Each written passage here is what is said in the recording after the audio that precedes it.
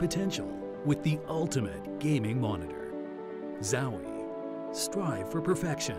Focus on winning.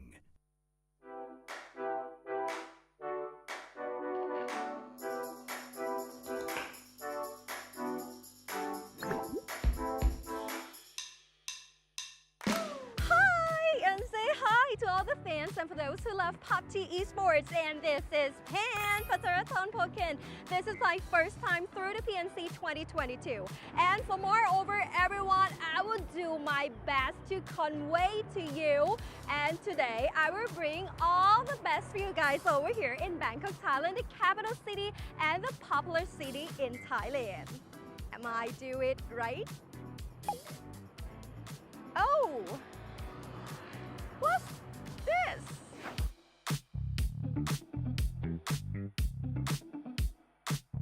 Okay, now I get the mission. Let's do this!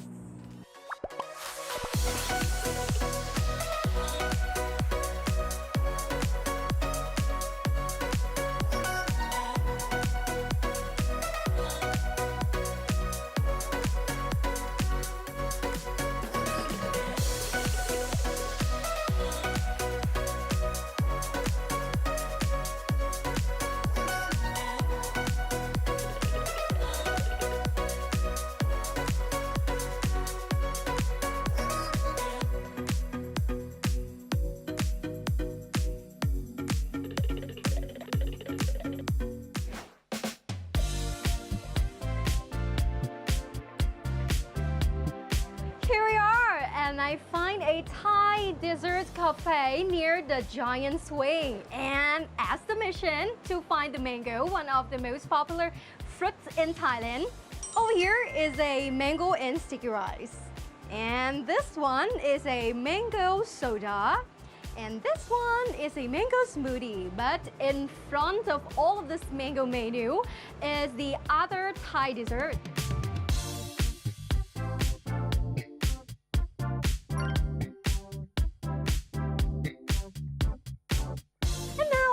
I complete mission!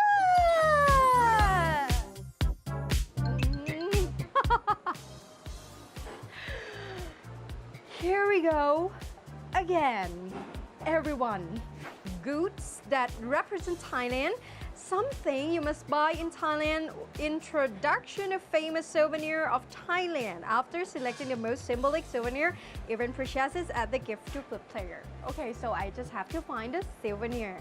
Right? The famous souvenir one. Okay, there's something pop up in my mind. Let's do this.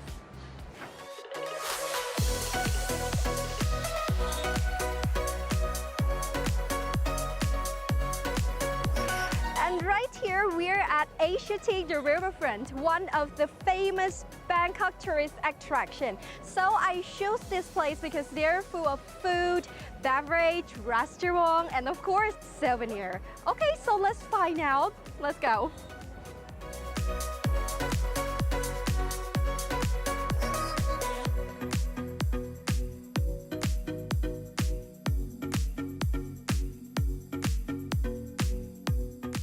Yay! And here I've got the impressive souvenir. The first one that I really impressed, an elephant soap with a white elephant.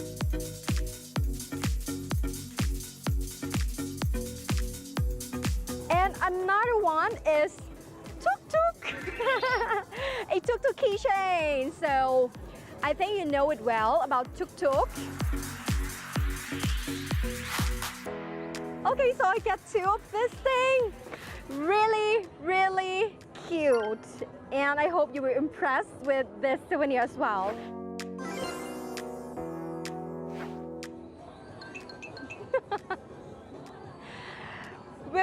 Hope this will be the last mission for today. Find the most amazing night view at Icon Siam, one of Icon Siam's 7 wonders.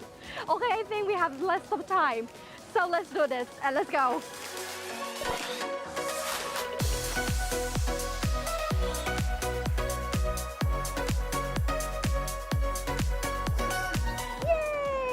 now we have arrived Icon Siam, the place that we organize our PNC 2022. And this place we call Sok Siam is the place that I would like to bring you guys to visit before we complete the last mission. Yay! And here I find the answer for the last mission. That is the longest multimedia water features in Southeast Asia.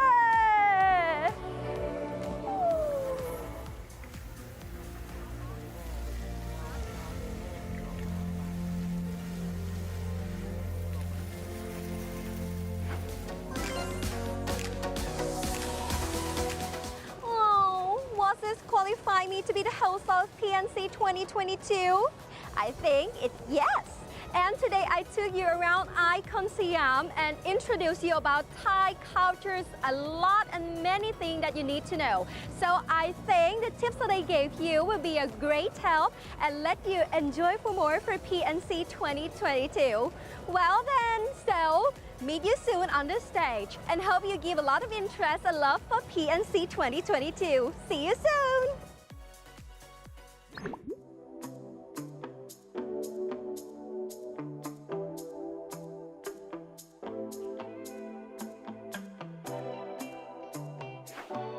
Something that I've got that is a soap with an elephant over here, and tuk-tuk, as you know, is like a symbol in Thailand, and I would like to give it to you to cheer up.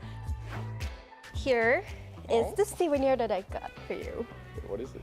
Elephants. But like, what's it made of? The soap. Soap? The soap. Trying to say something? Yeah, you can use it.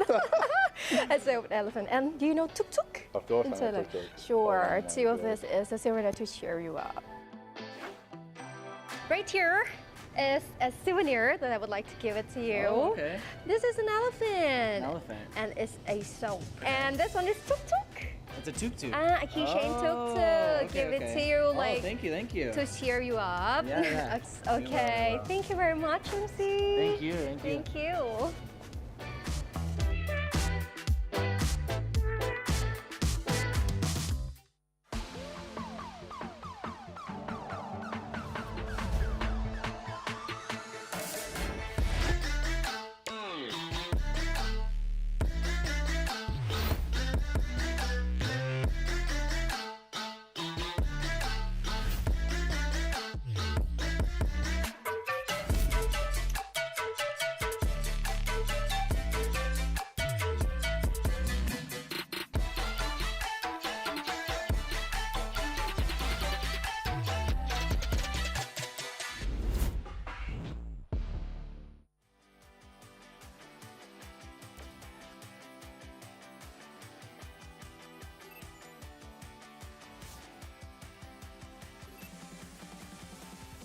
Merhaba PUBG fanları, ben Türkiye milli takımından X-Tyron.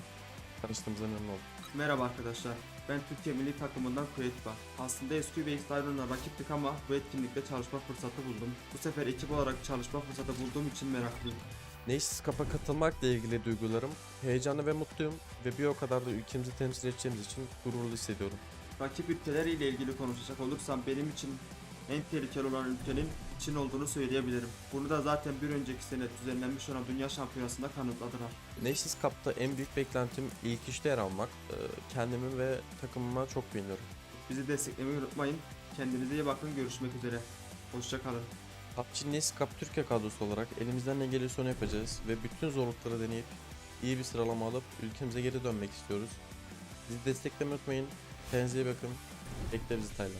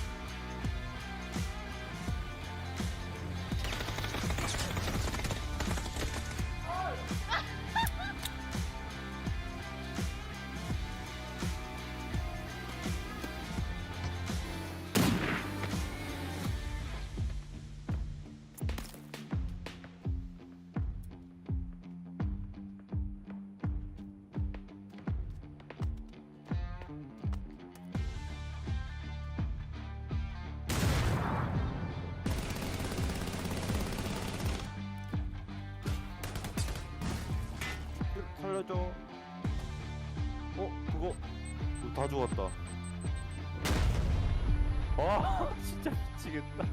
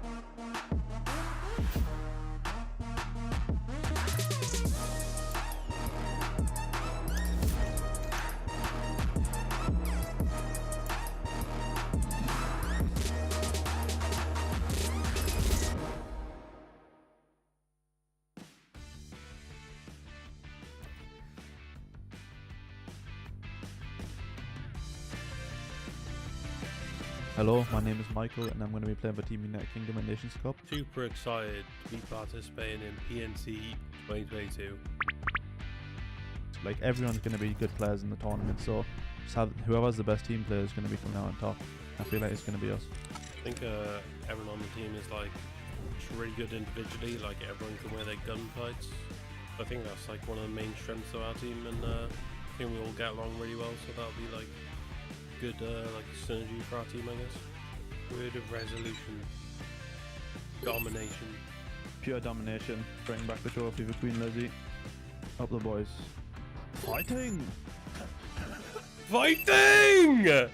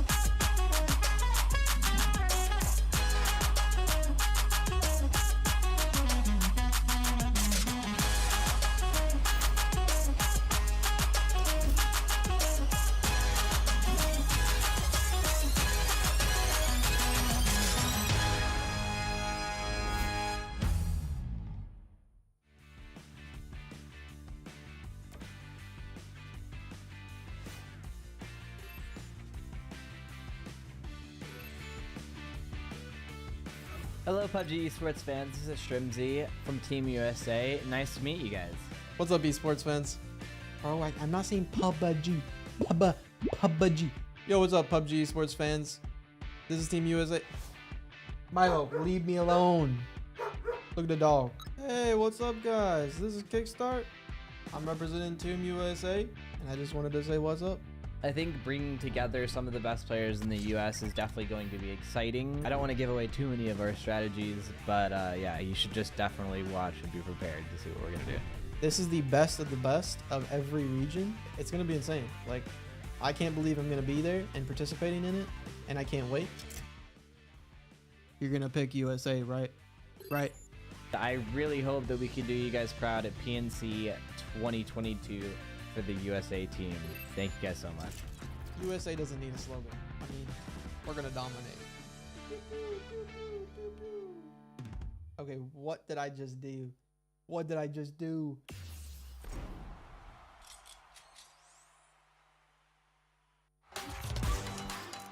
Hey, Bangkok! Bangkok行くぞ! Kalian sudah siap ke Bangkok? Vamos a Bangkok, Pak. Hello, PUBG Esports fans. Hello, PUBG Esports fans. Xin chào các bạn fan hâm mộ PUBG. PUBG 的粉丝，你们好，我是 สวัสดีแฟนๆ PUBG Sport ครับ Olá, fãs de PUBG Esports. Cuối cùng thì sau 3 năm La PUBG Nations Cup está de vuelta. Vom 16. bis 19. Juni. We're going to be competing for 4 days. 절대 본방사수 하세요. 16 countries from around the world participate in this competition. Argentina, USA, 중국, Finland, Indonesia PP, Deutschland, Japan, Australia, ไทย Canada, Team United Kingdom. Brasilzão. เวียดนาม A Nations Cup 2022 será mais divertido se todos estivermos juntos. Etkinliğin gerçekleşeceği yer Tayland'ın Bangkok şehri. This time it takes place at Icon Siam, Bangkok, Thailand. このようなオフライン大会に参加できる日が待ち遠しかったんだ。 So please fill the stadium with your couch. มาเจอพวกเราได้ที่ไอคอนสยามกรุงเทพแล้วเจอกัน 听到 PUBG 会想起什么呢 Of course, it is the Pick'em Challenge. 比赛预测仍在继续 Pick'em Challenge. Kalian bisa memprediksi juara PNC 2022 nanti. Ihr werdet Deutschland picken, richtig? Bạn sẽ bầu chọn cho Việt Nam đúng không? Argentina, carajo. 如果投票给我们中国队的话，你一定不会后悔。 เป็นเลยพวกเราใช่ไหม 한국팀을 꼭 뽑아주세요. Kendinize iyi bakın. Bekle bizi Tayland. you're gonna pick us, right? Better.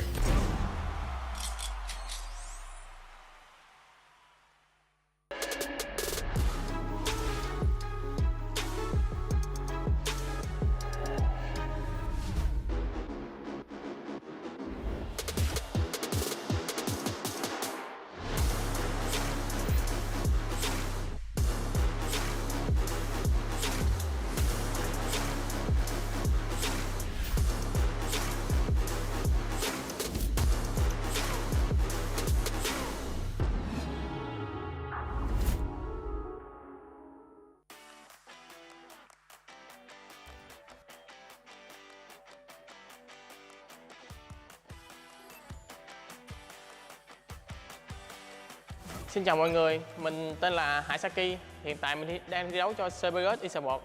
Xin chào tất cả mọi người, mình là Sabau, mình đến từ team Bảo Nam United. Với việc góp mặt 4 thành viên mạnh nhất trong đội tuyển thì mình nghĩ là kinh nghiệm ở những đấu trường khu vực với lại là kỹ năng tốt sẽ giúp cho bọn mình là một đối thủ đáng gờm nhất trong giải đấu lần này. BNC 2019 thì có sự dày dặn kinh nghiệm, còn BNC 2022 lần này thì bọn em có được thêm sức trẻ. Mình sẽ cố gắng thi đấu hết sức để mang về vinh quang dành cho đất nước. Vũ khí bí mật mà bọn em đã chuẩn bị tại giải đấu BNC 2022 lần này sẽ được bật mí khi mà giải đấu diễn ra. Việt Nam vô địch. Cùng đi Bangkok thôi.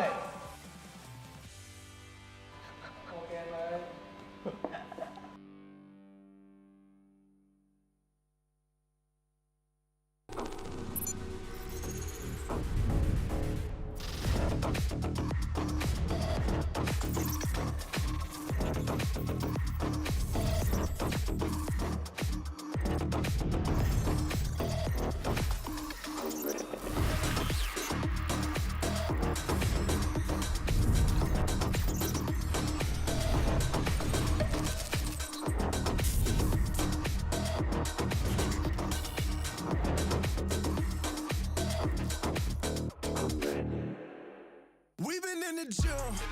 Yeah, we been in the gym. Focused on the win. What you say, boy? Come again. Hey, please come again. I like we ain't poppin'. Hey, who gon' stop us now? Coming for the top, but who gon' say a word to stop us? Climbing up so high that you gon' need a bird to watch us. Boy, that's way up. I've been going, you been knowing I'm not the one to sleep on. I burned down the room like I hopped on a dragon trying to get the iron on. Yeah, we been in the gym. Who gon' stop us now? Who gon' stop us now?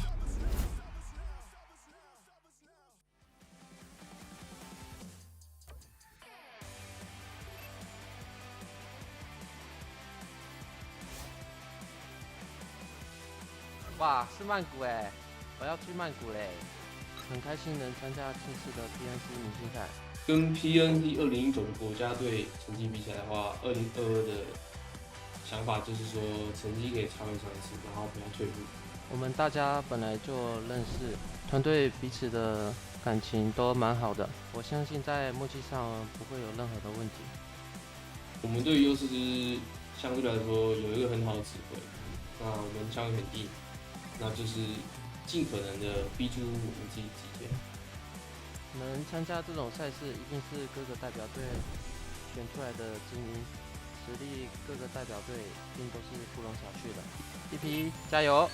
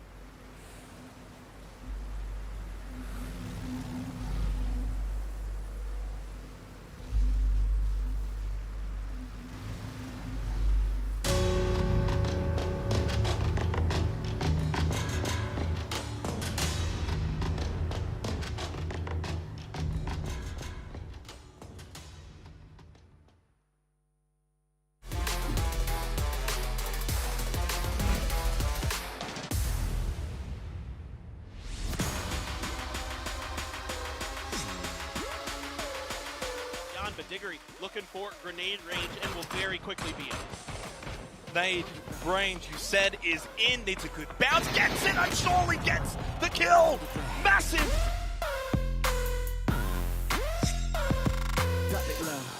It's going to be UK in a good spot yet again to kind of supervise what's going to be happening behind him. Finna has just got all of them lined up in front of him. That's two down. Can he get more? Pick it up. Drop it low. To the flow. It could be all he needs if he places it right. If he can get into position. This is so hard to play. Oh, and they're both throwing them too. Double up coming out. Gonna toss on. Flood actually gets right in the pocket. Connects onto one. How's it gonna come out after this one? There's nowhere to go. It's just a red zone right on top of Brazil. Soul moves in and Brazil is out.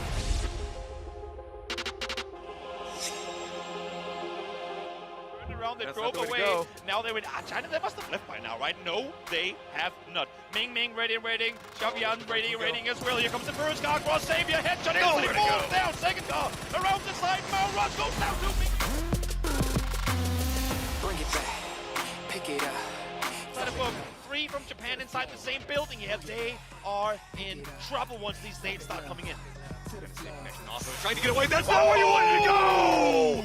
Problematic Japan, who is getting control over that, quickly in trouble. Trying to fend up Shiba with very few options to play from. Now outnumbered in this firefight. Getting spotted and goes down.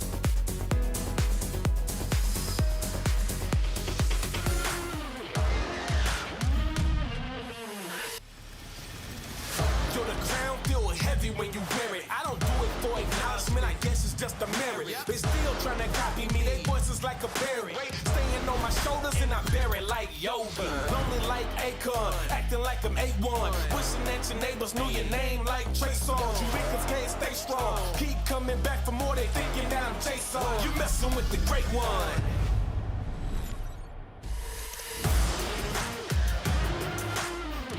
I backs to the wall, but they counting on me. They waiting for the fall, but the parachute's free. Could be playing from behind or aggressive with the lead. You can count on me, and I promise I'm the only one you need.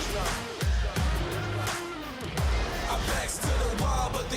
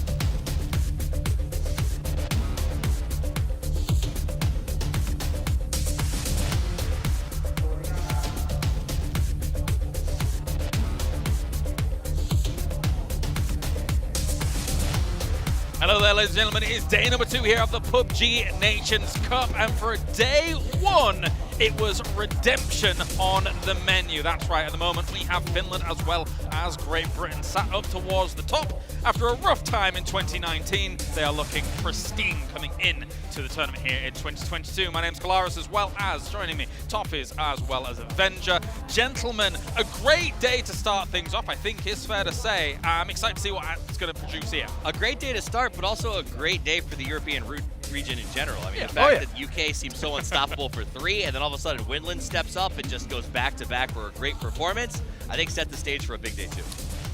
I'm honestly looking forward to today, but it's not just because the teams are doing well that is out of the regions that we know extremely well. It's also because that Fantasy has, kicked off and been doing really well myself in general. But also, pointing out, a lot of people have been pointing out, Finland already more points in 5 games than 15 games last Nations Cup. Imagine, with 5 games I cannot down, believe it. 15 more to go. Yes. So they're already got the little bit of that head start, I think is fair to say. Today, we have got ourselves 3 Miramar to start things off, as well as 2 Erangel later on. Nice. And it will continue as you see here. Obviously, in terms of our point system, you're all very familiar with it. Super settings go far, and I think most importantly, we saw big kill numbers coming in yesterday to really push those numbers. I mean, and that's where you see teams like Korea are going to still be showing up in the leaderboard very well, because they're looking for those, they're hunting for those kills. Australia doing the same thing. Prize pool, $100,000 if you're up on the top, but that prize pool is getting bigger, Martin. Yeah, it's looking like, from what the predictions are, that we're going to hit way over $1 million. So I'm really excited to see the final tally on that. Oh, definitely, definitely. It's an exciting time here for all of the players. In terms of where it sits for first place, the base is just 100,000, never mind where we actually get to. But here is where we sit so far. We mentioned it just before, that Finland and UK actually doing all right. I'm so happy. But obviously, it's a great start for them. Yeah, well, last time they're in the bottom, now they're at the top. Hopefully they can keep on to it, but also looking at the kill points for United Kingdom. 42 points. It's more than all the total points that anyone outside the top 5. I think looking at that, Vard really putting up a good performance yesterday to push that kill point. I mean, Vard was playing out of his mind and got a lot of kills, but I think we also notice when you look at those damage numbers, Vard was also sort of taking the last hit on a lot of those kills. His team was working very well together. The bad news for UK is that we're starting on Miramar. We're doing 3 games there today, whereas Finland, on the other hand, gets to carry that Miramar momentum right into the start of this thing. Yeah, good definitely so, definitely so. Of course, Brazil, Australia, and Vietnam here in the top 5 so far. But before we actually get into the proceedings today, let's see what else is going on as we check in with Thailand.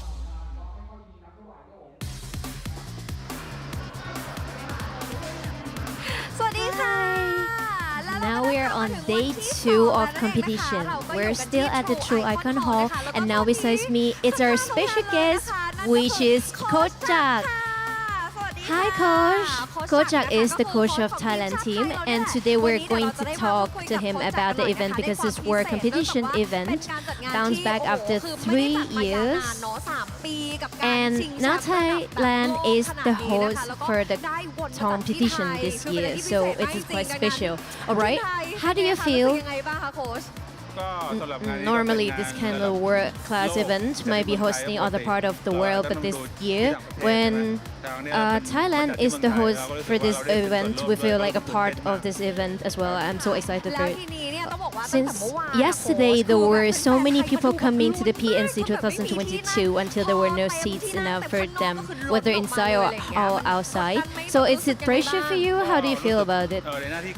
As a coach, I do feel some pressure, because previously I was just a coach for the Esports club, but right now I'm bringing this team on the biggest stage. I feel so excited and overwhelmed, because this is one of the greatest responsibility that I have to take, but I would do my best.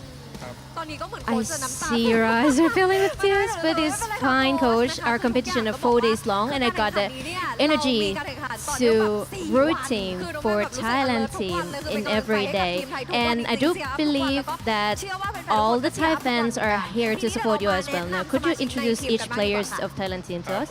Okay, we have Jangkulov as IGL instead of Puchil, as Lucia, the Bonuris, and Belmont as attack support. So everyone can do it well in the position they take, right? So as you guys know that the competition are 4 days straight, I do believe that all Thai people do want you guys to win. So do you want to say something to the Thai fans? Well, I want to say that all of the issue we found out yesterday, we already find the way to sort it out, and I think we can play it better today. However, there are 3 days left. There are enough times for us to make our team win. I do trust in our team that they will play good today. I think because they might need some time to adjust, and this battle will be one of the best experience that help them to improve themselves. And as we know, there are 3 days left. There are lots of chance for Thailand team to win. So we should support each other and keep cheering up our team. There are hope for Thailand team to win. As we see that there was surprise yesterday at the first time, we might thought that one team will win, but then the results changed. Everything is possible, and I do believe that Thailand team can become the winner too. So please support Thailand team. Thank you, Coach Chuck. Now let's get back to Arena. That's right, thank you very much. And as you can tell here with the Fantasy League and the standings so far, Finland definitely dominating the top. I think one thing that's fair to say here, taking away from that interview as well here, Martin, is that obviously we're expecting some members in Thailand especially to have that step up, and we think they'll come in a bit stronger in these next coming days. Yeah, I personally have Nerds on my team because I'm like, home turf advantage. The team just came out of PCS6 APEC dominating extremely well and playing extremely well, and he was one of the top fraggers coming out of there. He did a lot of points for the Fantasy League, so I had a lot of trust in them. So I'm happy to hear Shaq say, you know what, we already know our problems. We're going to come back here. We have 3 more days, and we believe we still can win. No, definitely so. And taking a look at how the fantasy things break down as a whole here. Yes, Finland, yes, the UK is there, but Brazil especially. Does this country keep producing prodigies whilst we take a look at some numbers that I'm not particularly proud of? I mean, you may not be proud of that. Martin and I are pretty happy with where we're going. That's good, yeah. We have almost the same team, though. A difference, Norins and H-Win, who hasn't been given much here. But I do want to touch on Brazil, especially Haven, who is up on the top of that list. For sure. This is a player who, to be completely blunt, was playing on PUBG Lite until 2021, got his chance to get a better computer, has only been in this format for a year, and is now, as you saw, just putting up numbers, making plays, and Brazil looks amazing. Yeah, I'm going to try my best here to not allow Venger to talk during this segment as well as we continue on. But it's crazy, actually, that you are number 1, after also alluding to the fact that you have Nurins, who hasn't had that spark moment yet here. Yeah, Thailand had a total of 7 points. He's not had that many kills. He put out some damage. Also have Mexi, which I then, alluded to. Okay, they had 2 wins. He unfortunately didn't survive in both of those games, which cost me 10 points. And I asked him, come on, make sure that my fantasy team keeps being in number 1 place. He was like, nope. I'm just going to make sure the guys win. I don't care about myself. Yes, and I told him, if you get to the end of the games and you're about to but win... you have Corexi. He's a pretty good pick as well. For sure. Likewise, let's take a look at some of the picks from everybody here as well. And obviously, names coming from South Korean teams as well as China teams. Not too much of a surprise as Brazil's having fun as well. Yeah, I mean, there's 2 ways to play fantasy, right? There's this idea of looking for value players and getting a value team, or there's pick 1 or 2 players that you know are going to be awesome, that you know well, and you want to cheer for to a certain extent. And we see a lot of those selections, they've been paying off. Players like Tiggleton that we just saw on the screen. He was expensive, but he is going to guarantee you huge points. And the funny thing is that you can also pick a coach, even though you don't know if they're playing or not. Tiksu is the 2nd most picked player from Finland. Yeah, it's quite the thing, But anyway, let's take a look at how things break down from yesterday. These are the teams to watch coming into our Battlegrounds. Erangel, a huge focus, I feel, has to be on the UK. They did not do well on Miramar, so it's important, I guess, that they balance that out or continue to absolutely blast on Erangel. Yeah, it's one of those situations. Yesterday you kind of brought this up, Martin, the idea that they didn't get good circles on Miramar. Maybe that affected them. Right. I don't know if I buy into that, because on Erangel they also didn't really. Yeah, but they also didn't get great circles on Erangel. I mean, they went the farthest out of almost any other team in those matches and put it together. So maybe It's something about the desert that's just not clicking, but they got to fix it today. And they have 3 games to take a chance at it as well, right? Yeah, definitely. So here's how things break down overall for Erangel. Australia, once again, as well, does stand out here. Martin, we saw Brazil likewise doing pretty well towards the end of Erangel. We had similar circles. Australia was able to apply the same strategy twice and succeed with it twice, which is really important for them to be able to pick up a lot of the points. I loved how they were able to, push themselves into the late game, make sure there were some of the last players getting onto the ridges that they were playing. So generally, very coherent play from Australia yesterday. As we watch these highlights, I do want to say this. That was day 1, and I feel like the UK and Australia in particular, I don't want to say they didn't respect the lobby. Right. They didn't show disrespect, but they definitely played their game and said everyone else is going to fall around us.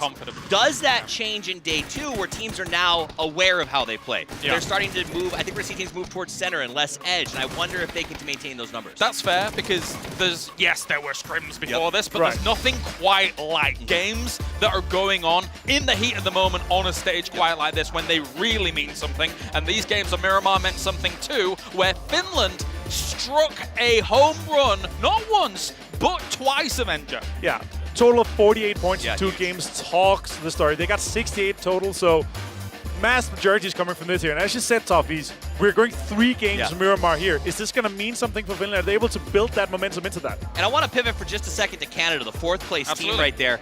These guys ended in 7th place, and what a lot of folks don't know is Adam had food poisoning yesterday, was running back and forth and trying to stay healthy this entire time.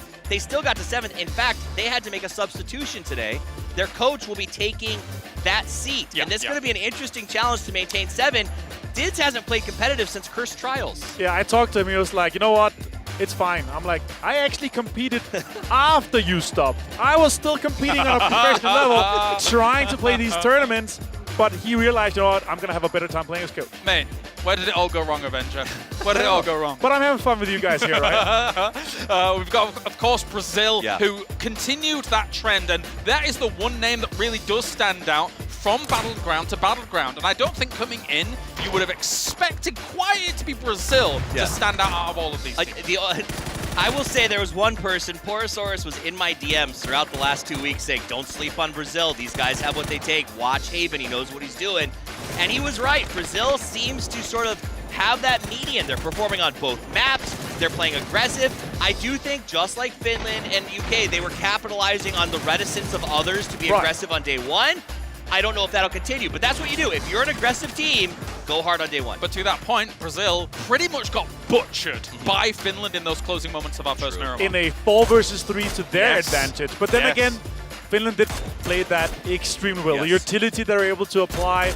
Also, Brazil not going in a 2-2 split rather than sending one guy out trying to get an opening knock. They lost their initial 1v1s with them, the peaks in the windows and stuff like that. Also, Finland played that to perfection. Smoked all the options, all the corners, all the doors, the windows, everything, and then they held the rest in the tight angles that they knew they were. Definitely so. And here as our performers, as Diggory, we actually got to hear from him towards the very end. Very briefly. Not much. A man of few words, I think it's fair to say. I love that. When they're excited, they're also, very calm, collected. So are most Finns, they get on about their business and don't really interrupt anybody else. But Diggory looking good in day number 1. Likewise, so was Flood, though, when it comes to Australia overall. The Aussies in general across the board have looked really, really good. Monty, he was that sort of talking point when we started this thing. Everybody on that team is pulling their weight and is very, very strong.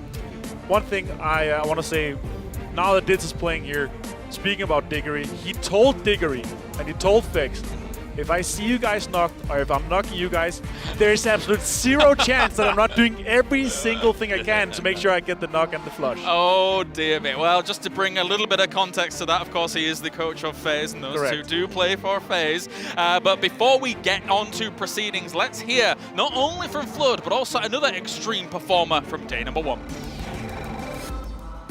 Honestly, I couldn't care less, to be honest. It doesn't bother me kills at all, just play the game. I've always performed better on offline events. I don't know, I think it may be the atmosphere or just the way it all feels, all of your teammates being together. So it's just something I've been naturally better at offline versus online, so yeah. Everyone's stealing my bloody kills, man. That's how I feel about it. I'm mad, everyone's taking my kills, but at the same time, I don't really care who gets the kills as long as someone on my team gets the kills, so it is what it is. I'm winning in assists, I guess, but I mean, there's nothing I can really say to him other than unlucky, man. I'm in the same boat as you. We both have heaps of assists. I think a little over 2,000, which I got most of it in one game. I think I had 1,100 in one game, which was game one. 1,100, yep. There we are. That fantastic stuff coming in. We just have a lot of fun, all right?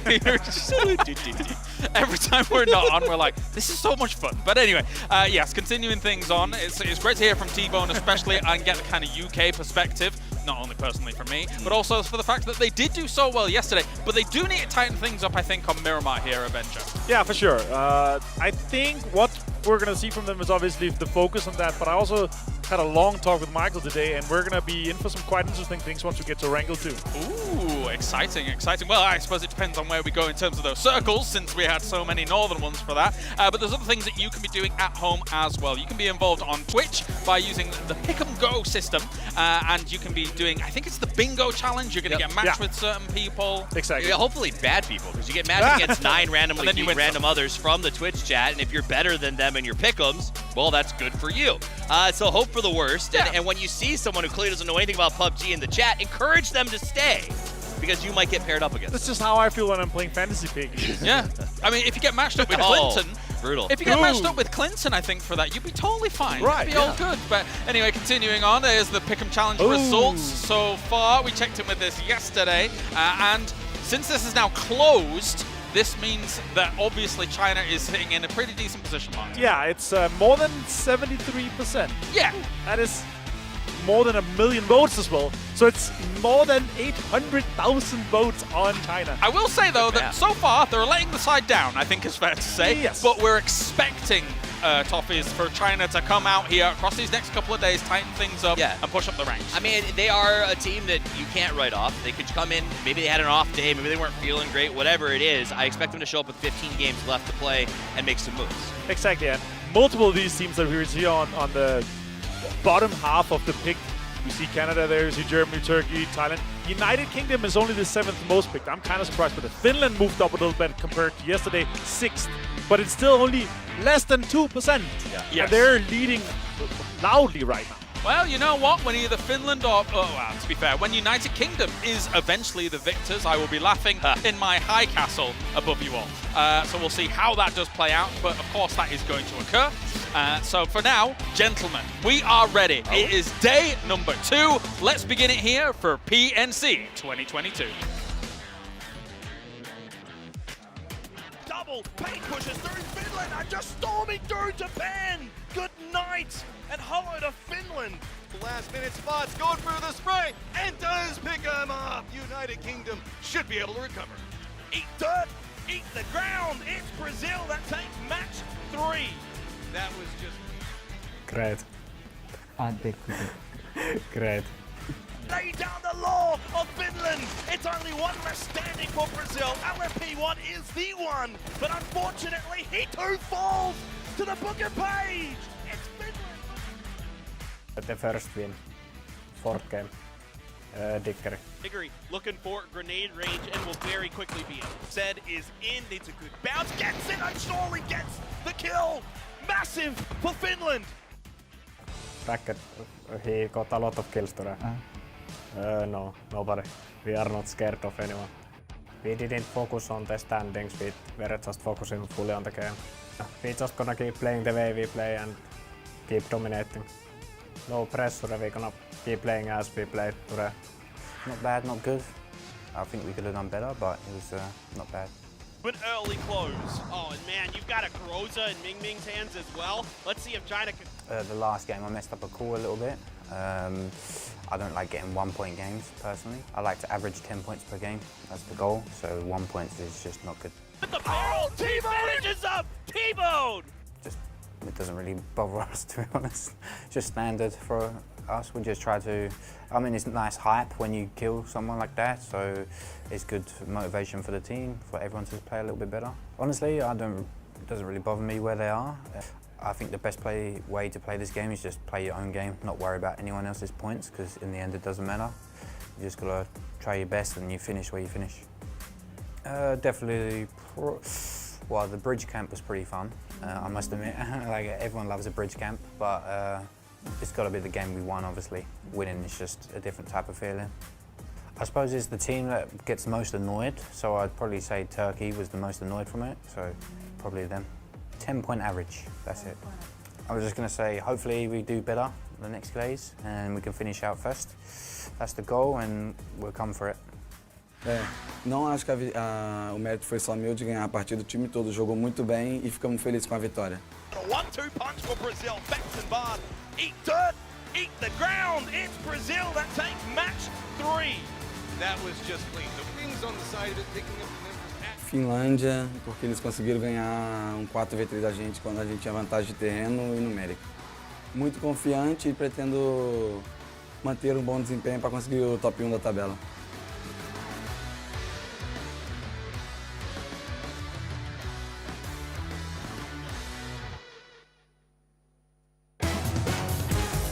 Day number 2 here for the PUBG Nations Cup 2022, and we are packed. So packed, in fact, we can't fit them in the entire arena. It is going to be excellent as we already have our 16 teams raring and ready to go, coming in to try and get themselves the victories, not only on Miramar, but also Erangel later on in the day. Welcome, ladies and gentlemen. It's day number 2, it's the PNC, and we are hyped to get into the action. Toppers, Avenger joining me to get things going into game number 1 as our casters are ready to go. Stoic!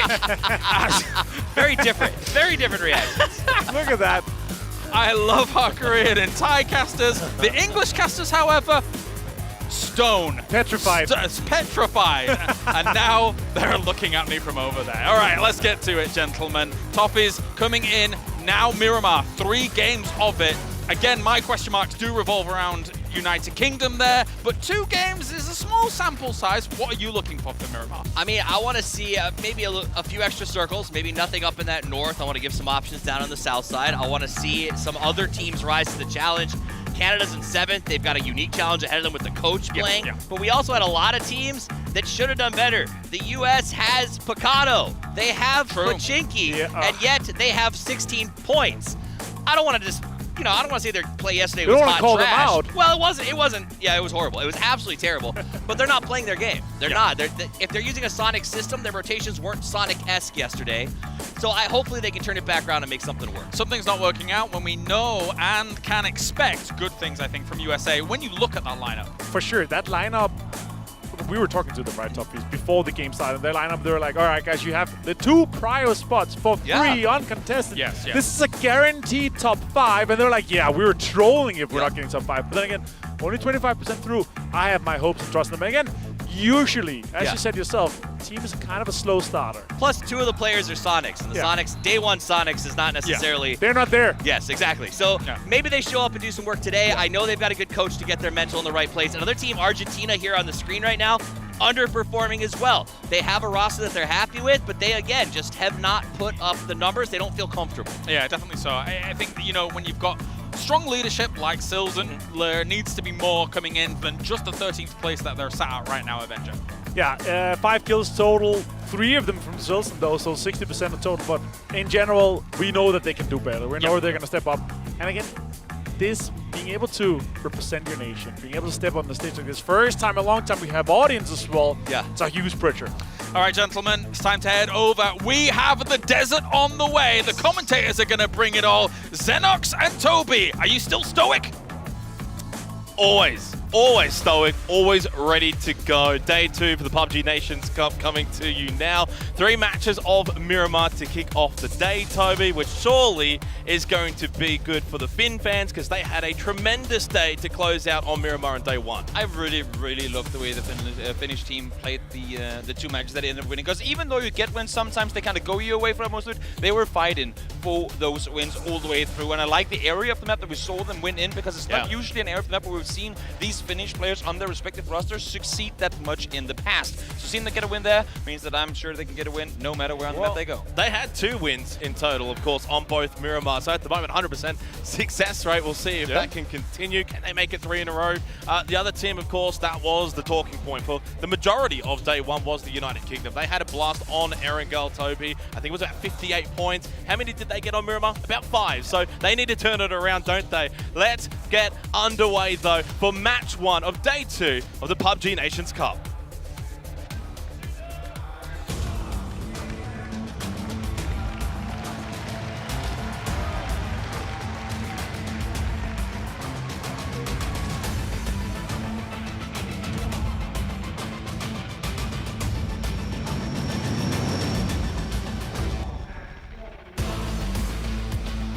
And here we go. Plane is in the sky. Match number 1 of the day as Xenox had 3 Miramars to kick things off. And the first one here, Xenox, as southern as we can get.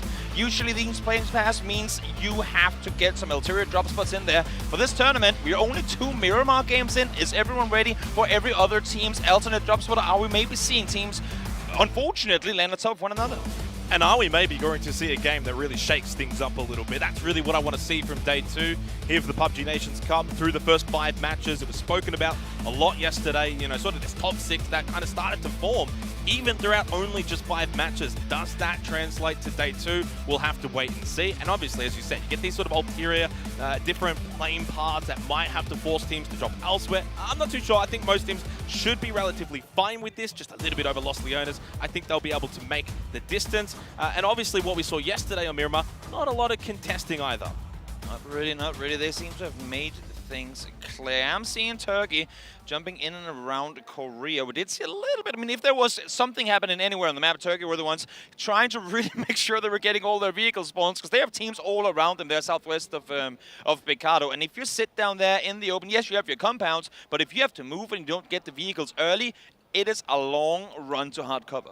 Obviously, we can see our winner chicken dinner teams from day 1, and the crowd gets excited. The Thailand circle. Ladrillia, and we get that sort of Death Valley is what I like to call it, out to the very far west on Miramar. That's going to be fascinating. But of course, as you can see on your screen, Australia, United Kingdom, Brazil, great on Erangel, but Finland turned into Winland on Miramar, going for 3 wins in a row. They played absolutely phenomenal. They sit in a good position now here as well.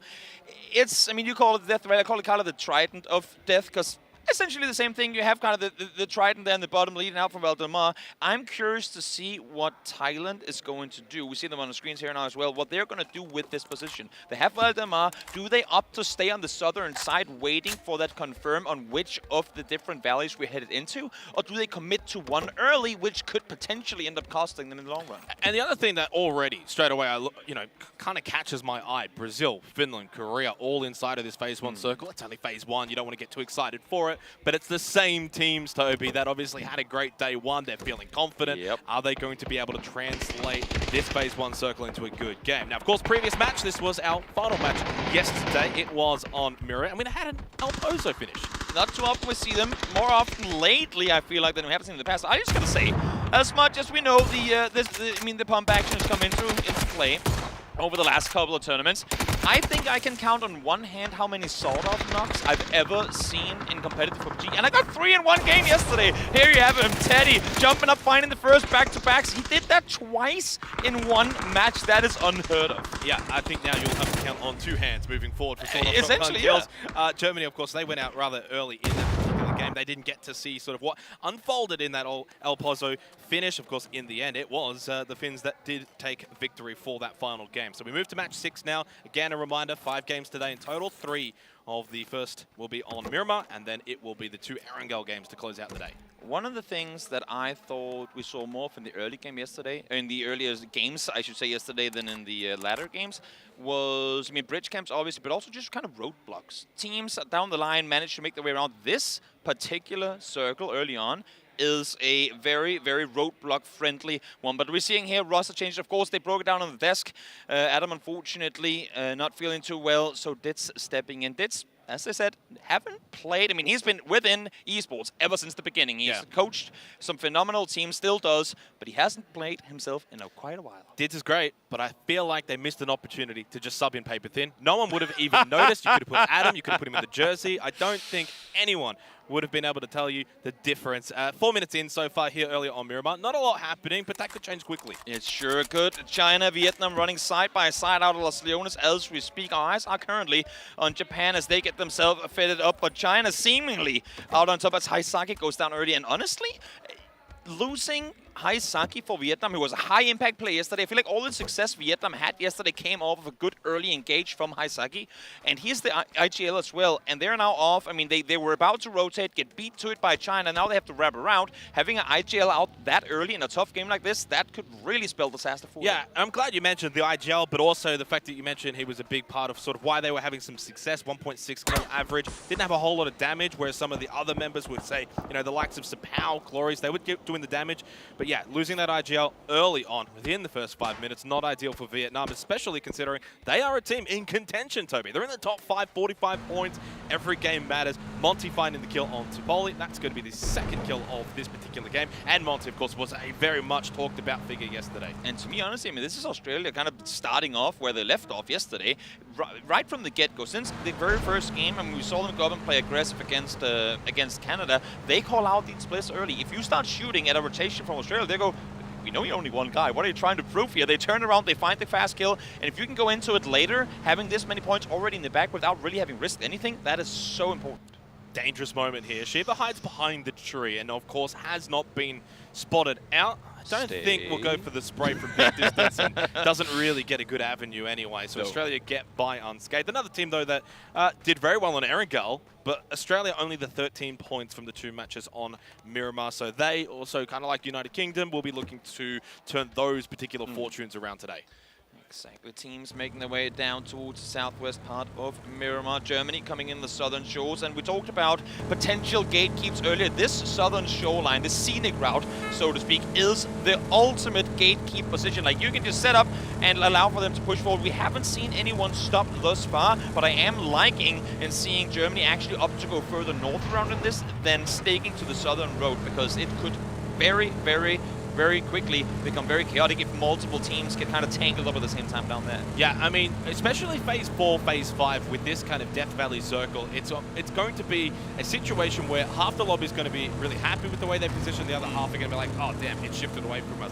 And then that's going to make it very, very difficult. Yes. So, obviously, the earlier you move, you can get those good positions and sort of, like, I think actually Paper had a really good analogy yesterday. You're just basically betting on odds. And in this case, you've got pretty much a 50-50 chance, left side, right side.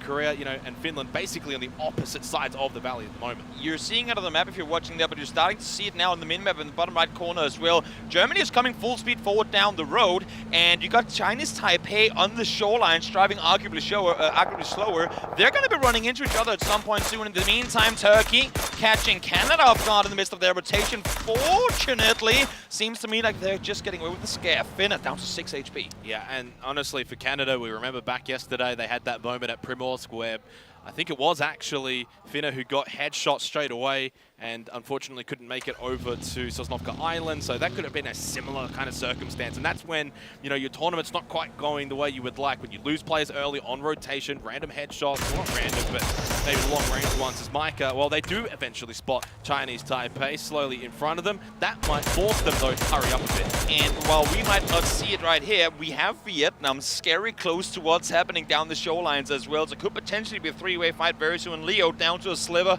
of health here as well. Fortunately, getting his heals up. For those of you guys who haven't played PUBG in a while, you can now do this. Healing while driving. Very, very, very convenient. A minute 50 seconds until Phase 2, and it's probably going to be a very important circle, whether it hard shifts or it remains rather central. I do feel like when we get these kind of circles, it does like to stay central for the most part around that valley. We've got Argentina towards the south side. They were a bit of a talking point by the desk, and whether or not they can find some improvements, you know, through the likes of a veteran like Silzen to lead the way for that team. This could end up being a good game for them if it does come down to the south a little bit. Sure could. We're seeing UK as well making their way in. The last team to kind of join the action inside the circle. China, again, I mean, they came in. They knew they had already gotten Vietnam beat to it. They said, you know, let's just set up shop in Chuma, have Xiao Lu and Ming Ming push further down, get more info for the team. We're seeing the drive-by here as well, spotting one of the Vietnamese player on a bike. Nothing you can do to respond. Yeah, and maybe a little fortunate, almost got his teammate in the head as well, but Ming Ming clean. With the barrel, gets the headshot onto Haisaki. That was, of course, very early on. And that's kind of what we want to see from China. I mean, they started off rough yesterday. The first 2 games caught up rotations. They lost 3 players instantly in the first game, and they almost went down instantly in the second game, too. Yeah. This time around, get that first knock, get that first flush, spread out, take some control. If China, I mean, you give them a half-good game, and they will instantly swing that momentum around and stomp a server. So, I mean, I guess for the sake of everyone else, do not allow for them to get things going. This is a big moment here. Flood, Tiggleton are on a 2-2 split with Monty and Luke 12 far out to the other side, holding this position. Now, if you think about it, you throw mollies in there, you throw grenades in there, that's a pretty easy way. And we actually saw Australia do this to Canada in match 1 yesterday, basically at the very beginning of the entire tournament. Yeah, we'll see if anything comes of it. Finland looking forward as well. New circle's going to pop with hard shift back east. I mean, as you were saying, we usually like to go down into those valleys. This time around, well, it could still happen with a few more shifts towards the west. Not the shift I think most teams were expecting here. Oh, this is so close. Flood is able to get out alive. Keenan unable to find the down, and both himself and Tiggleton should be able to get back, and Australia on the rotate. They'll have to go up and maybe over Monty DeWevo and now play for this eastern shift, like you mentioned. And a lot of teams, of course, are going to have to basically follow suit. Finland on the move, Turkey's on the move. Obviously, Canada is going to have to get moving as well. Well, they have to stop and heal up. I like the play from Australia here. Wrap back north around, no reason to go straight east. You don't have the info.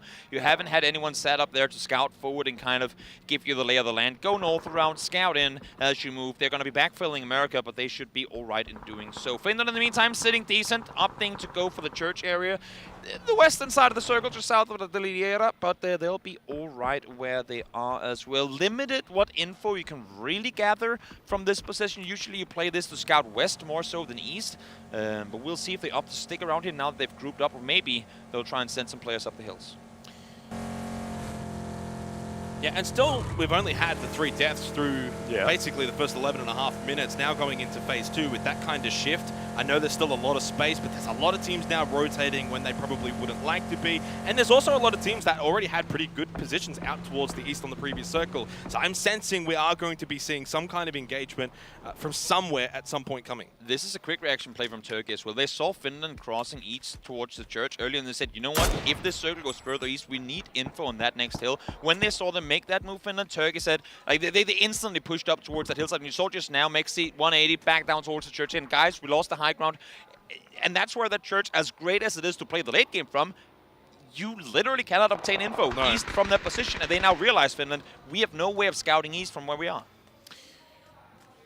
Minute and a half until phase 3. For the time being, though, I mean, I'm looking at the map and I don't really see too many teams that are actually all that close to each other just yet. That will change, though. Maybe Chinese Taipei and Canada out towards the very far west, still on that sort of valley side.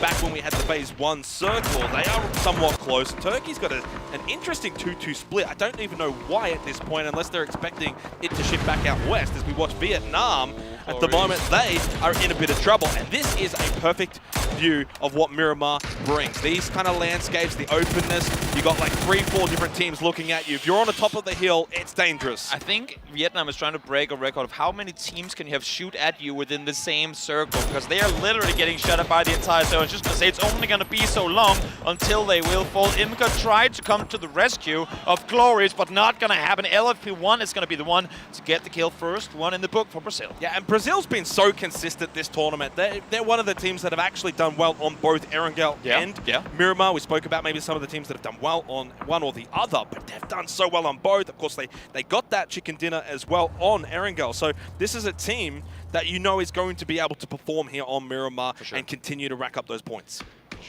Next circle, just 5 seconds away. We'll see where that one's going to be going. Chinese Taipei scouting further forward. They know that Canada is nearby, but let's see. Are they forced to move? Oh yes, they are. We are heading north. The barren lands, the barren hills down towards Monte. That is going to be so hard to rotate into from the south. And suddenly, there's not a whole lot, really, when you look at that kind of map. And you've got Brazil, USA taking already some of those really, tall terrain positions. There's not much else around it. It's very open, and if you go even further north, then it's all flat. I mean, we complimented Australia for the northern rotation. All of a sudden, that was like the best rotation any team made. There's 2 things about it, though. In the short term, that's great. They don't have to move. You've got the warehouse as well. In the long term, if it shifts further down to the south, how do you then rotate into that southern shift, right? So they're at that position now. It's like, okay, if we stay here, we kind of need the next few circles as well. I'm not going to lie. I've kind of lost track of Argentina. They rotated far southeast. They're making their way on the very bottom now, but let's hold. and hop back towards Turkey as they find Shinboy, Smash, Eski working together. Gets down the first. Canada down to 3. Might just be 2. Yes, no Smash. Leo finds him. Yeah, a bit of help there. Dids and Finna was still in the vehicle, driving on over, so a reprieve for Keenan, and Dids helps out, knocked down onto Esqui, and a nice way for him to make his debut here at the PUBG Nations Cup. Lyron with the spray, ineffective. Keenan stays alive, just peeks over, of course, only had the 1 HP, the Molotov over the top of Lyron. Now, only 2 up for Turkey, and it's Finna going for the revive. Turkey very lucky here that Taipei is opting to use this time to rotate rather than continue that third party. Their backs are completely exposed, but because they leave, Turkey now knows they have a little more room to maneuver. Smokes deployed all over the place, and they might just be able to get all 4 back up. Turkey, incredibly gifted individual players. Allow them to take these fights, and they will succeed. Yeah, and really smart here, pushing, of course, onto Finna Quetpa, where they know where he is. This is a position as well, Ladrillo, that you want, and he pushes effectively, gets the kill. Finna goes down. Nice 3 kills for Turkey. Of course, Chinese Taipei ended up stealing 1 as well onto Canada, who go out in last place. Very, very impressive play coming in there from Turkey. Understanding that they have players behind them, get the smokes deployed fast and sit tight. Now let's see Argentina. Talked about it just before, trying to make the way. Now Leah finds 1, Silson finds the other, Sucker finds 1 as well. It's a 2 for 1 so far as they all get out of the cars, continuing the fight. Not a bad little seat swap, but it's Pains who's going to put the pain for a Lee, and it looks like Germany might come out ahead, although it is only a 2 versus 2. Martins is on the outside, and he does get punished. The buggy, it's not great for cover. Now it's up to Silson. Up close, he can't win that fight. Azza with a quick double to close it out for Germany, and they will get the double revive as well. Nice start here for Germany. We talked about how China wanted to come off to a good start on the day. Same thing goes for Germany and them winning this fight, getting things going. I talked a little bit to Chris earlier today, and he said, we just need to win that first fight to get things going. We just need to win that fight. Here we go. Let's see if they can get something going off of that fight there. Well, they do need to get going themselves right now. Of course, they're in the blue. Where do they go? Maybe Chumacera. It's the closest sort of city that they can crash into and don't have to have a whole lot of information. Otherwise, you're just sending it up to a mountain terrain where there's already so many teams occupying. And look at this circle right now. If you are a Brazil fan, you are in heaven. Yes, quite literally. But peeking on down, they've spotted Germany. Nice knock on towards Soccer there. He has 3 nades.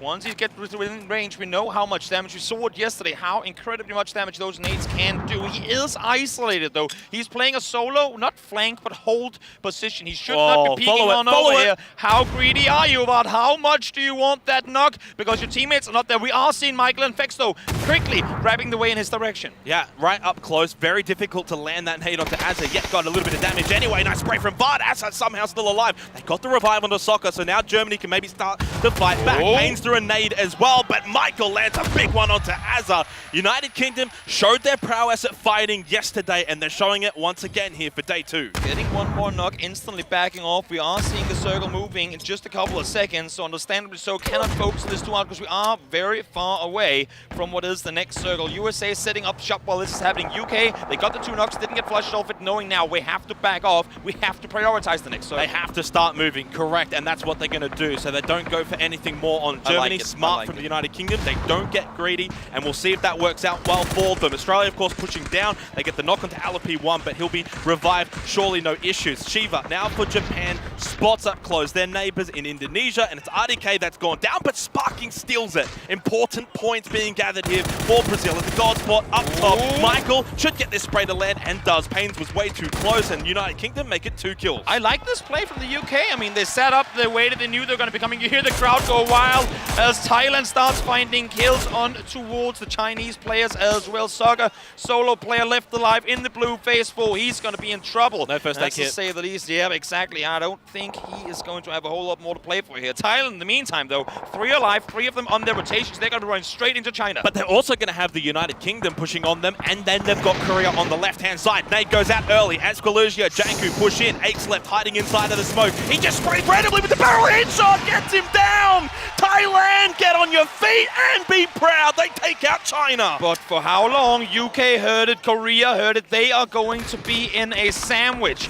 between 2 very high caliber teams. If they stick in this position, I don't honestly think there's any way from them out of it. They need to take this fight while being in the middle of it. Mexi in the meantime peeks on over, finds Lyron as the first one falls in the fight. Smash, solo player left alive for Finn. Yeah, there's back over on the other side, but let's go back to Thailand, who are, as you said, in the middle of the United Kingdom and Korea. This is a tough spot, and the they've already lost Janku. Loki did get knocked down. That might slow down Korea. Lash K will go for that revive. Nonic pushing for position in further in front. Turkey's out. Norans is knocked down by T-Bone. UK actually in a really good position here because they're not going to get third-partied at all. They can farm Thailand, then they can fight Korea. Exactly, they've got the hill, they've got the cover for now, but now we're starting to see Korea shoot towards them as well. Thailand does fall 11th place for them. They got kills with them though. They took out multiple teams on their way towards the circle. Unfortunate for them, this is where the adventure ends for this game. Lash peeking on over, spots Michael, will continue to run forward. Remember, Korea did lose Loki already. Is there a chance that the United States maybe just peek down the south side of the hill that they're on, should have the elevation onto the UK and Korea? You can see on your screens now,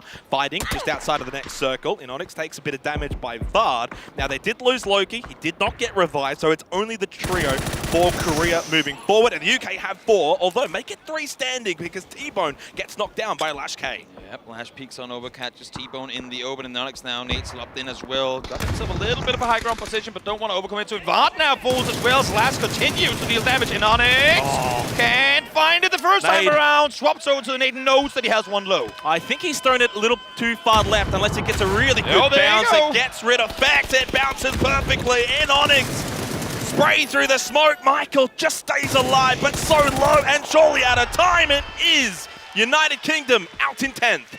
Korea prevails, but the journey is not over for him either. They need to move further forward. In the meantime, Taipei trying to take on our current first place team, Finland, sitting very strong in the leaderboard, but they have a run to make themselves. And Australia and the United States suddenly have got very close to each other. Australia did lose Flood. That's on top of the hill out towards the eastern side. Keen now with the knock onto Teddy. He falls along with Kid X. So that's Indonesia out 9th. Now, down to our final 8 teams. Placement points on offer. Important kills for Japan. Now they cleared out the compound. They can spread out. They can set time. But look at Sharpshot! The nade comes through right on the money. Monty Tiggleton falls down instantly. Luke down to low HP as well as continuing pushes coming in from USA. Sharp shot, more like sharp nade. Luke 12 trying to get the first aid kit off, uses that smoke to his advantage. Does not matter. The US of A take out Australia. Great position, great team kills, but they've got Korea pushing in behind them. Exactly. All of them committed. H-Win saw the push coming from Korea. They knew they had to back off. Now they're essentially sitting in what position was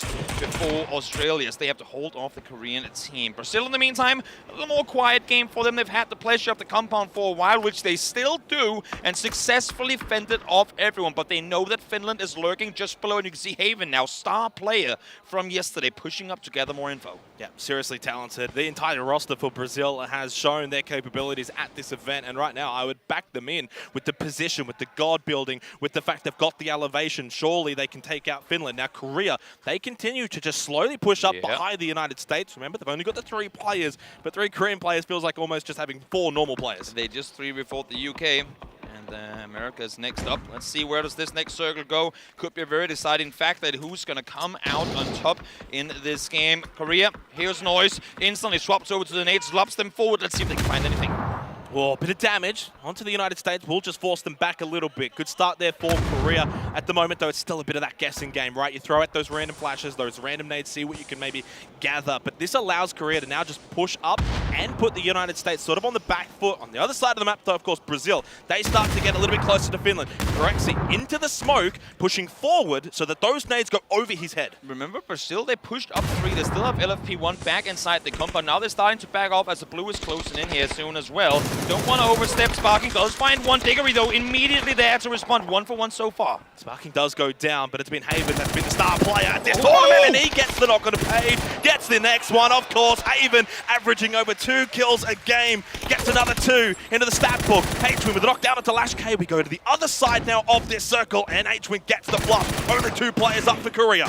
Onyx peeking on over, doesn't like what he finds, has to back up. I love the way that they're set up here. America sitting tight, kickstart, finds an Onyx over the hill. Solid spray coming through. Lou now, left alive solo player, trying to see what he can find. But 1v4 nades coming in, they know exactly where he is.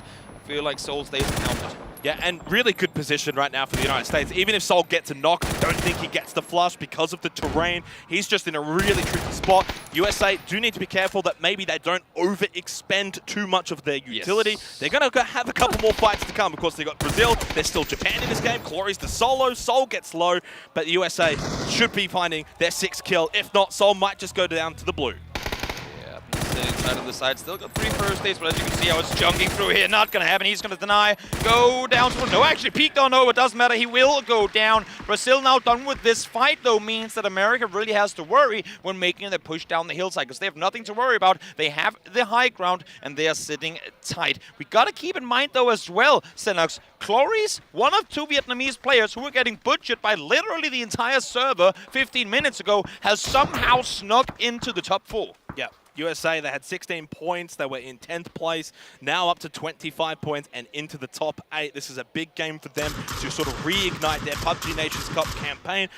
They're in an okay position, but obviously Brazil, they've got the God spot. They've got that compound. But the problem is if you sit in the compound, USA should be able to actually push up to them. So Brazil kind of need to play outside of it now. Yeah. Japan, in the meantime, when they had a chance to push up towards Brazil when they were fighting Finland, they had a chance to push up towards USA when they were fighting Korea. Didn't opt to do either, and now they are banking very, very hard on this next circle to go south.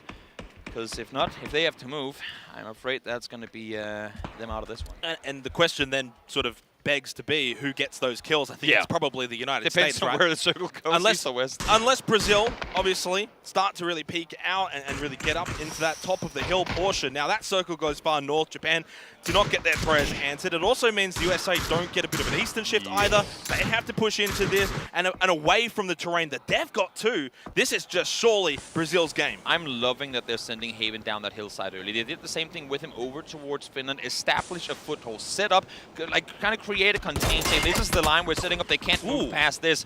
USA peeks on over. Issue is they peek down into Japan. The remaining 3 Brazilian players are shooting at them in return. So America needing to make that move south, but Haven is already sat up there ready and waiting. Yeah, good point. USA, they just can't bother with Japan at all. They had to play now for their position moving forward. And yeah, Japan on the move. But really, where do they end up? There's Glories, by the way. The solo for Vietnam. They go straight past. I love it. They're going so far north. Guys, stop the Blues right there. This is so smart. They go, we cannot get out of there. If they start shooting us right now, wait, they're focusing each other. Let's make the play. Issue is too many angles. Too many angles, and Brazil back-to-back stolen by LFP1, and now they change their focus over to USA. They get the knock though onto VHZ, but he's still on top of that build of the terrain, right? So they'll get the easy revive through LFP1. Then Haven, Sparking, they can fire shots back over to the USA, still make it difficult for them to push forward into the circle. And don't forget about Cloris. At some point, if the USA push past him, if they push past him, Toby, he could actually find a couple of kills and play spoil.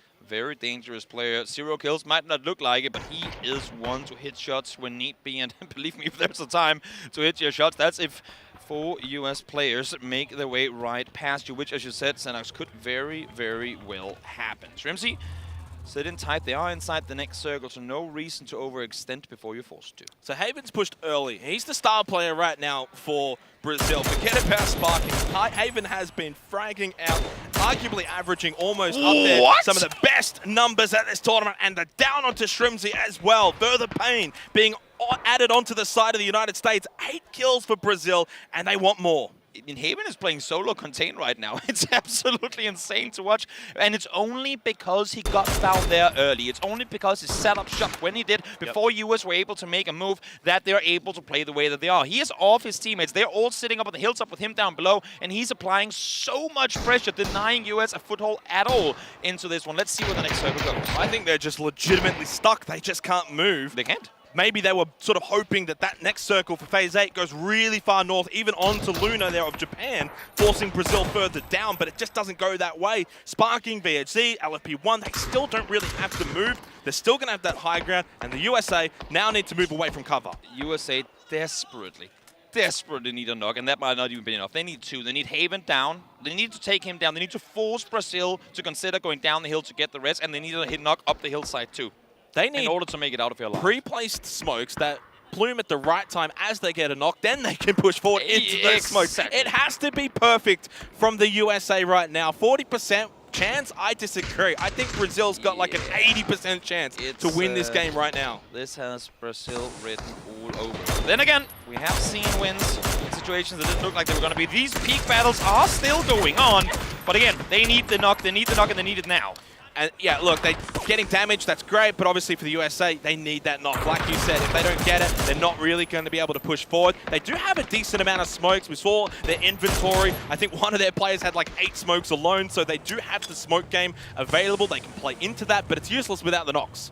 They're running into snake-infested territories, and now is when they commit to it. Brazil sending Sparking down as well, leaving it as a 2-2 smart decision-making. Having 2 up on the top. The smoke's being thrown as alerting everyone. Wait, there are still Japanese players down there somewhere. Might want to focus him too, but you can see nades are coming in now. That is going to be utility they would want for a final potential 4v4. And you can just see from that point of view there, the high ground, the advantage that Brazil have from this spot. They spot Luna as well, down to 14 health. VHC gets that kill, an even spread of kills for Brazil. Now they should be firmly turning their attention to the USA. Cloris, of course, still has not been spotted. He is still a solo player alive in this game. There is a world where Cloris wins this, because they have no clue that he's there. They know that there's 9 alive, they know there's multiple teams, but they do not have the access to focus on him right now. There's a world in which the USA win this game by LFP1 and VHC going for a wrap down south, pushing out to the east, and basically running into the snake trap of Cloris. The snake could be the deciding factor. VHC, 2 big blue tags there. Not what you want to have happen, especially when you have opponents shooting at you, but does make its way down. They're moving. They're going. I think this could end up actually happening if Cloris gets up and starts moving. Now, of course, he needs to move pretty shortly into phase 9. Haven, LFP1. Sharpshot gets close to them. He actually spots Haven, gets the down. USA advantage. They get the knock that they desperately needed. 1 player down, but Cloris, oh Cloris, when do you start shooting? They're all going to wrap north round. They know they got the knock up here. Cloris spots them all. Cloris sees and hears to make his way past. He's got a nade in hand. He's got a nade in hand. Watch out, here he comes. Spots the first one. Takes down 1, takes down 2. USA falling as Cloris continues. Takes down all of them. 1, 2, 3. Doesn't find the 4th, but the damage is done already. And Cloris gave this one on a silver platter to Brazil. Farm the kills before killing Sharpshot. They do it smart from Brazil. 13. They'll make it 14. Brazil make it 2 wins at the PUBG Nations Cup. Perfectly played by Brazil with a little bit of help from their Vietnamese friend. A little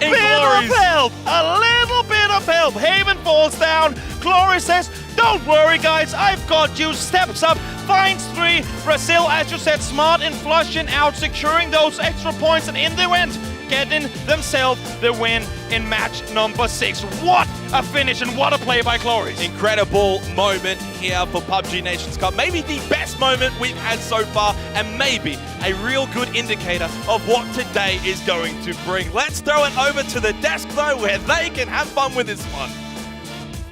Oh my, what did we just witness here at PNC 2022? We just saw the 5-man roster of Brazil getting themselves the victory. And absolute scenes here from game number 1. Brazil takes the win, but it was not clear towards the end.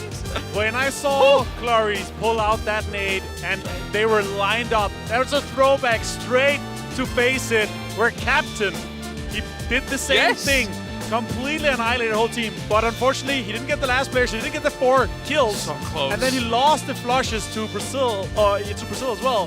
So insane game here for Brazil. I love how they started their early game though. Toffees as our American representative here at the desk, anything?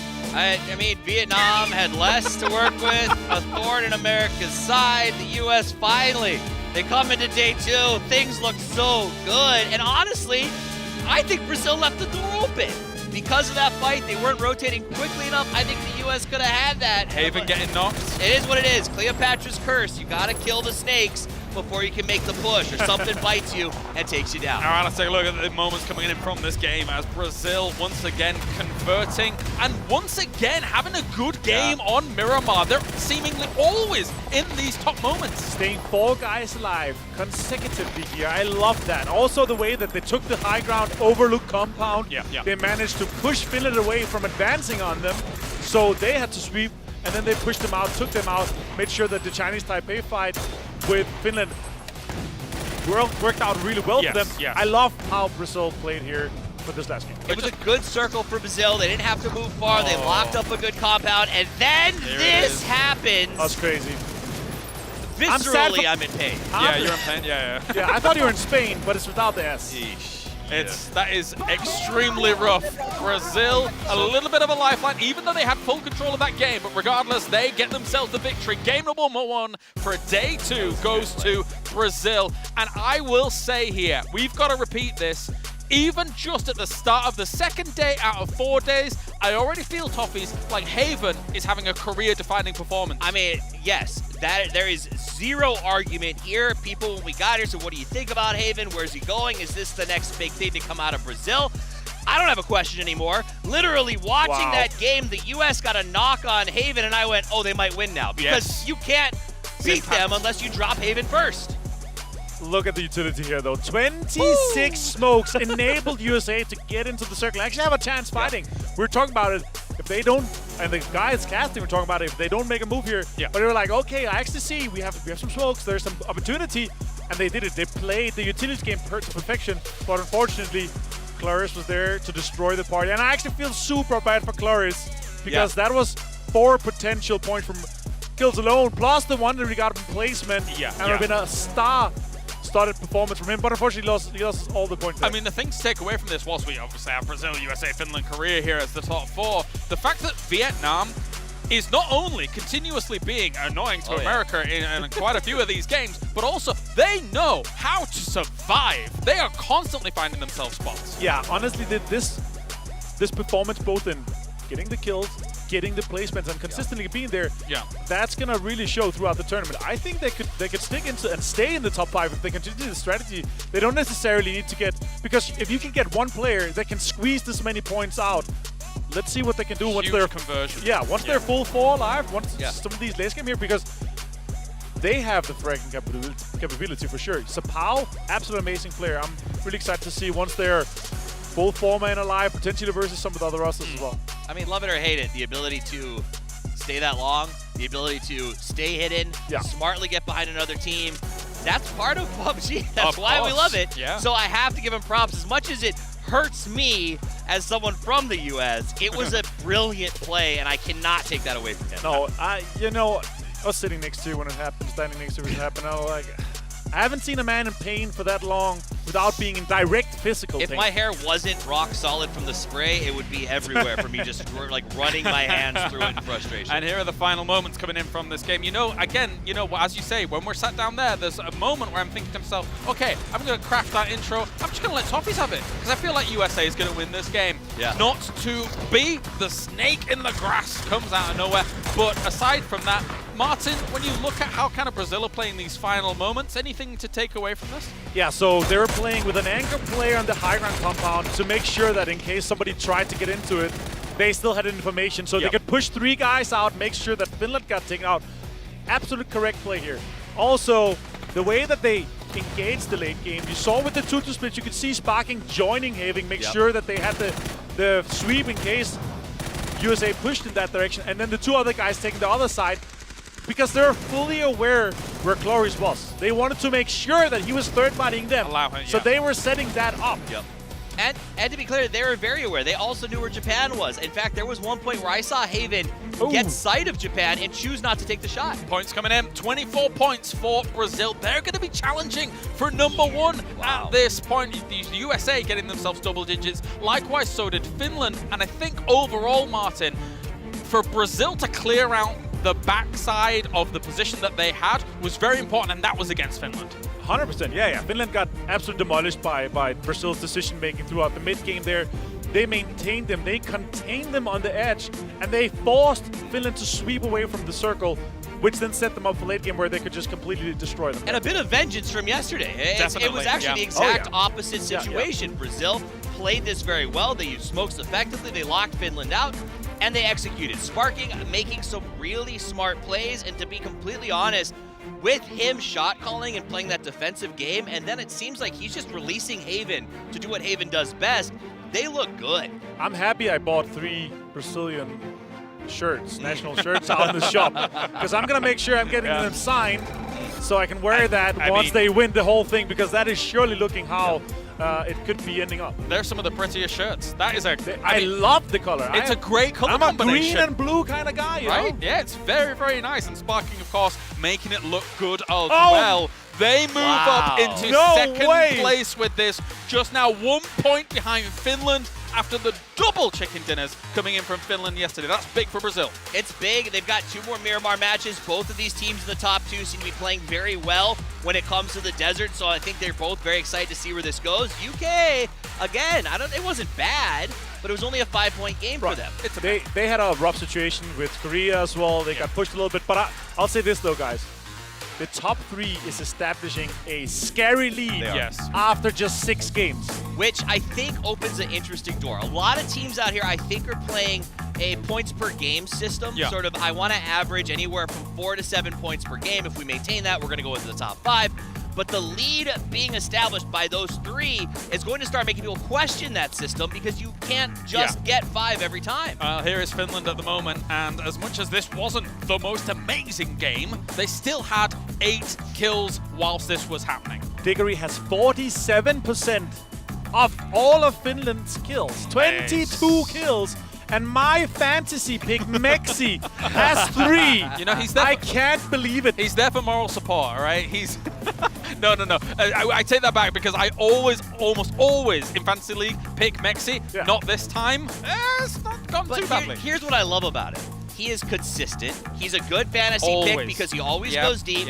He doesn't lose you points, and he gets consistent scores at a value cost. So he is a team player, and I think you see that with how he's playing with this team right now. I just know that.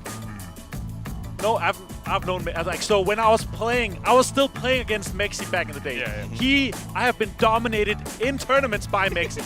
So I know that this guy will do anything to get on my nerves, and that is definitely happening right now. I'm so happy that he is. I will say it that way. I'm so happy. I can tell, especially because the rest of Finland doing well. And your pick has the 2nd most frags in the team. Correct is pretty good. Here's Indonesia. Indonesia, I love these guys. They said they're happy to be here together. These 4 play together all the time. They're trying to get this roster together because they believe they could be PG contenders if they can sign as a group. And they are showing consistent, not only great play, but maybe even evolving the game a little. Teddy's out there with a sawed off. God. And that was ridiculous. I think, was that against Those 3 Germany? knocks, I can't believe how he was. So, of course, we want to see it happen, but we have a potential smoke grenade launcher that could be changing. Whoa. Steady on. This, I mean, it's for the weapon slot, you know. Sawed off, of course, can work, but I really want to see the smoke grenade launcher. I mean, when was the last time we saw 3 sawn off knocks in a game? In a professional game? Never. It's never happened. No, I mean, maybe in some of the lower competitions. Sure. International stage. We're talking international tournament? Never. No. Well, the best part of those knocks was that he had an extended mag M4 ready to go. So he gets the 2 knocks, and everyone pushes like, this guy's got a sawed off, and he's able to defend it because he's got the full load ready to fight back with. I love how, especially in the bottom play there in the 5-stack star, I believe it was inside, the way that he was also taking out an 8 to try to secure the kills immediately. He was just aware that he was getting pushed. All right, game 2, Miramar, back to the desert we go. Can Brazil continue on? Over to the commentators. Only 1 point currently separating the top 2 teams. Of course, Finland and Brazil, 78, 77 respectively.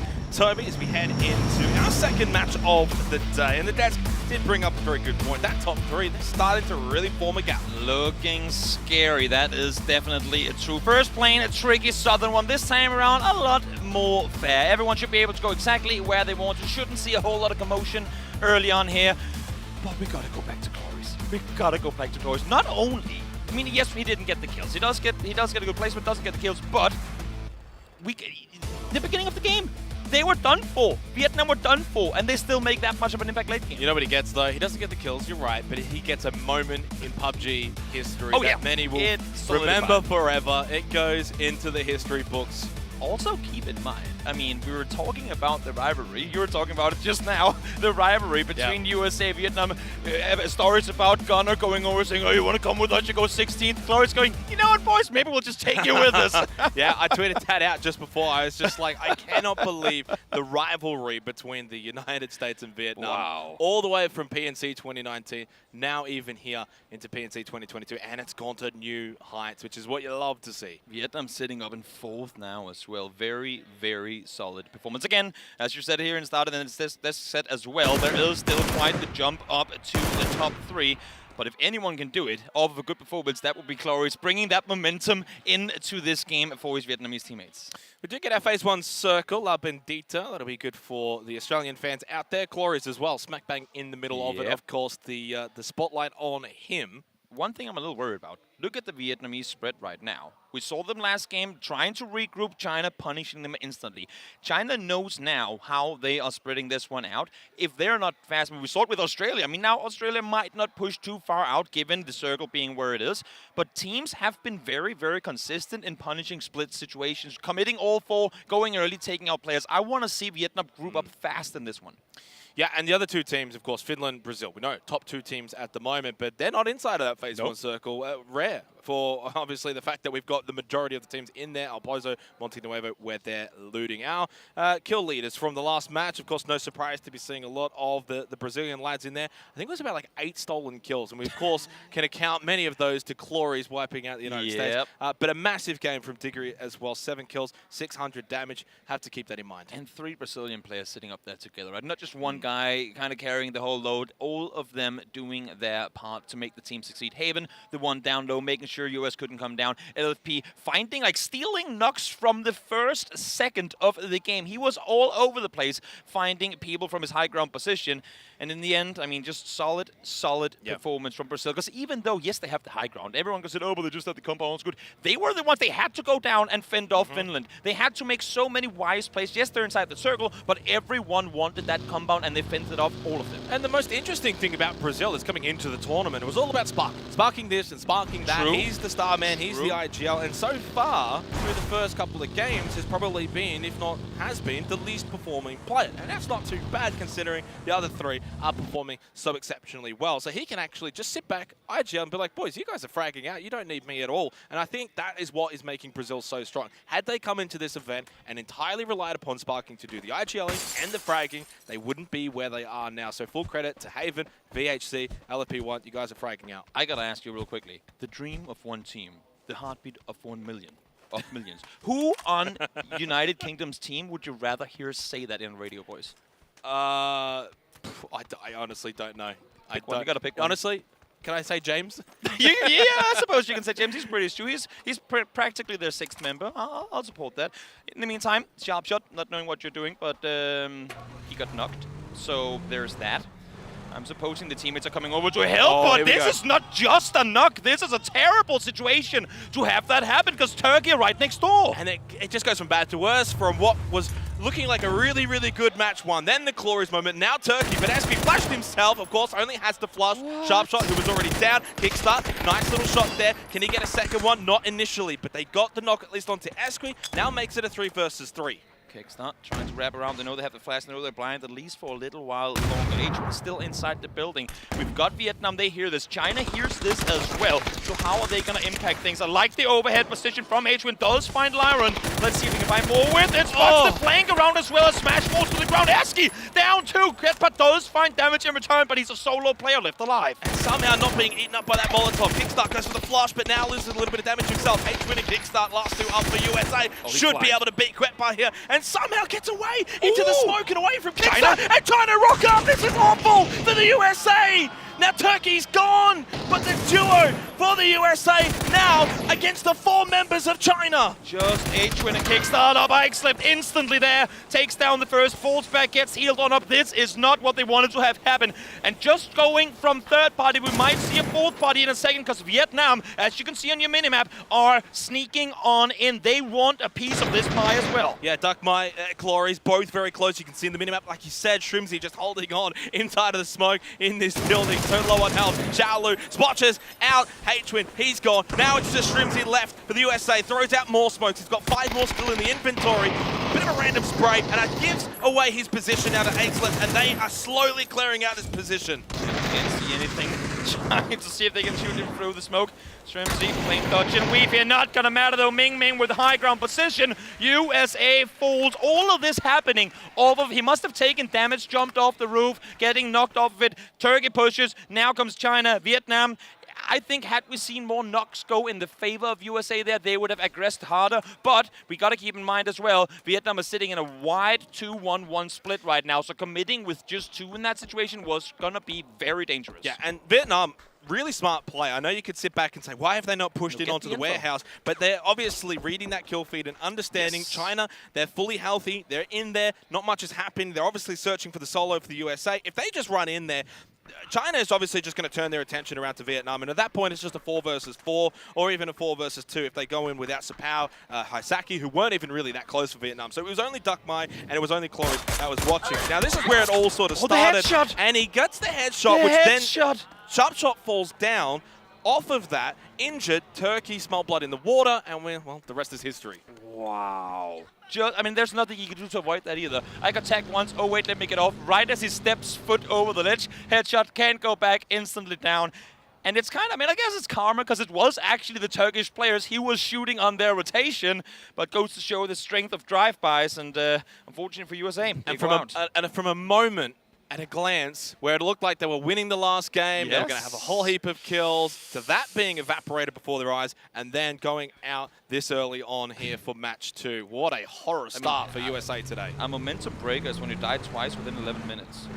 That's that's going to be a blow right in the face. Hopefully, I mean, we know the US players, they want to bounce back when given the chance, and I want to see them do that with this. Thailand, the favorites of the crowd here. Obviously, every single time we see them in the kill feed, the crowd goes wild, and I want to see them get something going here as well. It's not been the best of performances so far, but there has been moments. It's similar to what I talked with X-Rays about in the favor of Germany. They know how to do those early rotations. They know how to wrap around, but they need that first fight to go their way. And so far, Thailand has taken casualty after casualty in the first engagements. And when you then come mid to late game with only 2 alive, potentially 3 but bruised, you're not going to win against this caliber opponent. Yeah, and Thailand is capable of more. When I look at that sort of bottom 5, bottom 6 teams, I wonder how many of those teams could really, get more out of themselves. And Thailand is the team that straight away comes to the forefront that I know could definitely rack up more points, get into the top 10, and really mingle with the middle of the pack. So yeah, I expect it to happen. We're still only on day 2. We've got 4 days in total.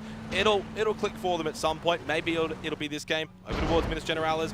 Not a bad spot, especially if it goes up towards the northeast for phase 2. They'll be happy. Minute 10 until we get that circle. There are teams that thrive playing in the unknown. We always, like when we see these tournaments, especially now where these constellations of teams have, if not rarely, then never been seen before, there are teams that really, really play well against a lobby where everyone's still kind of feeling out what to do. And then on the other hand, you have teams that give them 1 day's worth of games to go back and prep for, and they will come in slaughtering. Believe me, I mean, the way that we're sitting the leaderboard right now, while some teams might get to stay, there's going to be a lot of switching around in that leaderboard come the end of this tournament, because some teams will bounce back. Yeah, and I think also the other thing that's maybe gone under the radar a little bit off the back of the first match, which of course, all the talking points are going to be about Finland, Brazil, but the likes of Australia and Korea, 2 very much hard-hitting contenders at the moment, both basically on about 50 points, and that gap to the top spot, and then the second spot is very much growing, 27, 28 points respectively. So they're going to honestly need to get a bit of a wriggle on in this particular game. Watching Germany now here as well, waiting for the next circle as well. I like the way they're spreading this out. I mean, it goes way back to the Shift W days, of course. They do have Chris there as the coach. Spread out. Know that you have no fears of going towards one another. Now you have each edge. You can pick and choose where do you want to go. I would expect to see Azar and Saga make their way far up north, all the way around Saint Martin, because they know it's a clear highway, wrapping with their teammates up north. Issue is north side Minas in a game like this, very hard to push into, because you're coming in with 0 information. In the meantime, Vietnam backing off. Again, as I said before, regroup early, do it fast, don't let teams punish you, and they beat China just like that. So La Bendita, obviously the pretty clear focal point, Australia around that, and on the other side out towards the east, you've got the United Kingdom, who they themselves, despite being in third, haven't really had a whole lot of circle luck. Maybe the military game where they were towards planes, didn't have to do a whole lot of moving and shaking, but everywhere else, they've had to be pushing in, finding kills. This might be the opposite for them in this particular game, as Thailand have actually got on the move now. As we're watching Belmont, they get away from Minas Generalis, and I like this play, because up north, I don't sense it's going to be where their circle plays, and they actually take the spot where Australia was spreading before. Yeah, I was just going to say, it is a very, very skinny rotation, though, because they only send 2 players down. We just talked Australia and how do they like to punish splits. They saw those 2 cards, and most likely, if they have anything that even remotely looks like scopes, they saw only 1 person in each car. So if they would want to, if they dare, they might go for a punish, but we are seeing now the remaining 2 Thai players making their way down to help out. In the meantime, Mexi peeking on over, knows that he has Japanese player in the nearby vicinity, doesn't want to over-aggress, and I can understand why. And the biggest thing for Thailand right now that has sort of been lacking for them, by the way, we talk about how can they maybe get some extra points, get towards that middle of the pack. They have not got a single placement point, Toby. Not once have they made it to the top 8. It's been around those sort of 10th, 11th place finishes. They're getting kills, and that's been what's working for them. And speaking of kills, Mexi wants to maybe find one here onto Poli. I mean, he just got called out by the entire analyst as not getting enough portion of the kills from Finland. So obviously, he's going to send it full speed forward. Poli trying to sit tight. The good thing for them is in this position, very hard to push, and especially when you have other teams shooting from the side. Norrens double headshot, Page falls down. That is going to put a stop to that push. So for now, Poli is going to be able to sit tight. Mexi, a little bit of damage in return, trying to allow for Corrects to get the rest on up. Will throw some smokes, but again, if we're headed further out into the open, this is utility that they're desperately going to use late game. So 12 minutes in, already spamming your smokes, that could spell disaster come late game. Yeah, and Norrens does have to be a little bit careful here, because we saw obviously Escalusia, Belmont, they split, so it's only a 2-2 split for Thailand. So if Norrens is taking those shots and he gets a knock, that's great.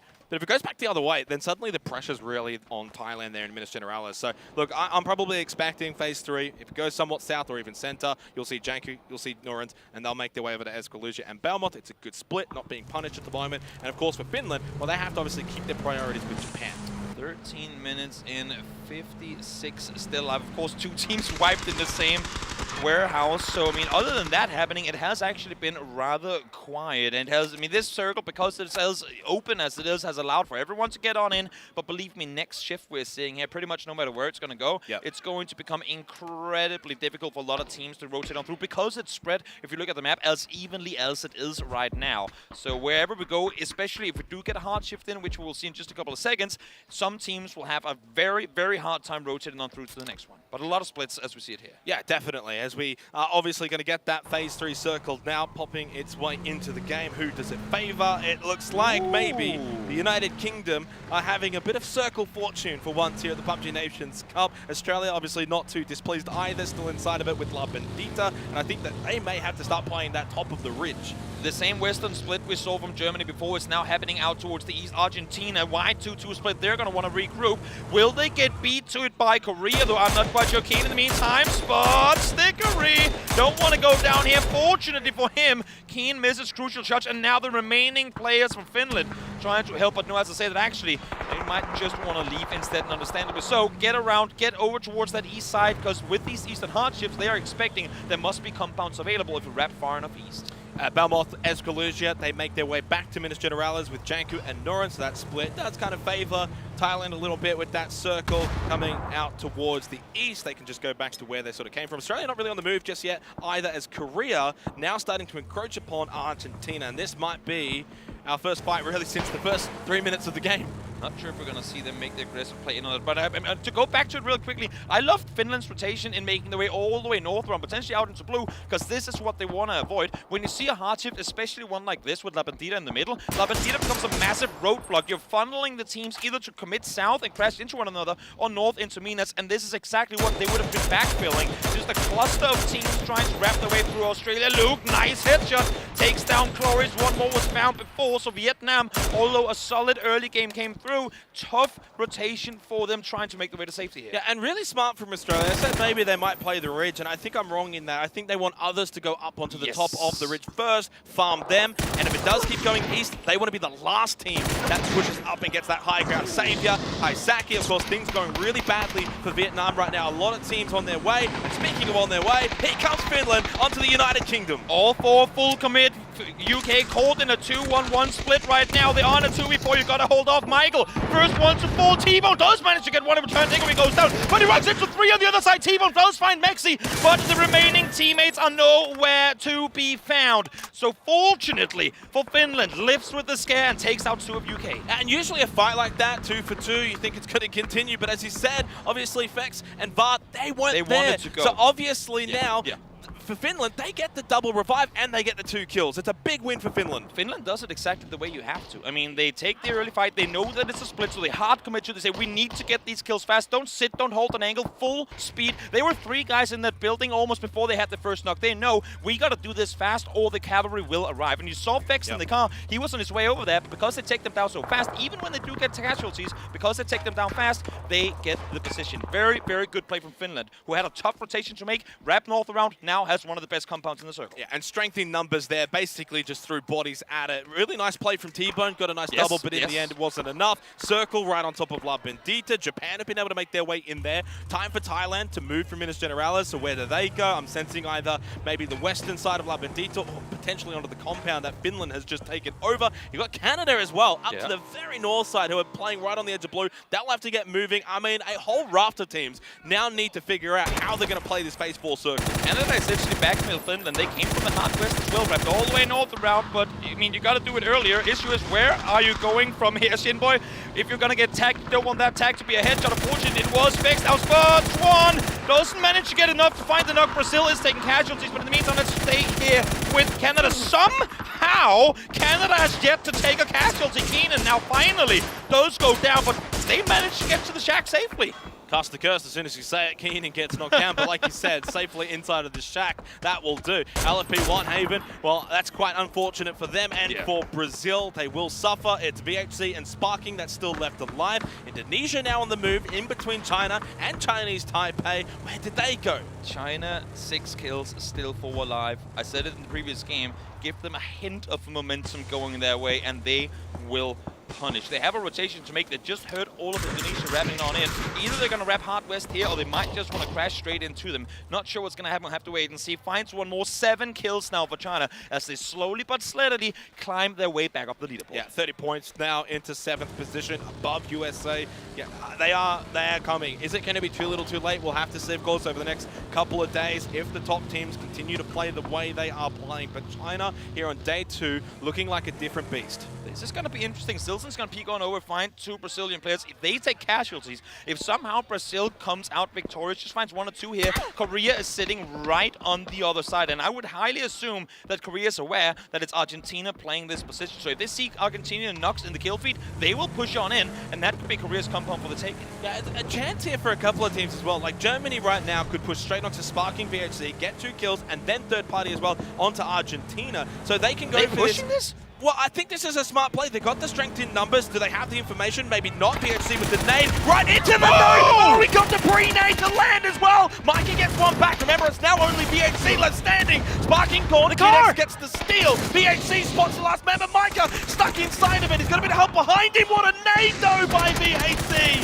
He's done a tremendous job. Germany meet their demise, and Argentina want to clean it up. Actually able to come out victorious. Now, they do fall in the end, so it won't be the biggest of impact, but how do they survive that 2v4 pre-nade thrown? They knew what was going to happen. They sat up perfectly for it, and fortunately for Argentina, they were ready and waiting, but they won't be ready and waiting for this one coming on through. Teddy, first one to jump out of the car, finds one. Lash does get the knock in return. Lash finds a second, as well as Korea somehow alive here, trying to hold off Indonesia. Argentina need to push this. Argentina need to be aggressive. Find points, feel confident. Okay, you've just helped get rid of Germany and Brazil. Push on this. You know it's Korea. You know they're close. Indonesia's only got Niall left standing. He tries to do what he can do. Throw out some smoke, throw out some flashes. Fisher's got the high ground as well on the roof. Make something happen, Argentina, before it's too late. China coming in full speed forward. They hear what's going on. If there's a spot you want to play this circle right now, this is one of the very only compounds left in what is this next circle, and China want a piece of it. Argentina not opting to full commit to the fight on the left side, allows for Korea to re-establish, but now they find themselves within 2 of the very best Asian teams. Fortunately for Argentina, they've got the cover. Things do come to a bit of a standstill at the moment. China, of course, not want to get over-aggressive and just rush into this compound. Korea, they're on the back foot. They've only got the 3 players, so they too don't really want to do much from here, and Niall's the solo. So things do come to a bit of a standstill down towards that compound, along with the fact for Phase 5, the circle keeps going over there. So there's no rush. Not at all. China got able to sit tight. They have, what, 7, 8 loot boxes down there at this point to loot up. So even if they didn't have nades, even if they didn't have heals early, now they will have plenty. Because you have an entire team of Germany and 2 Brazilian players, 2 Indonesia. taken out there. What's going to happen eventually? I love the fact that Argentina didn't sit back. You do not want to have a sneaky snake lurking around your compound, especially not if there's a fight to be had. We saw what happened when you allow for the snakes to survive in the previous game with Glories, and they didn't want to have it happen. So nice aggression there for Argentina to say, get out of here, the compound's ours. 21 minutes gone now in what is match 7, but match 2 for day 2. 10 teams remaining alive. Vard the solo for the United Kingdom in the hometown country, now on the move south of Minas Generalis. They have to send it in towards La Bendita, where Japan, Australia already lay in wait. Savior has a decent little angle as well on the other side of La Bendita. See here, Thailand trying to rev on forward. They're going to be going into Japan. 0 kills for the Japanese so far. Could be a fight going in the favor of Thailand first. Nade looks good. First knock comes in though, but it's going to be Shiva finding Norrens. As one does go down on their side. The fight for both the inside of the crater and the ridges on the outside happening now at the exact same time. Keenan with a nice little flank, and he might just get 2 onto Corexi and Diggory. No, he goes the other way. Beautiful nade from Corexi. Punishes the flank from Keenan. That should be the end of Canada. Can't sense they're going to get much more. Now back over to Japan and Thailand. The Molotov misses. They lose Lawrence. The star player's gone. They need to push forward. Paulie watching perfectly. Janku, of course, they've got the pressure of the blue wall pushing them. And Japan, the red wall in front of them. But does Australia maybe look to push on this and go for a third party? Very, very, very good hold from Japan. Issues, as you're just saying there. Australia heard this and they're coming over to see if they can clean out. They want to make sure that they have all of the credit to themselves, especially now that the circle just shifted out of there. And look at Left and Ming Ming. They've pushed right up, and this circle's going to favor for China. They've got position and control on the compound, watching those teams in there, Argentina, Korea, but now they've also got eyes up north towards Finland. So a lot of control out towards the eastern side of the circle for China, and there it is, Ming Ming as well with the AWM knockdown onto Page, who I believe should be safe for a revive if someone can get over there, but I don't think that's happening. Unfortunately for Finland, they only had the 3 players alive standing. Now it's just 2, Corexi and Diggory. 8 kills, 4 alive for China as they continue to dominate this game. Ming Ming, he's going for it. To see you hit it. Not gonna happen. Does hit this second. Look at that chest shot. So much damage coming through with the Orm here. Oh, no. China instantly fortifying the position. They don't want any part of the compound. Now the circle when North Page does get taken out. Corexi tries to make his way out of there. Nades are coming through. 21 damage as Diggory tries to stay alive. He needed to just start running straight away because those smokes are dissipating. Had he just gone straight away, probably makes it back to Corexi. Now he's stuck. Fortunately, at least inside of the circle here for phase 6, so Diggory does have some time. This is, the understanding from China here is insane. They know that because Argentina has Korea to work, to deal with, they don't have to worry about what's behind them. They cannot push out as long as Korea stays alive. So they know they're playing this back 3. That's why they overpeak. That's why they can full-on commit to clearing out Finland on the north side edge. Well, do they know? Well, obviously, you've got Japan that can push over onto Corexi, but if that happens, do they look at China instead? That's not going to happen. If Japan takes over both Taipei, Australia sits there ready and waiting. Diggory does go down. Corexi now solo play left alive. They shot at him earlier. They know exactly where he is. Not too fast with it. China back in this one. Tough day for them yesterday, but here in game 2 of day 2, they are looking as strong as ever. 10 kills. Make that 11. There you go, Ming Ming. And look at the spread on the team. All of them taking their part. But now Australia makes the run for it. They're in the bowl and they're trying to push up the hill. And then you've got Japan looking at this as well. Unfortunately for Australia, this is just an awful position that they're not going to be able to get out of unless a miracle happens. China helps out. They're going to put a bit of pressure onto Japan. That means that they're not going to get third-partied immediately. Savior Yanli down, but it is Chinese Taipei that have the high ground, that now have the advantage, and they make it pay. Australia out in 6. It's a big win there for Chinese Taipei. Australia really needed to take the fight to Japan a hell of a lot earlier. If you're 2 teams pushing out at the same time, it's not going to work out. But for Japan to not at all be ready for the push coming initially, now they are though, as they peek back on over. China thought they had a safe rest. 1, 2 fall down, almost finds the third as well. Not gonna happen, at least that first time around. Xiaolu and Sobian still alive on the north side ridge, but Japan fending off and doing so with style. Xiaobian up close and Xiaolu just a little bit further back. Of course, Japan don't want to get too aggressive too quickly. Look at that circle shift though down to the south. Perfect for Korea, perfect for Argentina. Of course, they can wrap up as well out and maybe try and get in front of Korea. You've got Chinese Taipei as well, still with this kind of circle favoring them. 12 kills for China, been a great game, but can they get anything more? The flag, I think it did land. Push out here. Luna now gets 2 members of Chinese Taipei, but they've still got China to deal with. Polly on the other side did get that knock onto the pushing Xiaopian, so they're holding 2 teams at bay. Luna doing it all himself. He does get knocked. Argentina with a random knock as well onto Polly. China's gone, but Japan have been the beneficiaries. How do they stay alive through all of that fighting? 2 teams at the same time, still managing to prevail, full on taking out China, almost. Runa 1v4 in all of Taipei. What a performance. People underestimate Japan. When they're thriving, when they're playing comfortable, they are terrifying to go up against. And a really good game here for day 2 of the PUBG Nations Cup. We've got some of the teams that were a little bit slow to get going on day 1. Japan, Argentina, Chinese Taipei. What have they got? 7 kills, 6 kills, 8 kills, and all into the top 4.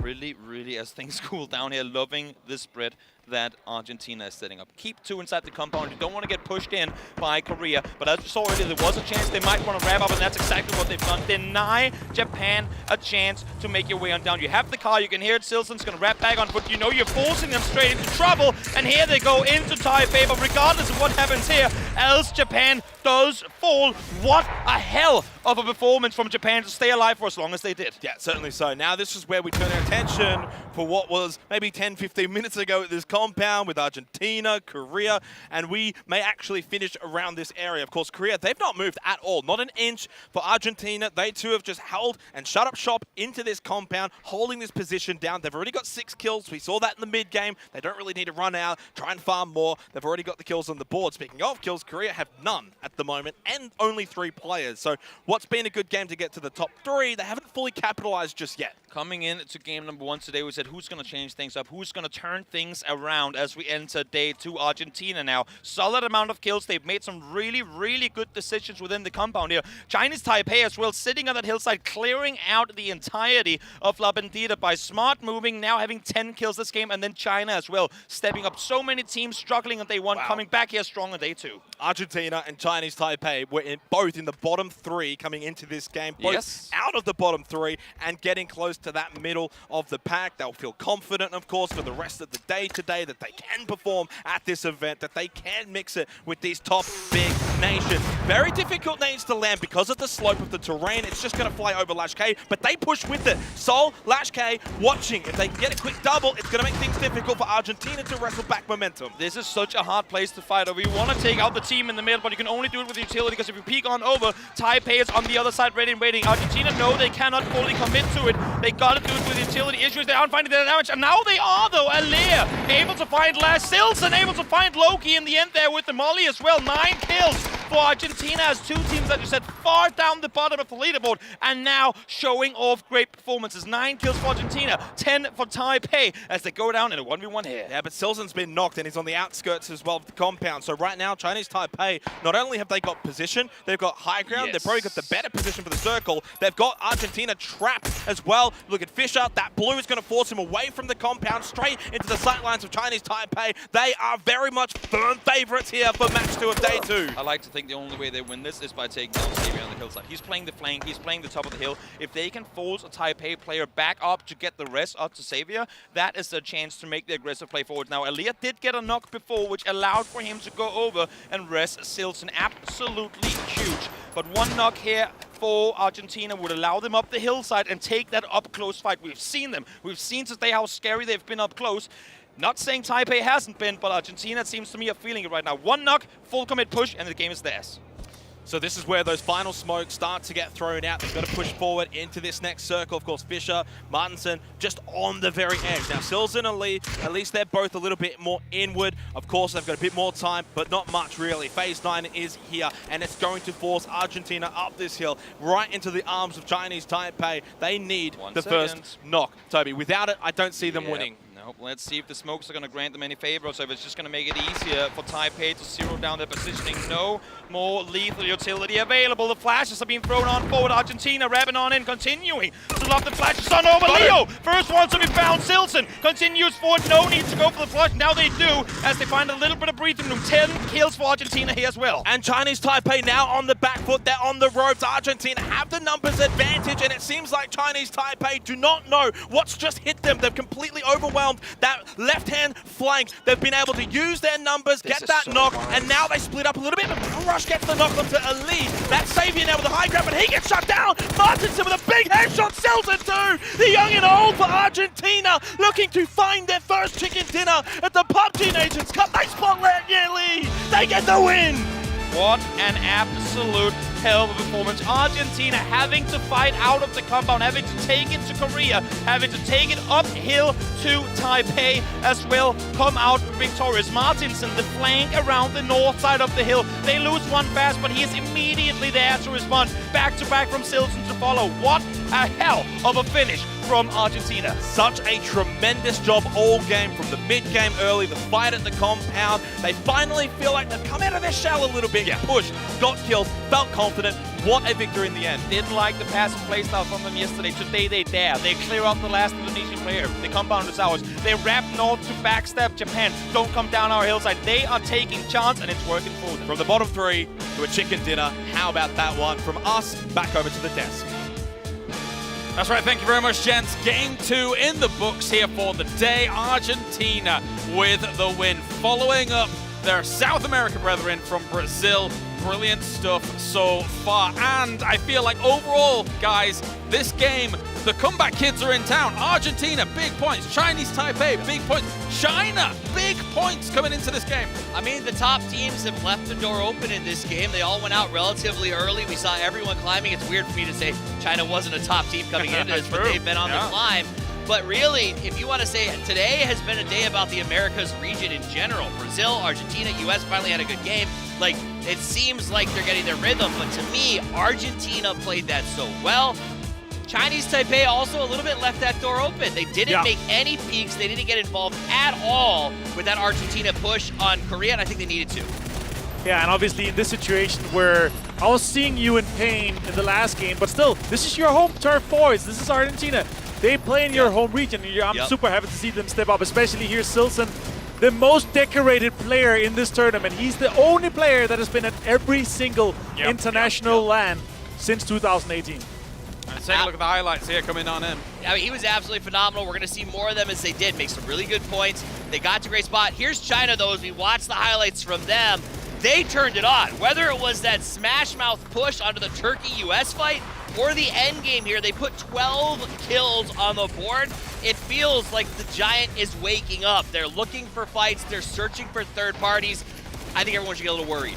In a situation where they lost 2 players, if they hadn't lost those, they would have swept on to Chinese Taipei's position and actually taken that over. But Japan played quite well there. Shout out to Chinese Taipei, they played quite well there. And in general, a super exciting kind of comeback match here for game number 2. It's so funny taking a look at this top 4 here as we see Argentina as well as Chinese Taipei leading the charge, because one flag that I don't see there is South Korea, even though they got themselves 3rd place. And that was super important for Argentina to kind of clear out that position, Toffees, just to be able to then crest over that and really hold the ground. That little dip that they have there, that's try to play late game from there. When you have both a team playing high ground, looking into the dip, and a team pushing, trying to take over the dip, it's impossible. They couldn't do much more. They secured the points that they could. Unfortunately, they didn't have the counter utility or the time to do so.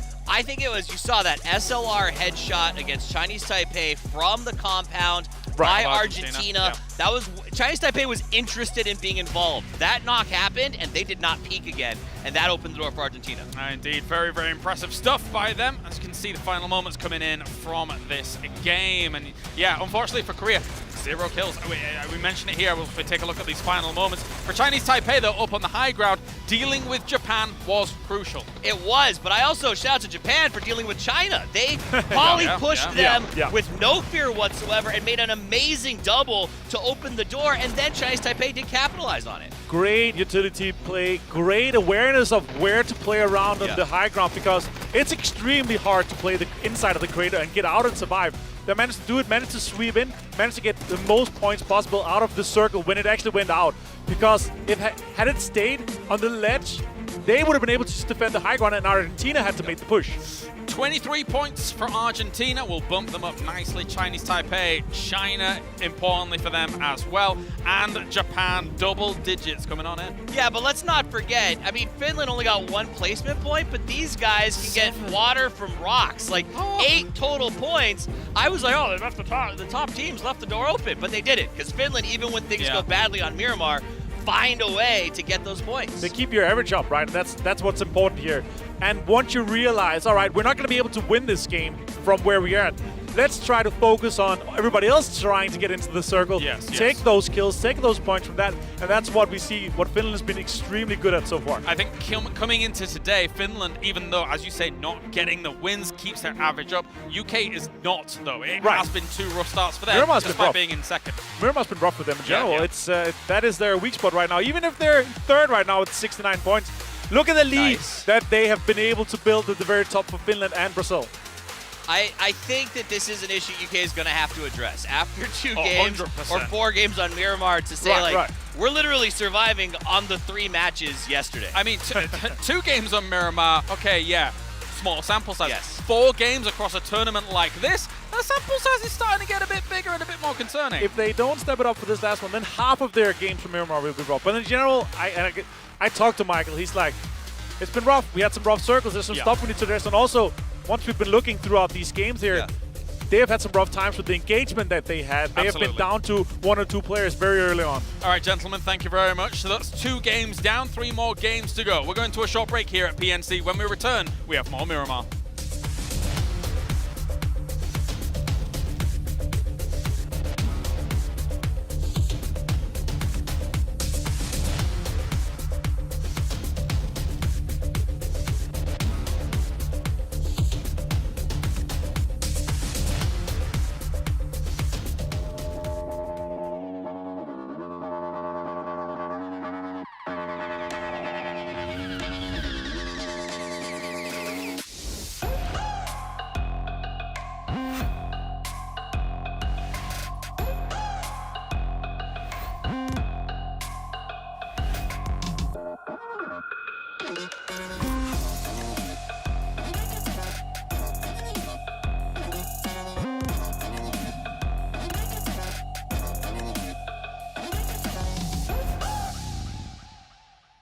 We know that for each second in esports, you are dedicated to winning.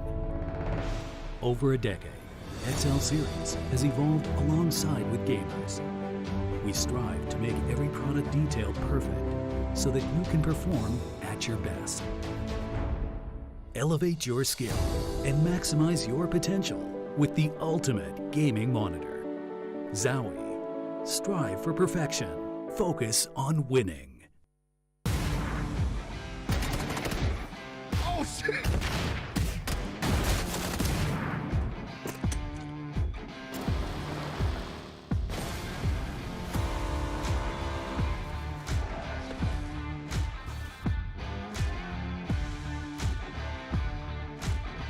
Oh shit!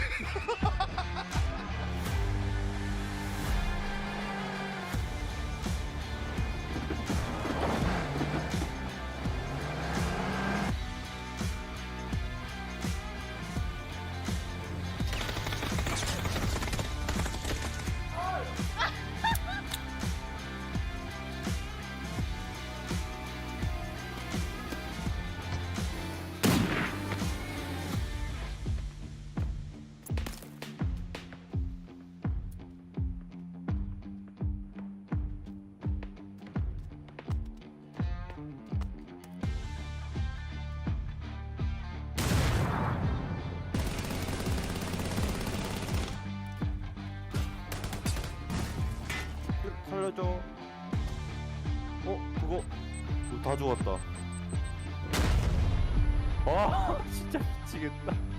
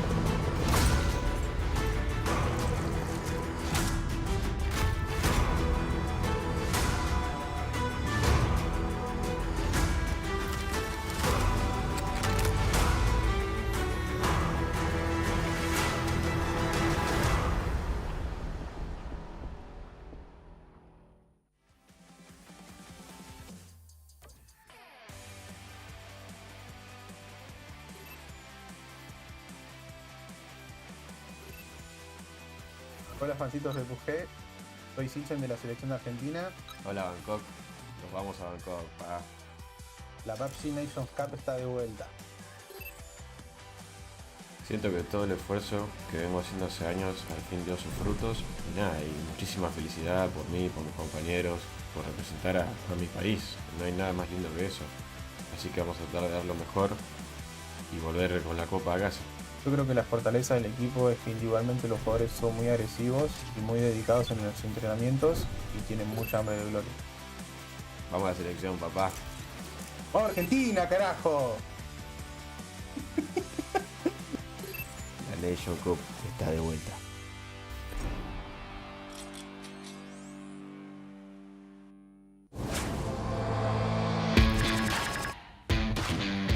PUBG Nations Cup Thailand 2022. Argentina. Australia. Brazil. Canada. China. Chinese Taipei. Finland. Germany.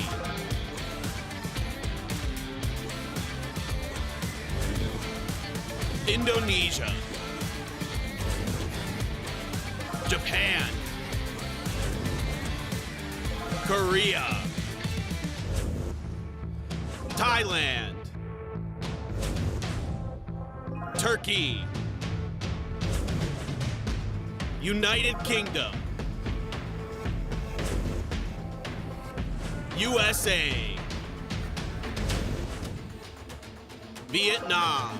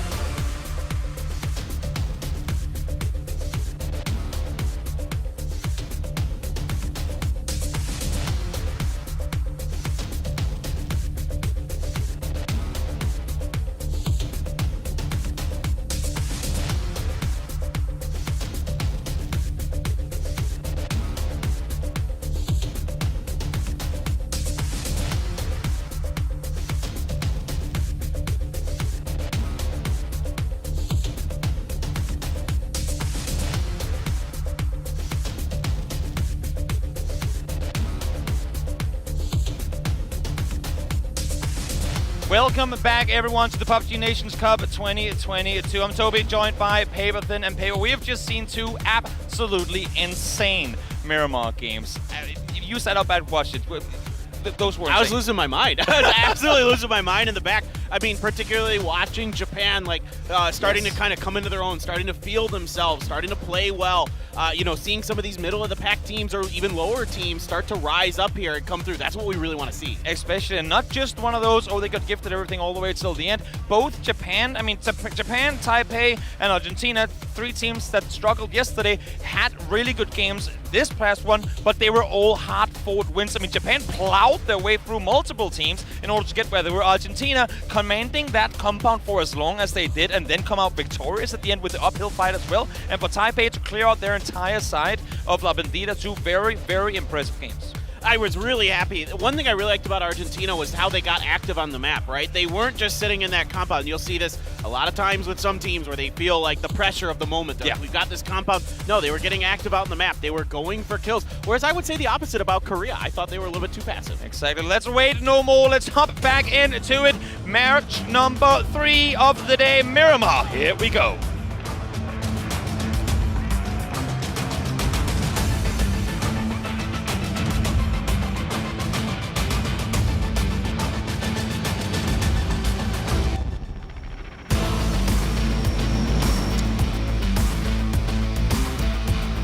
All right, let's do it. Planes up.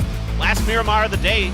And a fairer plane path. I like it. 45-degree angle. Yeah, these are the ones that, you know, players and people like. But me, I'm like, but it couldn't go like we way had more those one already. direction. We had those already. I like how we evolved the plane path over Miramar today. First one, terrible down south. Second one, pretty much just straight down the middle. Doable, but a little tricky as well. This one, else fair else can be. But we know what happens, people, and especially when you're on Livecast. With good plane paths, come terrible circles. So I'm very curious to see where the first one is going to take us. Yeah, I mean, I tried to consume as much coffee as humanly possible before this match to try to generate some bad circles. We'll see if we can get one. But I mean, the thing about Miramar is that it can cause bad circles that don't look bad on the map. Yes. Like, you'll be like right in the middle of the map. You're like, oh, that's fine. And you're like, well, actually, it's not. Because there's like a mountain in here that's just awful.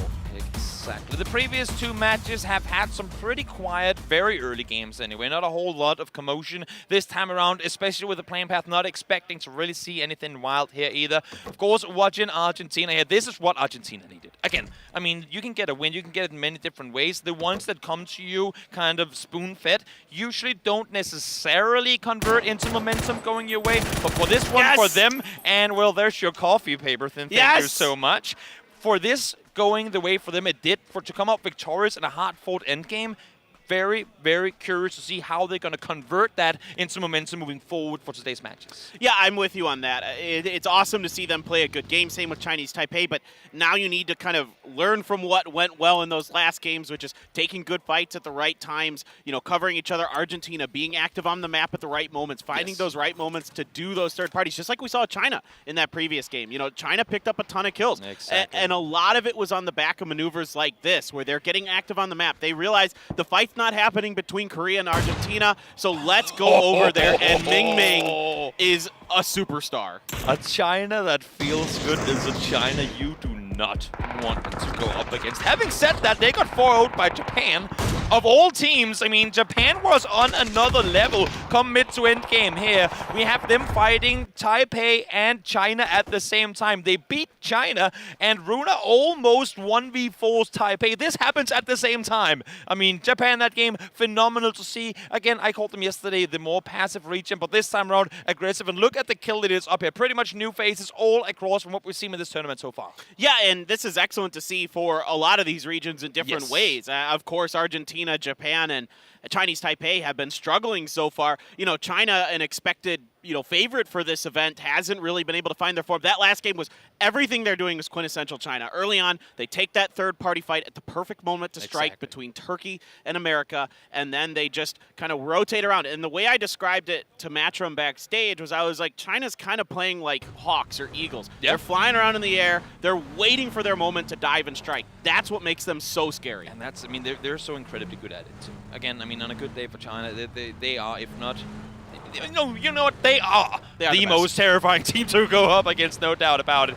Team starting to make the rotation. You saw it. We're going far down south. I like this circle for multiple reasons. One being that we're very early, forcing teams to play on much less space than what the circle itself actually provides. Obviously, water, don't want to be around there, but Los Leones up north too creates a massive kind of funnel on both the east and the west of Los Leones that teams, unless they hard commit to it, have to pass on through. And let's hop back over to Argentina. They themselves got gate kept on game 1, day 1 by Germany over on Erangel. Now they're the ones saying, oh guys, you waited for us in military? We'll wait for you here. Finds the first knock. Doesn't seem like they want to commit more to it, though, as I say that. Oh, I was hoping that Martinson would pop somebody with that M24, but right now, Silzen able to get away. You know, Germany looking to try to get the recovery. Argentina still seeing if they can find some kind of angle to keep Micah down, and they know where he's at, but it seems like there's just enough of that rock in between him and Argentina. Vietnam as well, making their way ever so much closer. Don't think they want to engage in this because they now have a team of their own inside the nearby vicinity. So they'll stick around where they are. Payne's trying to apply as much suppressive fire as he possibly can to them. Hopefully get down the hillside and get Micah back on his feet. I must admit, though, that is at this point looking rather impossible. Yeah, I mean, you can make this a battle of attrition in a way, right? And I don't mean that in the normal, like, you're just going to trade kill for kill. I mean, just delay this fight. But that's a huge headshot from Martinson with that M24. And that is a 3x scope on it as well. So that is a heck of a shot from that range. Now, that res very doable since there's a compound right there. But now this opens up the door for Silzen because there's only one gun left in Germany's hands. Yesterday it was the passive Argentina we saw. Today they have taken charge. They have dared to go out and make moves we didn't see them at least even attempt to do yesterday. This one as well, finding the second knock. You saw them. Silzen wanted to go up there, but someone's saying, Silzen, no. Let's bleed out. They'll bleed out. There's still another 25 minutes left of this game. Let's not do anything foolish. They hop back. They got themselves the first kill. They might not get the second, but still, kills early that you did not risk anything to get are the best kills to get. Please.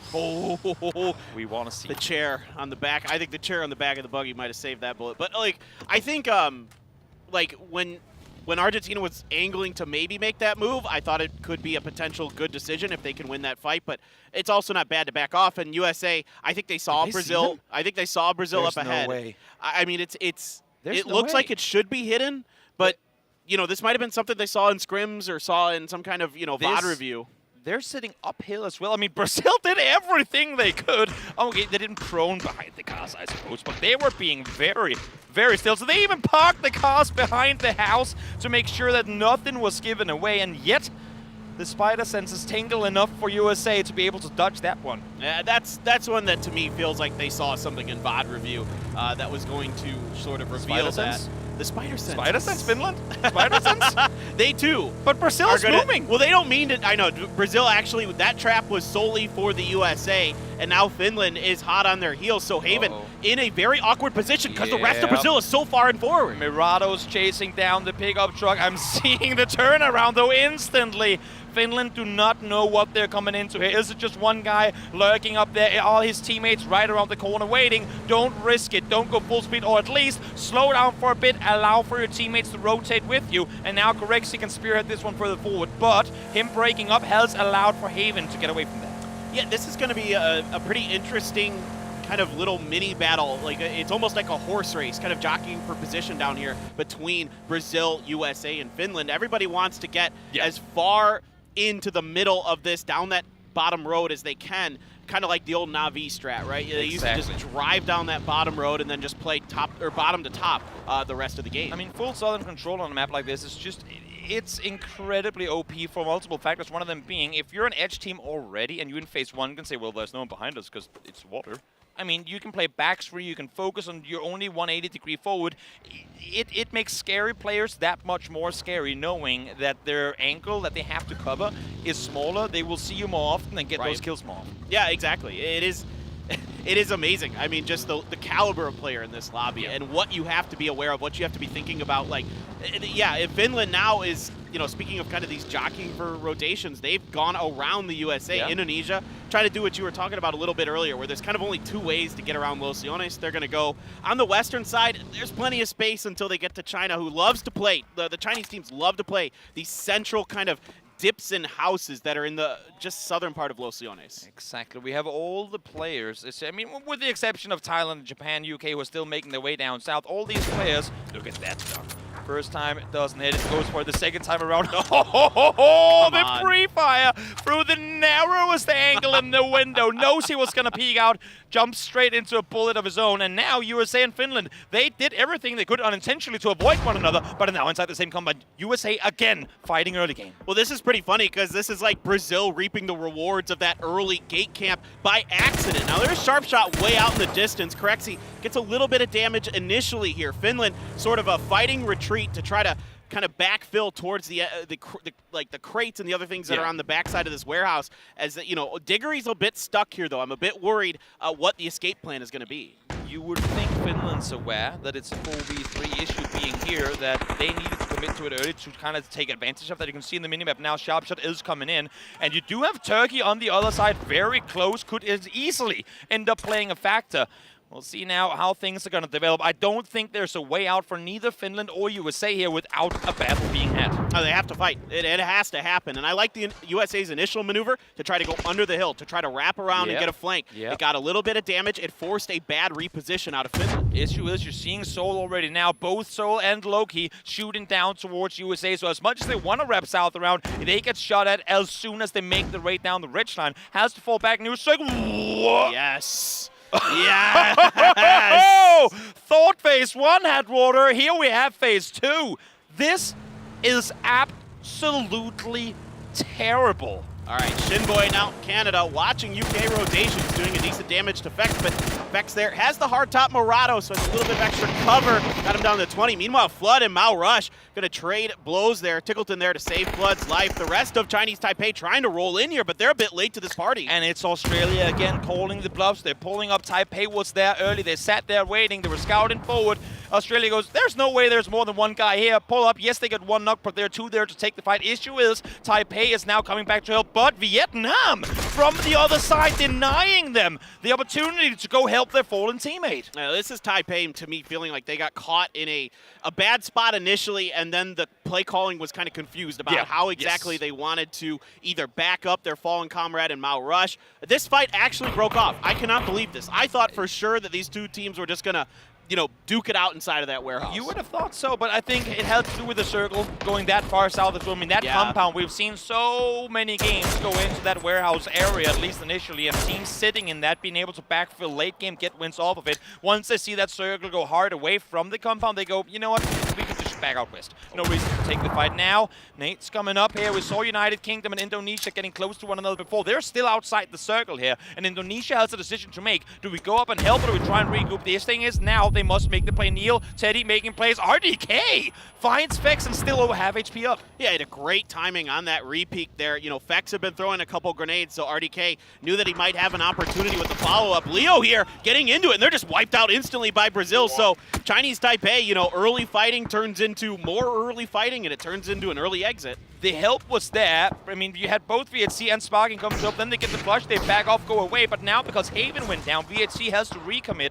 to try and get the res up here. I want to see Japan aggress on this. They have to make the play. They have to knock. They know there's one down. The smoke is only coming in now, so they know that the res hasn't been committed to just yet. I want to see them aggress. The issue is they heard the fire. They heard the commotion north of them, and they know if we start aggressing this way, we could go into trouble of our own. It would surprise me to see Japan commit to it, not just because it may be dangerous, but just the nature of that team. They typically don't do those kind of things. So, wow, Esqui getting a really good shot on the Page. Oh, Page is just done, so they're just going to drive on by. It's actually Sparking from Brazil, who has the angle down towards the road. Corexi going to be driving up there with Diggory in the car with him. Sparking gets a pretty good opportunity here to get a good spray with the barrel. The initial shot's not so good, but now there's even more teams in the way for Finland. Argentina up there, they're in trouble. You think that Diggory and they're done. And Corexi is having problems. Mexi is in the water south of USA, so it's not like the remaining Finnish players having an easier time here.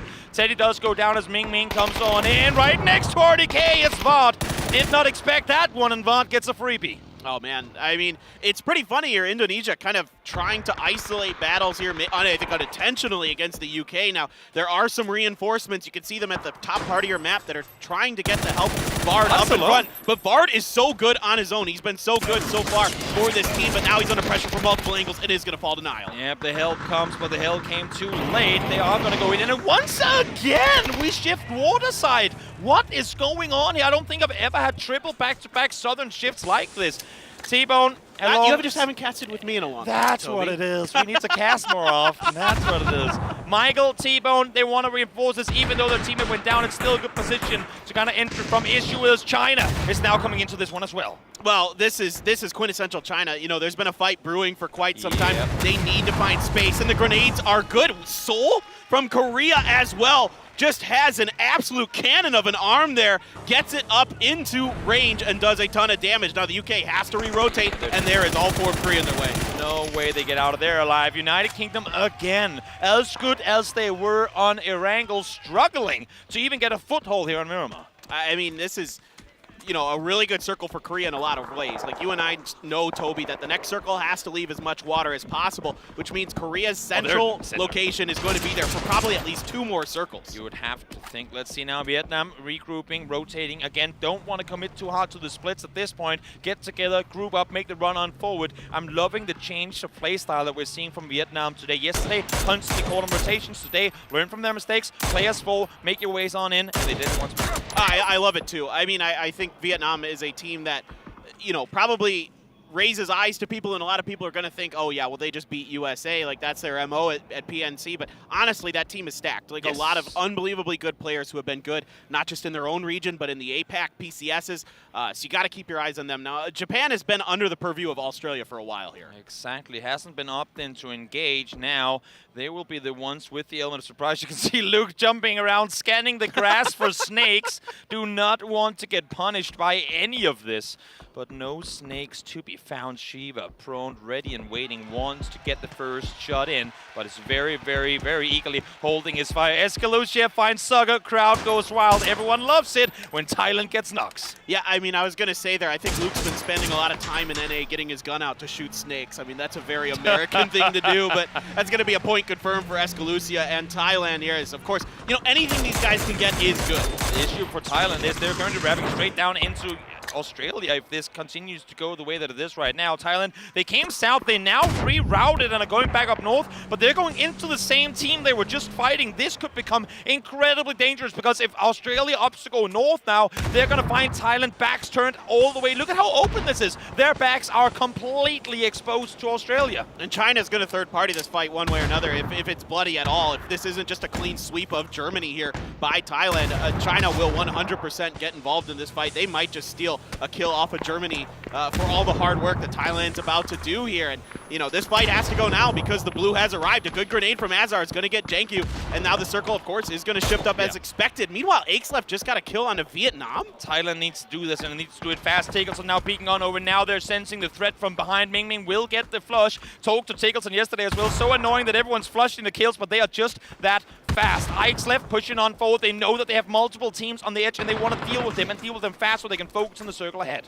I mean, I love what China's doing here. They're waiting, and they're going to get a lot of points out of this. Azar, very weak once again, already knocked once. Pains trying to hold the line, throwing some utility in the, oh my god, a double grenade from Seoul for Korea off screen, but still this fight here very, very crucial as Thailand is trying to push in, and Canada is all boxed in. Oh, the grenade doesn't go in the window, it bounces back in Seoul's face. Germany will fall in the end of it. Thailand, though, still a fight to be had between either China or Australia. But for now, staying alive in the meantime, Canada tried to make their way on in, but Korea says no. Yeah, some good utility here, even though we saw Seoul's follow-up grenade bounce off the window. The follow-up from Loki and Lash was good there to do a really nice job of cleaning out Canada. Meanwhile, Thailand not out of it. China had to back off of this fight. I think China was feeling the pressure either from Vietnam's angle from that house or from Australia's push right up on the behind of Thailand. Exactly. The issue for them is that they cannot go back the way they came. They left their vehicles. They have nothing left to play down there. I hope they either hear or see this, and I'm honestly surprised to see Australia not get backfilled themselves by Japan. Japan. But again, Japan very decisive in when they opt to aggress this time around, not wanting to go for it. It was very far north and uphill, so it could have been dangerous for them. This though from Australia, 3 on a car. We've seen it go wrong before. Where are you going, boys? This is a little bit dangerous, no doubt about it. Yeah, this is not in the circle currently, this particular spot. So they're going to have to work their way through. And Vietnam, I think, should have an angle down there, or at least can reach with grenades. And, you know, Australia's trying to find some way in. Thailand going for the fight 2v4 against China. Not really with odds in their favor. Flashbangs coming in now. Jiangku forced to back off Korea. Third party in this one too. Thailand going from one third party into another. Norins now solo player left alive. Trying to stay put, but fighting against all odds. And Shiva, that finally happened. Japan, we didn't know if they were going to go, but now there are 4 nades for Shiva. Throw some more, you know they're down there. That one is going to be perfect, but unfortunately, bounces up, only half damage done, but on 2 players. Oh, come on, just get a few more grenades in here and you've got this, but it's Vietnam and Australia combining fire onto Poly here. Meanwhile, Thailand is trying to hang on, and Japan is all just down to Shiva as they are trying to get into this circle somehow, some way. In the long run, China is going to win that battle, but it's bloody. A decent grenade follow-up here from Shiva, but he is burning quick to the blue. They push, but they push down too late. A little bit of indecisiveness from Japan in making that aggressive play uphill. Had they caught them in midst of that rotation, catching free in that car, Australia would have been down and out in the second, but unfortunately for Japan, didn't execute fast enough, and they will end up going down. Wait, what? Korea, they noticed the knocks that had happened between the battle with China and Thailand. They push out of the compound to finish the job and nail it. Just a perfect execution here. 8 kills already on the board for Korea. And 2 of those kills coming in for Thailand. That's why we heard the Thai fans cheer on that one. Nate, it's a long throw if you want to get it all the way down there. Cloris doesn't have any more, so no more left to throw. You know it's exactly where they are down there, so might as well see if you can find something else. Finnish players being celebrated. A lot of different shirts there for our fans, but well, for Mex's sake right now, he's needing all the support he can get because he is very, very, very much alone against what fortunately now is a Turkey leaving this position. There's Xenox munching. Okay, they got us some of these butter crackers, by the way. They're really good. You gotta try them. No, they got them in the green room now. They're really good. All right, anyway. Meanwhile, USA been pretty quiet this game since what looked like initial fighting. A good maneuver early to leave that compound. Now they've got Western control of the circle somewhat. Turkey's kind of in their territory. Argentina here getting a little bit active, trying to put some pressure, trying to get some points. I like this. They have to go out. They have to force them back. They have to essentially force them into Vietnam. Luke, though, does manage to find Martinson first. Good opening for Australia, who needs everything going their way here. Silson peeks on over, finds 1 in return. Australia down to 2, but where is Vietnam in order to finally peeking on over? But Tiggleton instantly there to take down Cloris. I mean, Australia is fighting with everything they have, but it's the combined fire of Vietnam and Argentina that looks to do them in. Fisher just caught eyes of Monty. He's trying to push over the hill. Meanwhile, Brazil wrapping into the bottom of this. They might try to third party this fight. Argentina, all their eyes are looking up towards the north, and Brazil is getting a free entry to the compound. Fischer should be the first one to find out of this, and I don't think he has a clue that there are Brazilian players entering the building as we speak. A thief in the night here is sparking. He's going to get into this house for free. Meanwhile, Sapau is going to watch and see if there's any opportunity for him to find a kill. Sparking, going to let loose with the grenade. That one's going to bounce outside, clips Fisher just a little bit for 11 damage. There's Sapau on top of the hill, going to find 1. What other damage can he do? And look at how Korea is playing off of this. This is the Korea that we know. Spread out, take control. Don't be the front runners in the fight, but allow for the other teams to make the mistakes. Sit back and let the kills come to you. They're spreading out, they're taking control, and as long as these 3 teams are fighting one another, this has gotten Korea written all over it. But we cannot forget about a former in Turkey. Cannot forget about a former in USA either, who, as you said, Paper, has been very passive this game, so they will have their utility, have their vests and helmets up and ready for the final fights to come. Yeah, I mean, I think USA has a real shot in this one. Meanwhile, there's a 3-way fight here between Brazil, Argentina, and Vietnam. And, you know, there is haven for Brazil. He's far away. He's just chilling, man. He's just checking out what's going on, making sure there's not a 4th party to the fight. I'm a little worried here that Brazil is committing too hard to it, because Haven, from his position, you can see how he's looking. He's trying to make sure that Turkey don't backfill. Now they got a knock, but Sparking and LP1, they are very much on their own. Play your numbers, play to your strength. Always know that you need to have an exit plan, and you can see now, where's the circle pops west? Instantly, they back off. They need to go over to Haven and help to hold from there. Sapao in the meantime does manage to find the Lear. As Mexi, the sneaky snake, tries to stay on put and see how many more placement points he can obtain. Esqui has no idea that he's there. Turkey Not has at all. no Not at idea. And I like the patience here from Brazil to kind of maintain this fight because Vietnam is so fully committed to this. You know, Sparking had a good read on this, I think. I think he was just waiting to see if anybody came through. Meanwhile, USA has to start crashing, so it's grenades opening, vehicle up front to kind of try to follow up off of these early grenades. First knock came through, and here comes the full speed forward push from the Americans themselves. Sharpshot does go down, get a nice knock instantly there.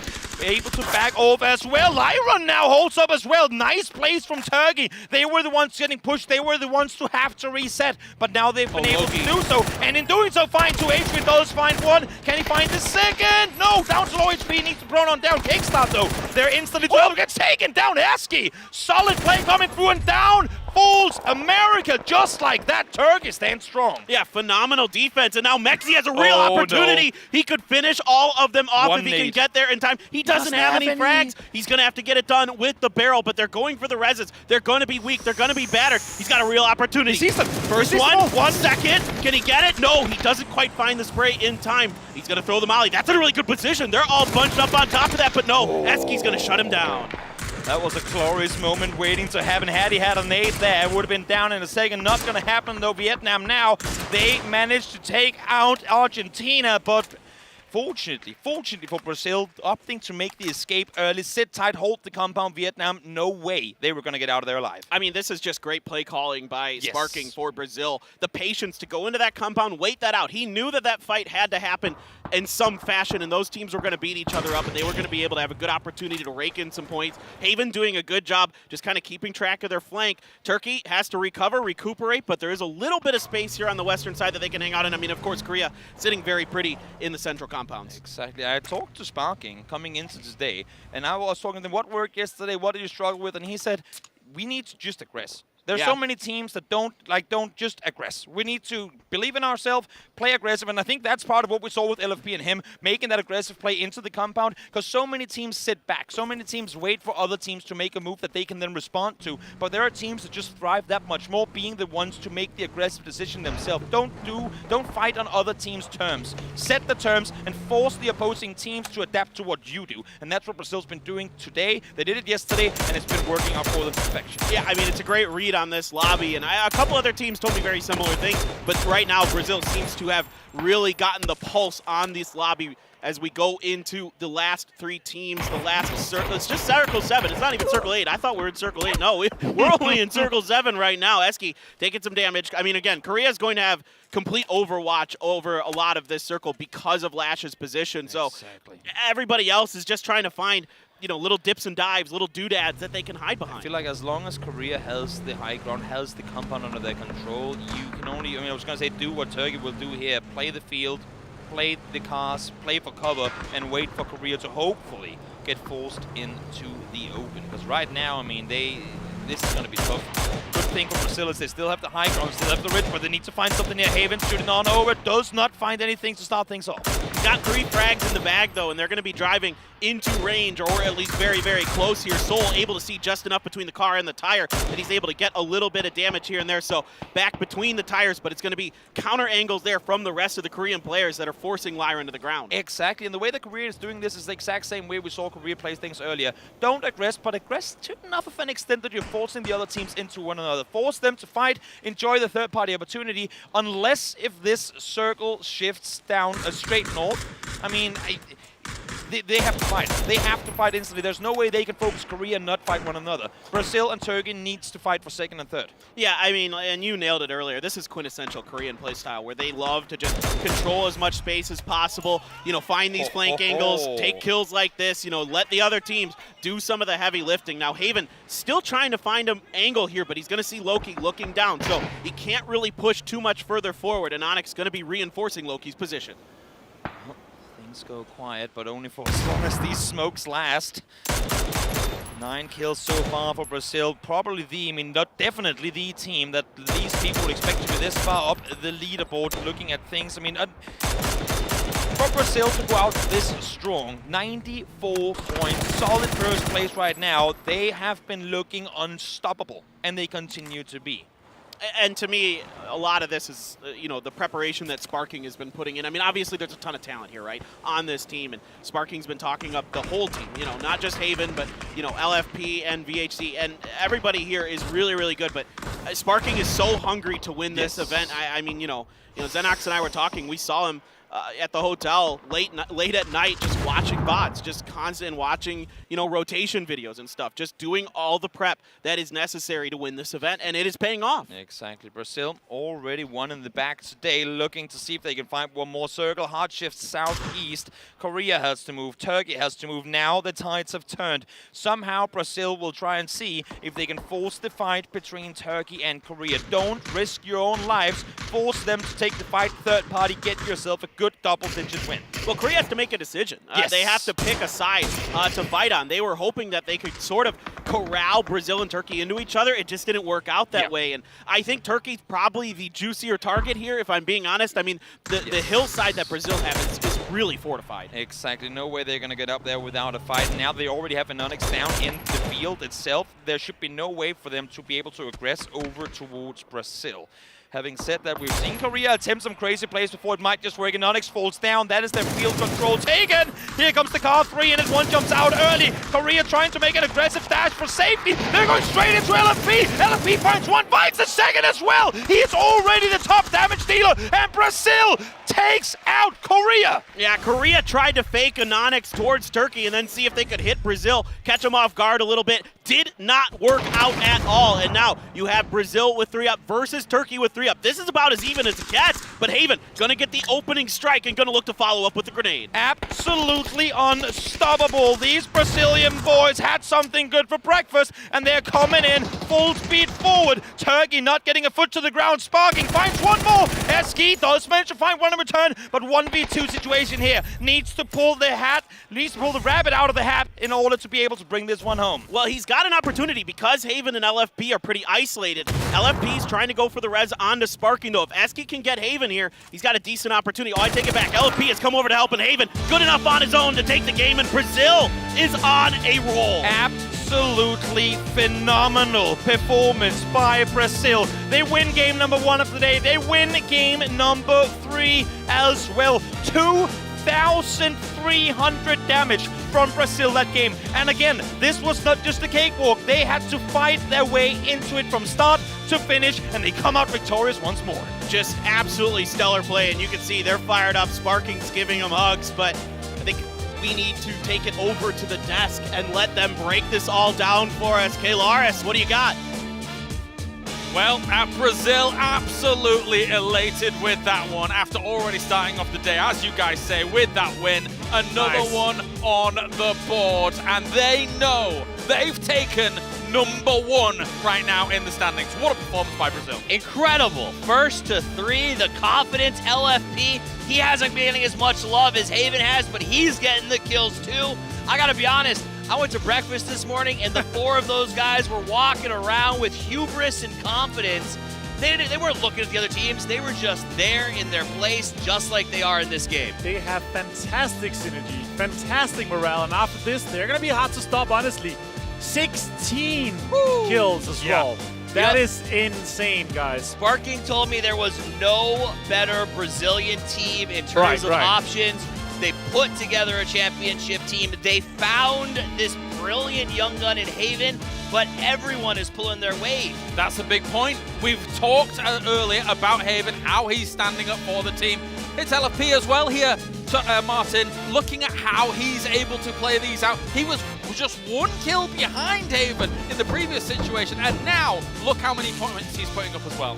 It's one of the youngest rosters as well here, and these guys, you can see how proud they are representing Brazil, being able to come here and show, even though they didn't play too much together, Sparking's playing out of Brazil and not playing in that, but in general, America's had a fantastic day. Well, Sparking said, despite that he's playing in North America right now, the people he plays with and he plays for fun is this team. Exactly. He said LFP and VHC are his major pub buddies. They've been playing together for years, and the only question they had was, how will Haven fit in?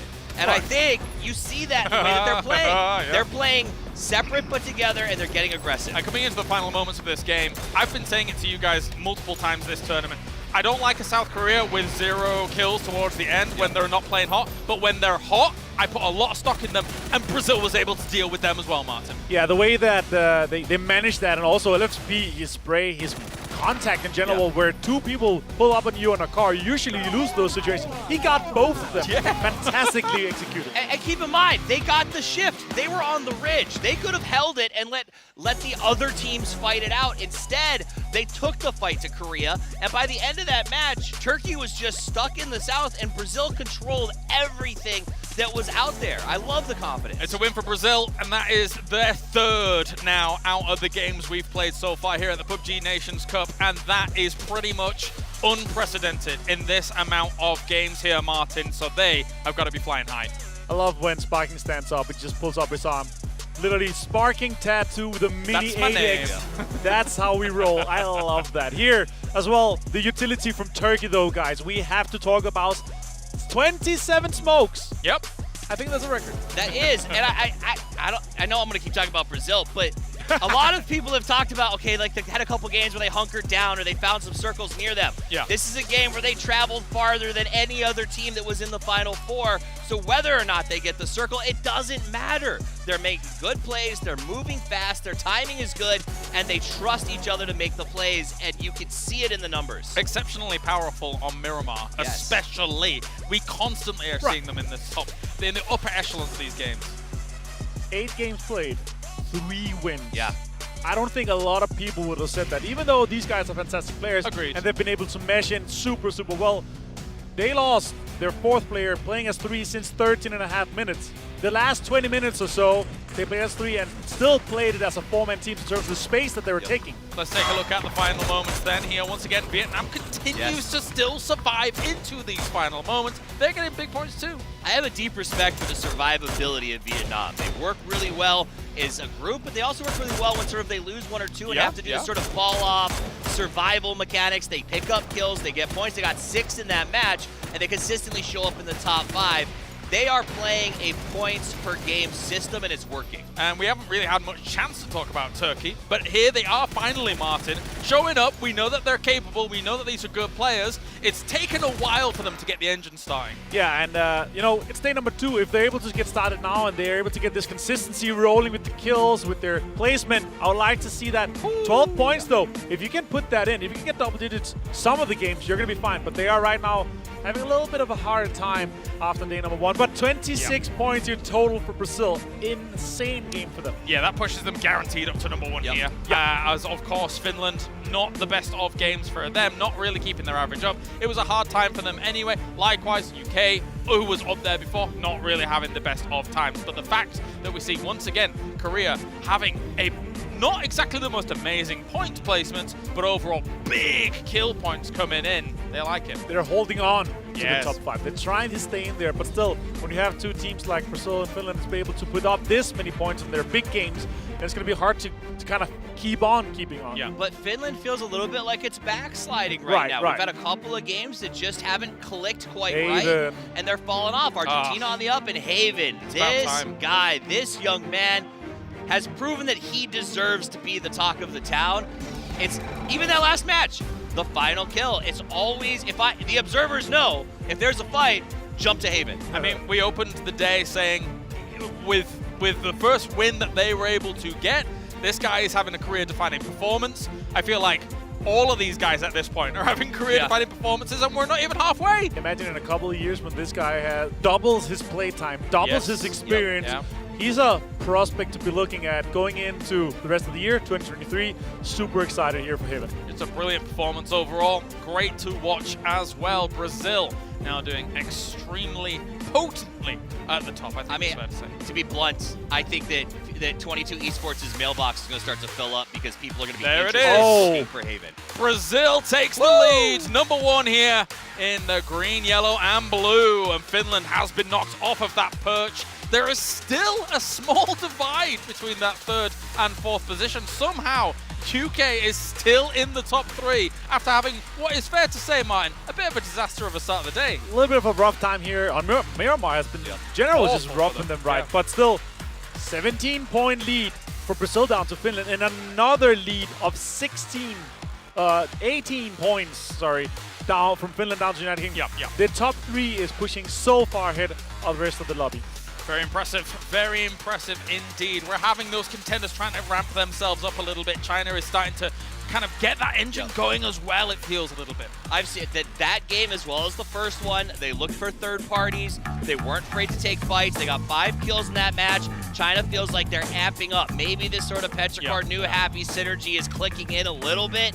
And yesterday was strange. I don't know what was going on there. But today they feel more like the willing to take fights and take some risks China than I expected. You have to remember, 2 of the players are from the PTC winning team. Their coach is from there as well. You can see the fans as well. It's also, we are expecting them to be performing for a top 4 performance easily.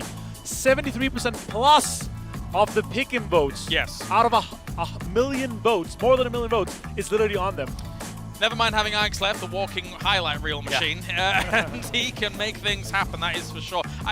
We said it whilst we were sat down kind of watching these games unfold and stuff like that. Even if these guys aren't necessarily hitting their rotations, we know that their fighting potential is off the charts. It is, and I also am willing to bet that last night social media wasn't so kind to them. They have very dedicated fans, and after their performance yesterday, I'm sure they got all kinds of encouragement. Another team that's getting encouragement, Thailand, has been showing up today. They've been getting their time, they've been getting their kills, and they've been getting some points from Martin. Yeah, like a little rear-wheel drive car, you know, they're slow off the line to get things going, but once they get that momentum moving, Thailand here with the home crowd advantage, Martin, you know, they're getting some stuff done. My most expensive player had a fantastic run in this game. He managed to get a multiple, 3 or 4 knocks. Yes. Managed to get 2 frags onto China. I'm okay with it. If they're able to continue to evolve here, and the rest of the guys are not trolling me, I'll be fine. It's also important to remember for everyone at home that this is the first time they played together. Belmoth was a late ad because Pushus couldn't make it. True. And the reality is they're finding their tracks. 53% of the frags is from Nerns. My pick from Team Thailand. All right, it's a good pick. Yeah. It is a good pick. His prize was good because his performance in PCS6 APAC was out of the charts. Literally the best player there. Him and Flash, they trade dominating. I had so much trust in them, especially here for the home turf advantage. And maybe if they step it up, they're able to grab the trophy. All right, well, thank you very much, gentlemen. It's now time to go into another game. We are changing things up. Erangel is on the way. Let's take to the plane and let's drop over by the casters. All right, thank you very much, Kay Laris. I'm Paper Thin, and joining me is Matchroom Matt. First of all, it's been a long time, my friend, since we have seen each other since we've been in person together. I know what it was. GLL, the last Season LAN. 4, yeah. This was the pairing that we had right before COVID kicked off. So great to be back with you and moving into Erangel, which has been very, very good to United Kingdom so far, and where we've been seeing Brazil have some problems. Brazil is definitely being favored on those Miramar maps, so let's see if the trend continues, or maybe Brazil just having phenomenal momentum coming into this is going to turn things up. Yeah, exactly. I mean, when I was talking to the UK team yesterday after the matches, that was kind of their sort of takeaway from yesterday was just, well, we played really good on Erangel, but we didn't play well in Miramar, and today's kind of the same thing. So, yeah, it almost feels like now if UK is really going to push for the championship, that it has to start here on Erangel today again. I mean, okay, at the end of the day, we're going to be 50% of the way through, and yes, Brazil is getting a lead. But that doesn't mean the fact that these other teams still don't have a chance. We've been seeing the fact that teams can still surmount these odds. But the longer and longer you wait to find out what's going on, it means the fact that you're just going to have to chase so much more. And especially, Brazil isn't pumping the brakes at all. These guys know the fact that they're finding their successes and are not afraid to continue to push the boundaries of what they can do. Yeah, I like what you're saying, because I think in the history of PUBG Esports now, we've seen it where a team will come out to a pretty big lead for the first half of the tournament and then kind of falter through the rest of it. Somebody else will step up and take things over. Now, right now, Brazil is putting a lot of points on the board. They're giving themselves a good place to start. We're going up to the Northeast, so hey, good news here. New circle! Stolber circles! Maybe we'll get a Stolber circle. We'll have to see. I'm the only person that probably wants that one. Yasnaya. No, I do too. We haven't seen a Yasnaya Mad Max rush into the buildings in quite a while. You're right. We haven't seen, we haven't had a really good, I mean, we had sort of a city finish yesterday on El Pozo. It was like on the edge. It was, for all intents and purposes, a city finish, but, we haven't had one quite like that Los Leones game at PNC 2019 that you and I were casting, Matt, and, I wouldn't mind one. Let me put it that way. I got to say, I'm starting to feel whenever we move into big events, we're going to see a new Brazilian player pop off in some way. Remember, back in PGIS, it was Sparking who made a massive name for himself inside of that. We're looking at PGC, the performance overall from their teams and how they managed to move forward. And now we're seeing Haven come in and have a phenomenal performance of his own. It seems like continually we're starting to see a lot of superstars come out of Brazil. There's tons of talent there. I mean, with Sparking kind of leading the way as sort of a leader this event mentally and not just in game but also out of game. I can see him. He's always bigging up his players. He's giving them words of confidence. He's having fun. When I bump into him in the team in the halls outside, he's just joking around. They're having a good time. So all the right mentality is here for the team. Now they just need to follow through for the rest of the event. Now the question comes into play, Vietnam. These guys have been a little all over the place. But that being said, they're very fun to watch. These guys have a very good awareness of what their win conditions are, and when they need to pounce, the problem is just finding a way to get into positions. Rotations have not been friendly to them. Yeah, at times it seems like they haven't quite figured out how the lobby is maneuvering and the timings and things like that. So for the Vietnam team, again, I'm telling you, these guys are so good, top to bottom. I love watching them in APAC. Clories in particular has just a sixth sense on how to kind of stay alive, get into the late game, get extra points for his team if things go sideways early. So they've got good fallback plans behind, early stumbles. Now we'll see if today they can continue to right the ship a bit. They've had a decent day so far, of course, up there in 5th place with 60 points. It's a team that I think a lot of people are sleeping on, and personally, I had them definitely finishing top 8, and I thought for sure top 5 was possible. I know a lot of people are sleeping on USA right now, including themselves, not having the best of turnout today. I know a lot of people are having expectations for them, myself. But we have seen signs of life coming from them, with the exception of, Vietnam dropping a grenade right back behind them on a game that they were playing very efficiently.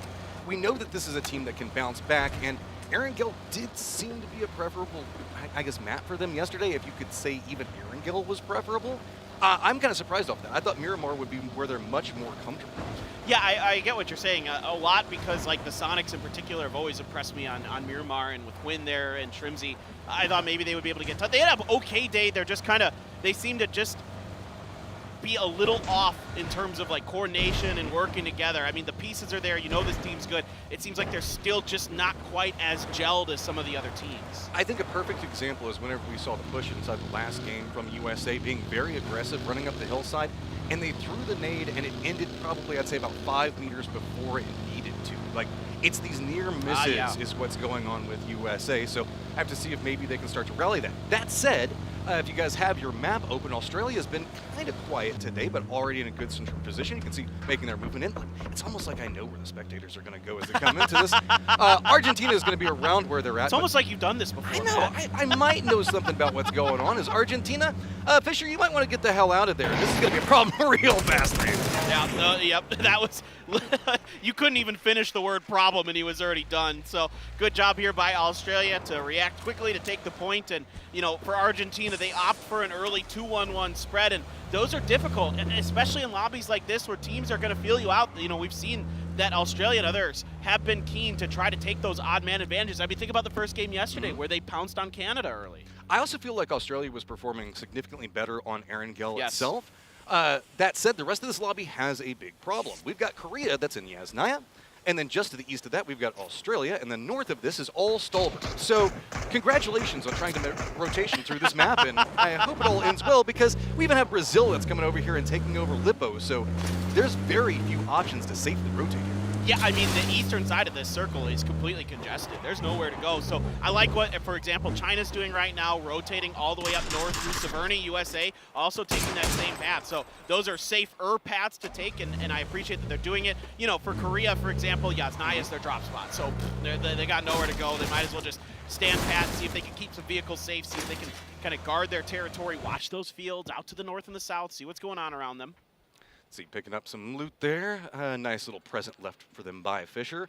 most of our rotations are starting to finish out, and you can see what's going on in Yasnaya right now, as we do have Japan that's managed to make a foothold in this position as well. Almost everything else is pretty quiet. Other notables that we can talk about is China is up around Souvenir, and Finland is coming in around shooting range, not quite in the circle just yet. Our home team is going to be Thailand, also pretty far to the south. Almost everybody is in a comfortable position right now with very few moving factors going on. You can see, I guess Loki was just a little bored, saying that, I don't make his own fireworks. That's what you gotta do sometimes. You know, it's probably one of those things where he's just like, oh, I don't want to mess with this.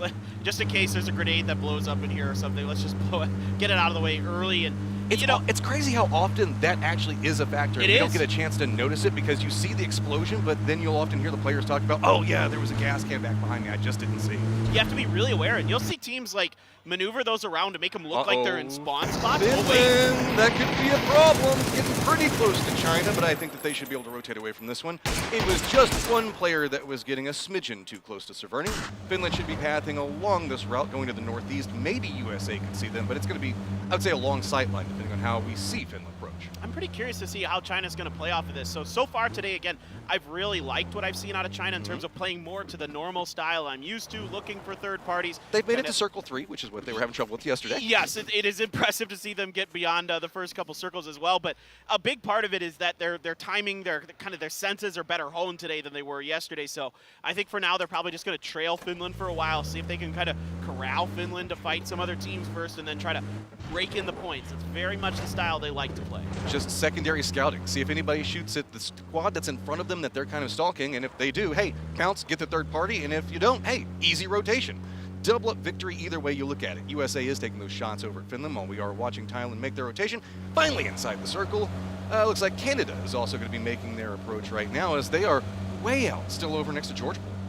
Yeah, Canada's been having a tough time for sure. I mean, this is still, I think, a team that can surprise you throughout the rest of this event. We're not even halfway done. We'll be halfway done by the end of the day today, but I think there's just a lot of potential, a lot of smart players. Yeah, it hurts to lose Adam, no doubt about it, for the day. I hope he gets better soon, of course, but it's still like, Shinboy, Keenan, those guys, they're really, really smart. They're really talented players. And, I think if they just find a little bit of success, they can kind of reset mentally, refocus, and kind of propel to really good results. I mean, Adam's been having himself a phenomenal performance across what he's been working in. It is a shame about the food poisoning, but you're trading one Dodano for another one, and these are some historic players and coaches. Brothers. I mean, they're going to play. They can fill a similar slot, to say the least, with what we see going on. Thailand does have some targets that are moving in front of them, and that's going to be UK, but UK is just going to make their way over to the east. Australia and Tiggleton are going to take some shots at them as well, but that's really about it. UK's Michael also has a spot that they've already held down to the east of what's going on around Mansion, so really we're just seeing the rotation migration kind of happen right now as everybody's kind of feeling out what's going on. And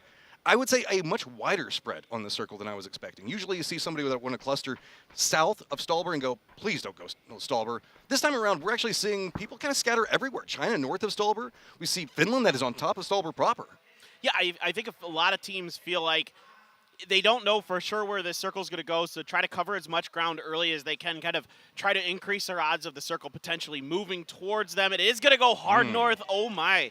This is one of the least likely options that this circle could have done. I got to say it. This is going to be a crappy rotation for everybody. We've got the lake that's coming in over here that's going to be cutting out the area around Yasnaya. Stolber itself just denies everything. So you've got to do a wide wrap to the south and to the east to come back around Rajak, or go all the way around the north, or just brave gunning it by Korea that's going to be holding that choke point. Yeah, please, I'll pass on that. No thanks. Yeah, right. I mean, just buckle up, because I think we might be having some early fighting here on these rotations.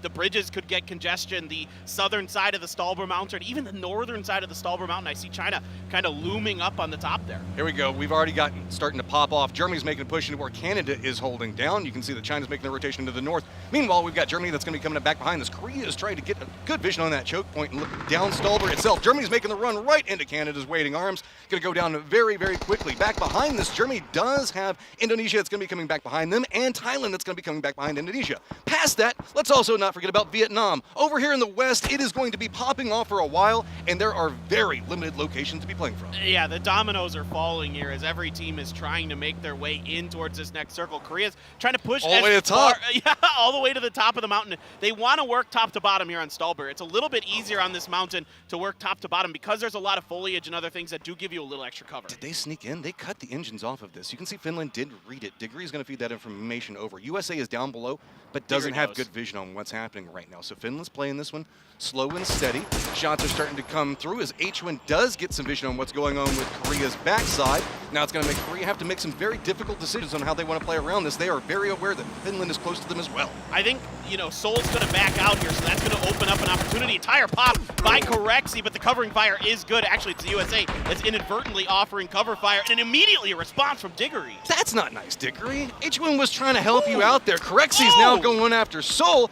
This is a problem for everybody down below them as high ground is popping off, and Finland's Mixi also making a rotation around this to find himself a very good angle onto USA. Well, Finland has a great spread here, and they're hitting some great shots to back it up, and that's going to be a lot of damage done to these teams. Diggory, if that grenade is well-timed, well-cooked, it could be devastating, but Huynh just able to avoid it. He was so low there, Matt. Yeah, air burst goes off in front of him, but follow-up is going to hit, and there you go. Diggory's going to pick that up. H1's going to crawl down away from this one to see if he can get something. We do see the 2-2 split from USA being punished quite heavily, as now Shrimzy's going to go down. I wouldn't be surprised if we see USA only having 2 members after this one, because there is no way to regroup that one. Yeah, this is great work here by Finland to be proactive on their defensive position. They're going to find 2 or 3 kills along the way. Yeah, and Onyx has got one of his own so far, but really Finland just kind of obscuring their positions, waiting for Korea to come in. That kind of allows USA to come. It's a trap kickstart. Oh, he's thinking about the res, and yeah, look at this. Loki's already going for this one. I mean, Loki's been having himself some good offside plays and flank positionals coming up from Korea and opening up a lot of opportunities. See, some other teams coming in now as it's going to be Vietnam trying to navigate the Badlands just to the southwest of where Stolber is, and there's nowhere to go. Sparking just ran over Vard somewhere. I don't out even. in the blue, I think. Yeah, why was he even out there? That's I mean, there's a lot of teams kind of stuck up on that northeastern side. Keenan going to open up with a spray. Vietnam, a little bit of a response from the car, so that's going to send Keenan back up into the warehouse. Circle's going to shift away from the water a little bit earlier than it had to. This is going to be an interesting one, all considered. Korea still using that high ground to harass USA, and USA just cannot find any way to make this one work together. It does look like they did get that res. The trap wasn't too efficient, but Lash is already waiting for them. USA in a world of hurt. Kickstart, last one up, tries to pre-fire the side of it, does get Lash down, but now here come the reinforcements. He's too low, and it's going to be USA eliminated first. Well, let's see how aggressive Finland is going to get onto this, because that is a knock here onto Korea. And Onyx trying to rotate to cover his teammates. Meanwhile, up on the north side of the circle, Brazil has China looming up ahead. Finland also saw this firefight and is moving down this hillside. They've got Taipei that's going to be back behind them, so they're being forced into this position. I don't know if they're going to run all the way down to where we see Korea playing from, but Argentina might just going to crash right into these rocks, and it's starting to get real compressed along this hillside. Hey, look, free US. Like, congrats. Like, there's all these cars here, and look at them. They have to check every rock at every corner because, when cars are there, you suspect that there's going to be players there as well, and actually it turns out that all of Korea has already backed out of this position to kind of move into that spot they took from the USA. And I'm pretty impressed that Argentina has all 3 members alive. They were so spread out early. They lost one to Australia, but since then they've been able to regroup. I'd be careful with that because they do have Australia that's coming up back behind them right now. Maybe I'm speaking too soon. Just a touch. I know USA is also going to be kicking themselves. This is a very strong position with their 2-2 split that they had a second ago. That's we might be seeing this be a key factor now that Korea's managed to take it from them. Other moving factors right now is we do have Japan that might make a move, and what do we got going on over there? Well, there's a fight brewing one way or another here. As see, you're such an analyst. You're caught up in the action. I'm trying to figure out what's going on in the pit. Yeah, was there like a date kind of thing going on there? I think was so, there like a kiss cam kind of thing? Like somebody got caught. Somebody's supposed to be at somewhere else. All right, ooh, good grenade there from Michael. Fine sparking. So early damage done to Brazil here, man. Oh, and Michael's got just such a sneaky position over here. Brazil still looking up the hillside. I don't think it's been spotted. I think finally they should be able to source that, and that is just landing right on top of him. Vex got a beautiful angle on the side of it. LFB is going to be down. Haven, though, trying to get some more out of it, does take down Vex, and again, Haven being a star performer for Brazil. Can he hold it up as Michael is running into this one? It smokes down vision minimal as both teams are trying to survive right here on the edge of the zone.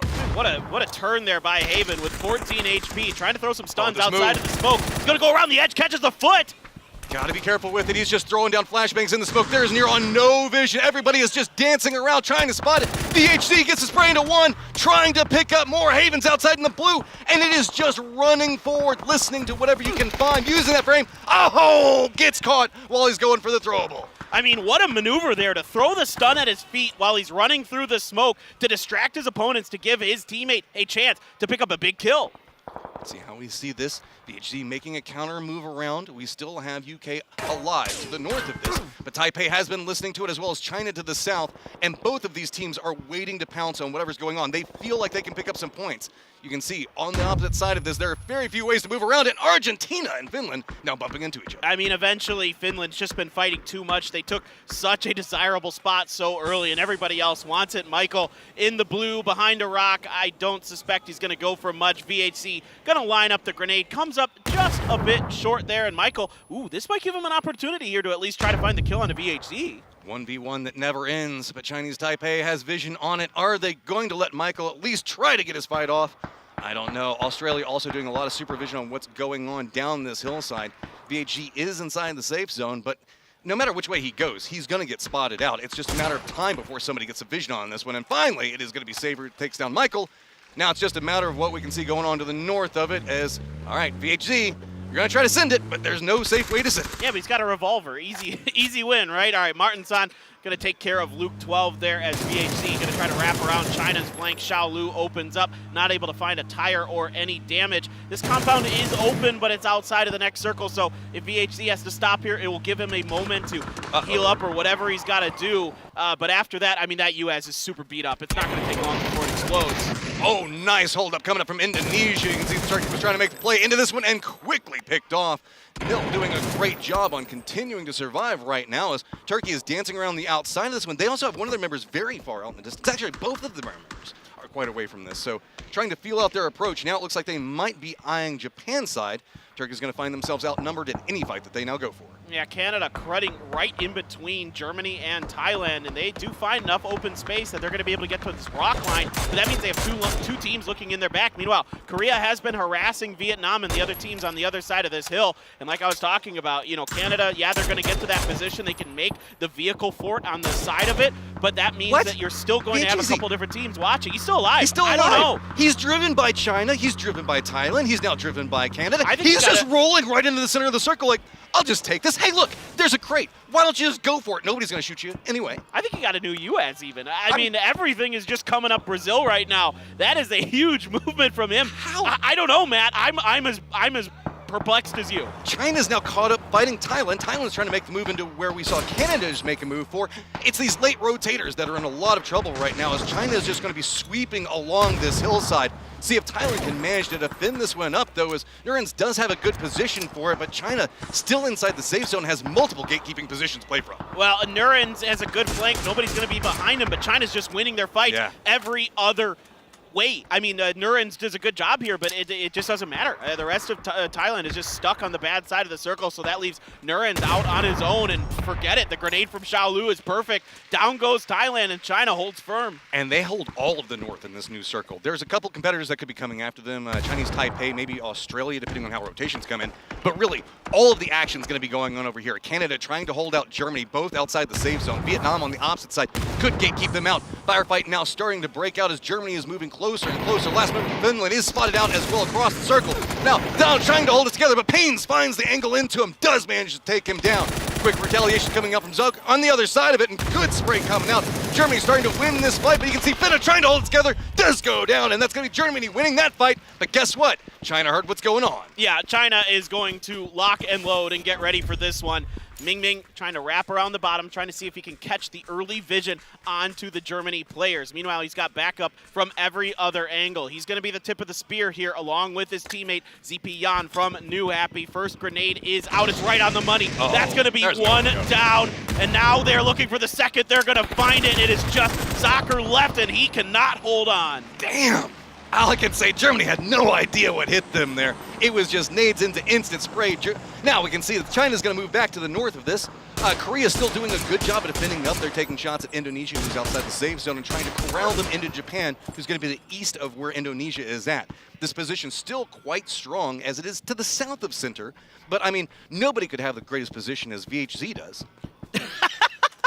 That's actually true. I mean, he has a great position right now by gift of everyone else fighting. I mean, Tiggleton, that shouldn't surprise anybody. That's just a filthy spray there to take down Yan Lee. The last one left for Australia. Going to have enough time to go for the year. Now, Mao, you're at Rush, of course, knows exactly where Tiggleton is, more or less. And that grenade decent. The follow-up has to be better. Tiggleton, the last one upcoming in, looks down Hillside, does take that one up. Easy for Tig, all considered.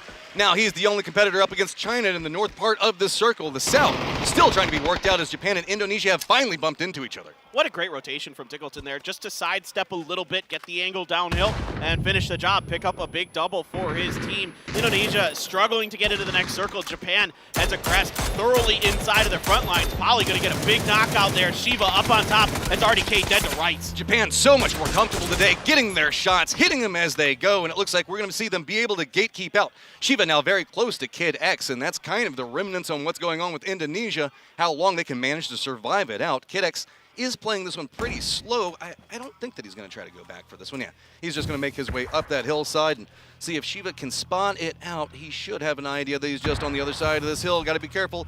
Now he knows what's going on, looks down through it, gets the shots in, and that was quick. That was pretty good. Over the top here is Korea, though, being very active around this hillside, trying to keep the other teams backed off as much as they can. A little bit of damage done to Shiva, but he's able to prone enough, and Korea has to back off for the moment. But you're right, Matt. I think Japan's been playing the best I've ever seen them. Kane's got an AWM now as well, so I really want to see a big performance here from this Japanese team. I mean, look, Japan up in 9th, making a massive statement for themselves. I love to see this. This is a region that doesn't always get a lot of love, so seeing them come up and step up for themselves is a phenomenal thing. Tiggleton, though, now has his eyes set down on them.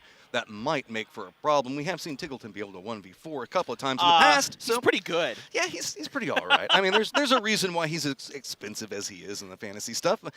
Now let's see how that's going to play out. Slow and steady wins the race for Tiggleton right now as he is eyeing what's going on. Vietnam right on the edge. You can see perfectly content just to hang out here, wants nothing to do with what's happening with Korea. I mean, the thing for Tiggleton right now is Japan's pretty spread out, so if he can isolate those fights, he can absolutely do a lot of damage. Now, Luna is going to be coming down the hill, and Tiggleton is going to have a brief moment here. We can actually go Kane, the headshot with the AWM. You win a 1v1 versus Tiggleton, and that's going to feel good. Japan now has control of so much of the eastern part of the circle. Korea has been dancing out and around this, but not assaulting the upper sections of this hillside. Really, everybody's got a comfortable spot to play now except for Vietnam. Yeah, actually, Vietnam's just kind of stuck prone on the side of this hill. China has been putting pressure on them. Korea's been putting pressure on them. So, you know, they kind of have to wait this out. It's going to be about just sniffing out a perfect timing. And with teams like China and Korea there, that's so difficult. They're so disciplined. They're so smart. You know, they know that Vietnam is stuck in a bad position, and they're absolutely going to try to punish them for it. I also got to point out here that Kane still had like 6 frag grenades left. So, dude, Japan can really find some value here if they have to, like, say, fight Korea, try to take Korea out of that house. That means they have a lot of utility to displace the teams. And how vertical this section of the circle is, I mean, having nades out, you can just do so much damage from such a safer position. It looks like China might have an idea on what's going on with Vietnam. Nades thrown out, looks like it even curved down the hillside. That's one down, spots out the other one, and that was quick and easy. Vietnam now out, and China still in firm control over half of the circle. China's got control of this game. Unless there's a double hard shift towards Korea's compound, they really should have this game more or less wrapped up. I mean, with Xiao Lu there on the northern flank to make sure that that stays clear. Japan is going to try a bit of a split here right now as they continue to just completely encompass the southeastern edge of this circle. They're going to use this opportunity to heal up and get ready. Meanwhile, Korea, I mean, when you're in a situation like this, you have to kind of hunker down and wait it out. And, I mean, they're doing a good job on surviving, but it's a very dangerous place to play from. Getting some vision out, you can see Loki trying to get at least an idea on how people are rotating around them. Circle does pop, and Korea is still in it. Well, this is about the worst situation possible for China. They had everything in their hands, and now they're going to have a very different situation to work with. I think Lash just got popped in the chest with that AWM, by the way, and ZP has Shiva on the other side of this rock. He's being really diligent about this. This is really great by ZP. He got just enough of an angle. He saw over the hill briefly, didn't see anything. Okay, I'm just going to move back. You can tell what's going on with China. Lu is way to the north of this and already starting to move along the edge of the zone. I wouldn't be surprised if we just see them do a wide wrap around, maybe coming in on Japan instead of Korea. I like that. This is a very uphill battle that we could see China having to fight against, and instead use the information that they've already gotten on what's going on to the north, encircle what's happening with Korea instead of trying to assault up that hillside right into Korea's face. That's a problem because they don't have any information on that either. Yeah, I really like what you're saying. I mean, for China, it's just going to be, trying to take as much space as you can on that northern side, hide from Korea, maybe let Japan do some of the heavy lifting, let Kane pop some more people with that AWM. He's already been pretty hot with it. If he can do some more damage to Korea, beat up those vests. You can see Lash K's vest broken, and I guarantee it was from that AWM shot that we heard ring out earlier. Now, it's just everybody I think has about enough space that they can kind of wait this out, Matt. Everybody's playing for circle right now, and that's why we're not hyped, we're not screaming. Everybody's just trying to feel out what's going on. We are still in phase number 7, so we've got some time, and it's really about the information collection phase right now. You're trying to find out, okay, who's rotating where? We know how many people are up. Japan's Shiva takes some shots out, and just taking those shots reveals him, and China's also now going to know an idea on where Japan's forming up their defense. Yeah, exactly. And now they're going to have a pretty good idea of sort of the positioning that Korea's in, because they're going to understand the angles that Japan can see down into those houses as well. So, Kane there going to go fishing with his AWM, gets popped a few times by China, but is able to fully heal, no problem. Still has a full level, or pretty close to full level 3 helmet. The vest is pretty beat up, as you would expect at this point in the game, but all it takes is a couple really good shots with this gun, and it's a game changer. Right, playing it slow. Kane's got himself a good angle, but man, it is a scary angle to go from X-Lift, trying to get some damage in, and it's really just shots across a wide open area. Korea hears everything that's going on, but nothing connecting to really make anybody want to make any movements. This is a very wide open terrain to try to push across. Goes for it, doesn't connect. Even if you see a knock, it is going to be so scary to cross this distance for it. Trying to see if maybe you can get some damage on it, get some knocks. Maybe that could provide something, but it is so hazardous to move through the circle. Oh, just a bit late on that follow-up shot, but China has to make a move. They have to rotate as the circle is just sort of centered up. Kane here trying to line up, trying to find the timing, trying to find the angle. Loki is going to be able to see a bit of Xiaolu there, so we have to keep our eyes on that one. Everything's moving north. Now Korea can start to see what's going on. These shots now starting to connect. Loki's got some vision on what's happening. See if maybe he can hit the backside of what trying to pull out, but not going to get enough, and it's really just a peak battle all across the circle.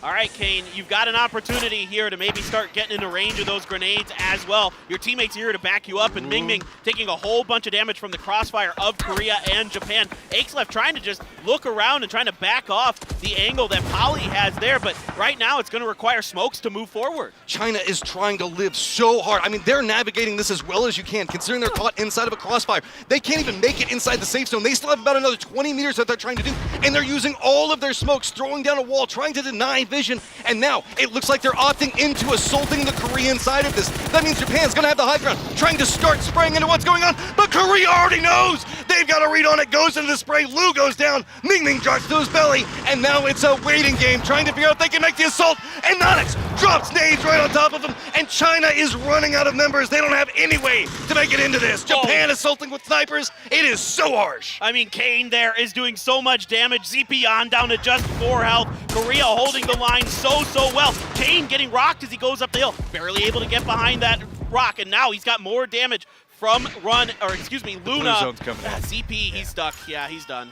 Nothing to do. Now Japan, very aware of where Korea is playing from, but Poly has made a sneaky little move. Very close. You can see Loki already aware of it. Circle is going to pop, and we're going to be moving into the center of everything. But guess what? Japan has a pretty decent inside track. I actually don't know. I think that Korea has a couple of terrain pieces that they can play to move forward, but it's going to be hard to jockey and see who has better center movement in this. And they know about Poly's position due to the fact that Poly was putting Crossfire down onto China. Yeah, he's just going to get instantly punished by Loki there as Loki trying to get out that door, but Kane still plenty of bullets inside of that AWM. And look at this, Loki's almost out of 5-5. I mean, problems are starting to abound. Korea knows that they need to make their move. Those snipers lined up for Japan, you can see, still trying to find something out of this one. Korea not certain if there's anybody inside the smokes, and you have to play it safe as you're moving forward into this one, but that does mean more utility that is being lost. Japan up on the top of it, getting a read on how Korea is assaulting this. Are the shots going to connect? Can they make this work? You know Japan wants it so bad. Korea, though, wanting to climb up. They know the fact that they're starting to assault the top of the leaderboard, and this could be an opportunity for them. But it's all going to come down to these couple of shots between them. And Onyx finally starting to make the run out. Are we going to see the shot connected to it? And it does! Follow-up connection, and now Japan has all the authority inside this fight, and Japan takes the win. Unbelievable. A battle of the PWS there at the end, and Japan is going to find their first win of the event, Matt.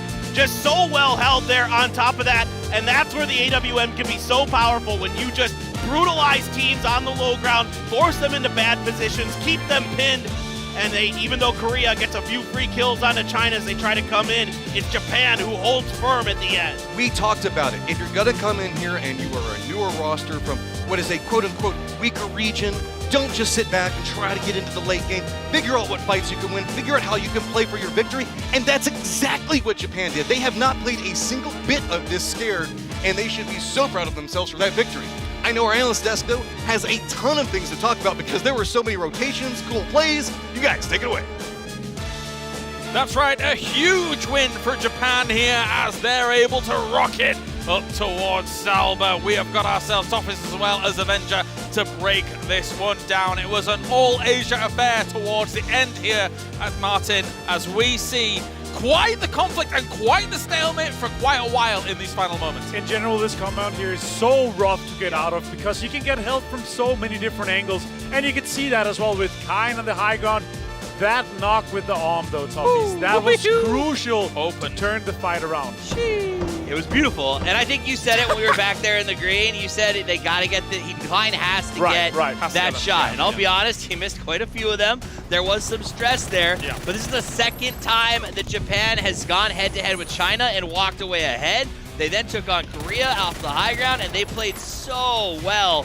And I think that's great for a team in a region that doesn't often get as much respect as I think they deserve. So this is going to be very big for them and their fans and their region. Especially when they found themselves in a lot of conflicts here on the side of Stalba. And that can get tricky, Martin. There's a lot of little crevices people kind of hide in there. But Japan played it well as all of these fights continued on. Stalba is literally one of the hardest areas to predict in terms of terrain, where to move, how to play, because it's rare we see circles there. And also, as you say, the amount of area that you can play small dips, small rocks that you have to play, and the map awareness that you need to be able to succeed is so crucial to take the win home. It was almost like we played 4 games of Miramar to a certain extent because of the playing with the up and down, the difference in height, the fact that you can hide anywhere, no buildings really outside of that little compound that Korea found.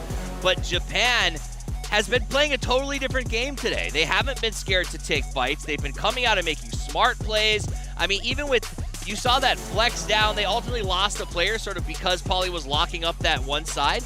But they're not scared to break off and play singles if they need to close down angles, and it looks good. No, definitely so. Very impressive stuff there, getting themselves some big points on the board alongside it all. But we got to talk about some of these other teams at the very end as well.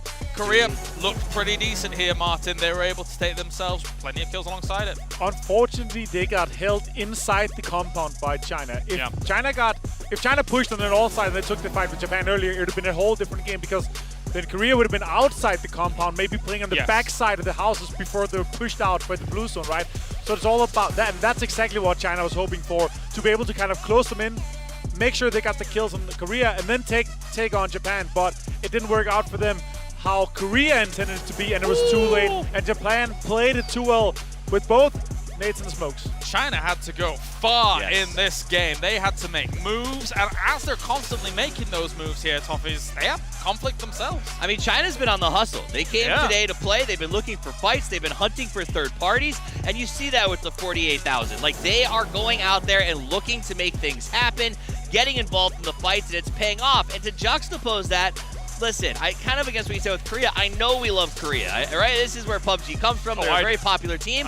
But this is another game where they've been locked in a compound yet again. I feel like they're playing a little too defensive for me. I think they're concerned after, you know, going down to 3, right? As soon as exactly. Yeah, that's exactly it.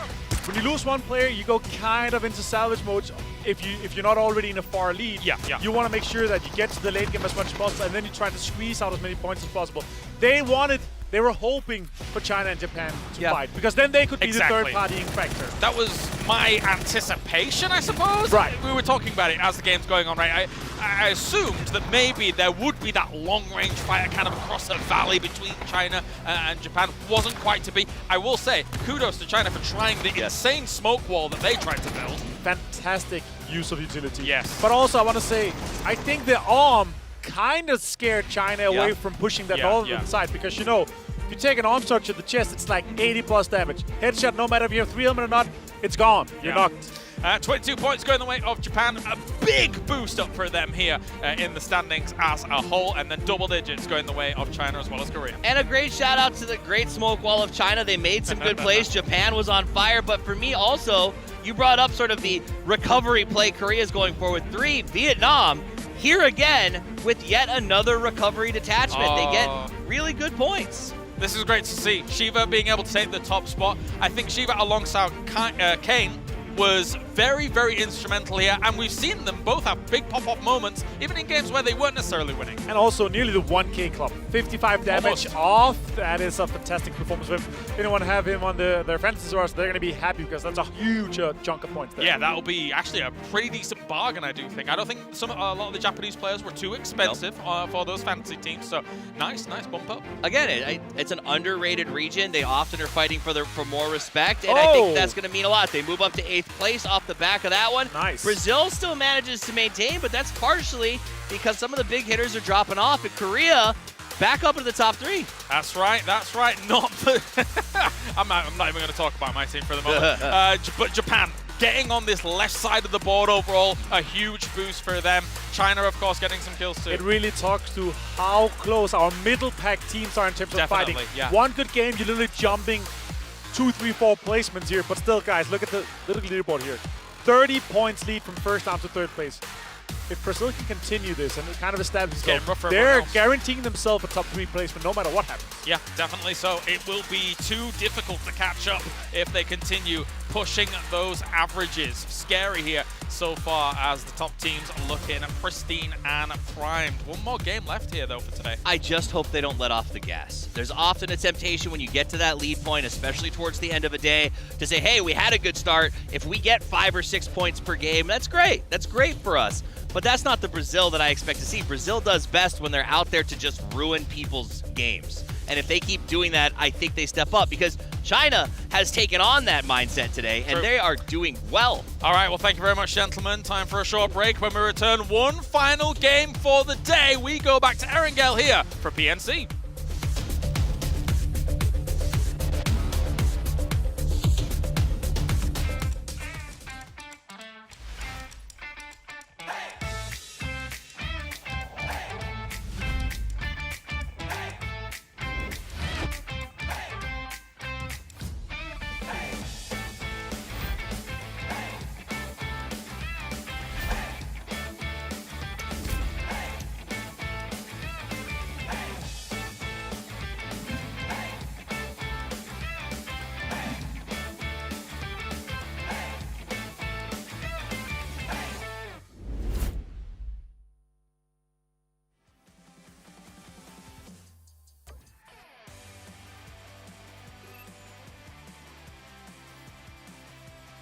PUBG ファンの皆様、どうもこんにちは。日本代表の森です。こんにちは。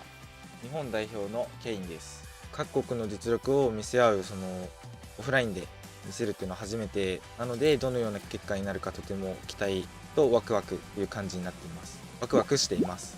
日本国内で今一番実力があるのがシェバー選手のオーダーなので、他のメンバーも精密なショットができて、とても心強いので、やはりその辺がうまく噛み合ってくるとかなり強いチームになるんじゃないかなと思います。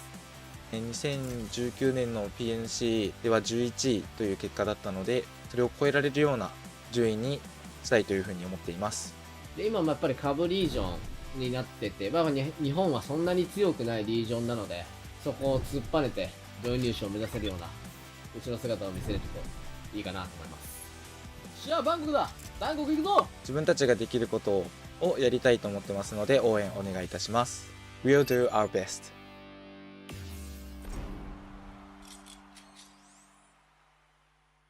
We know that for each second in esports, you are dedicated to winning. Over a decade, XL Series has evolved alongside with gamers. We strive to make every product detail perfect so that you can perform at your best. Elevate your skill and maximize your potential with the ultimate gaming monitor. Zowie. Strive for perfection. Focus on winning.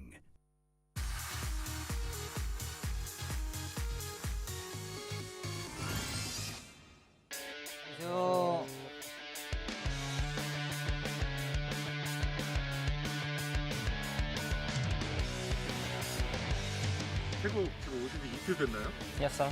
한국말로 해야지. 아니 저희는 원래 태국 살아요. 사리카. 자 가자.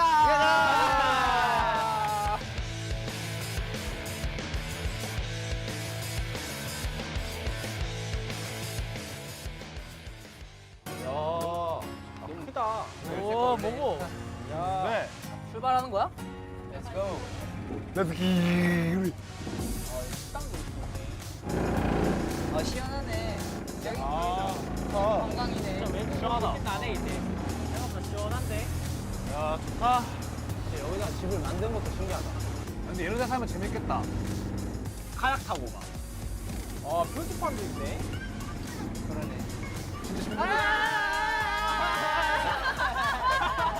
근데 나한테 웃어줬는데? 그러니까 이제 우리가 무슨 의미? 그릴라이트 돌아가 유턴. 옛날 산옥이네 여기. 옆에 것도 투스커드, 옆에 것도 투스커드. 8점. 팀이. 다다다다다다다다다. 다다다다다다다다. 우와, 아무다. 진짜 최고가. 저거. 뱀이네, 뱀. 뱀. 그 넓은 가게야 이제. 와. 야 여긴 좀 무서운데? 여기 뭔데? 와 여기 좀 많이 넓네. 와 좋다. 진짜 벗어? 도라이 뭐야? 좋은데. 와 엄청 크다. 저 정도면 비교하면 들어주겠는데? 그러니까. 야 비자 우승하게 해달라고. 우승하게 해주세요. 우승하게 해주세요. 우승하게 해주세요. 복근캅. 갑시다.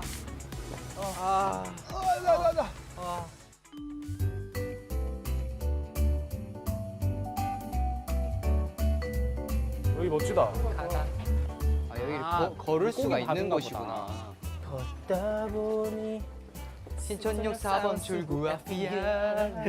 존나 많이 걸었는데? 와 씨. 이게 뭐야? 뭐야? 몇 스쿼드고 이거? 와 시작선이다. 수류탄 쿠킹해서 같이 던져낸다. 얘네 근데 위로 올라가고 싶은데 못 올라가는. 얘들 연어예요? 흐르는 강물을 진짜 거꾸로 흐르는 연어들을.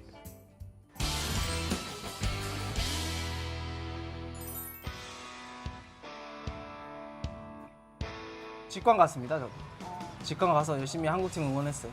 집에서 봤는데요, 저는. 아니, 언젠가 또 열리면 되고 싶다는 생각했죠. 저기 나도 있고 싶다 이 생각하면서 봤던 것 같아. 될 줄 알았어. 나도. 그때 우리 얘기했잖아. 레시랑 효울이. 나 얘기한 건데. 나 한 번 더 할 줄 알았어. 아, 진짜. 글쎄 외국에서 하는 거라서 다른 느낌인 것 같아. 한국이랑 좀. 홈그라운드가 아니고 다른 데서 하다 보니까 느낌이 좀 다른 것 같아. 물론 PCS에서 중국이 좀 강세를 계속 보이고 있는 건 맞는데 여기는 근데 중국이 딱 한 팀밖에 없잖아요. 충분히 저희가 여기서는 꺾을 수 있고 이번 계기를 삼아서 네이션스컵을 잡고 기세 타고 올라와 있어요.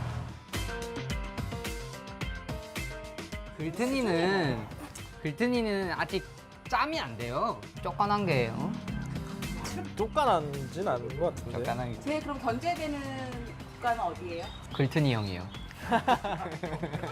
갑자기 형 됐어? 아니요, 괜히 심기 건드리면 안 될 것 같아서. 도발은 안 한다. 도발은 안 한다. 트래시 토크는 안 한다. 루크는 건드릴 만해. Hey Luke, be careful. I kill you. 발음이 죽여주네. 걱정해주는 것 같은데. 너 잡아가. 다 때려잡고 우승하겠습니다. 태극기 휘날리고 오겠습니다. 화이팅!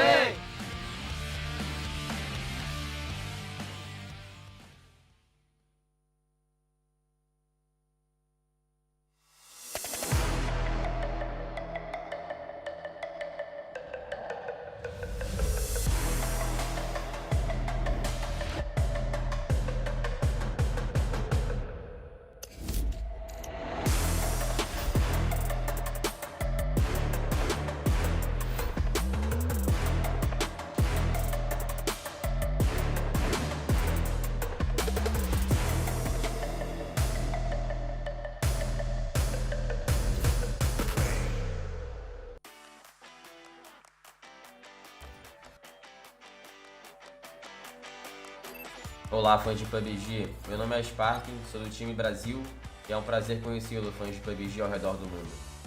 Participar de Mundial sempre foi um sonho e agora ainda mais participou de Mundial e representando o país, nossa senhora, é uma sensação indescritível. Eu já tive em 3 mundiais diferentes, mas esse aqui sempre foi meu maior objetivo, que era representar meu país, a minha bandeira, a minha seleção e representar o Brasil. Você não vai se arrepender de votar no Brasil. Um dia a gente pensou em ser inimigos, hoje não pensamos mais, estão todos no meu bar e eu sinto muito mais confiante, porque nossa equipe parece que se tornou a equipe mais forte do campeonato. Os 16 times que estão na Nations Cup, a maioria dos players nunca jogaram juntos, então acho que vai ter muito time sendo muito criativo, muito time fazendo coisas que nunca fizeram antes. Então esse campeonato tem tudo para ser um campeonato incrível e muito legal de assistir. Comparado com o desempenho da última Nation 2019, nós faríamos algo totalmente diferente da última vez. Bangkok! Eu tô indo pra Bangkok. O Brasil está indo pra Bangkok. Não vejo a hora de jogar Nations Cup na Tailândia. Olê, olê, olê, olá! É o Brasil que vai ganhar.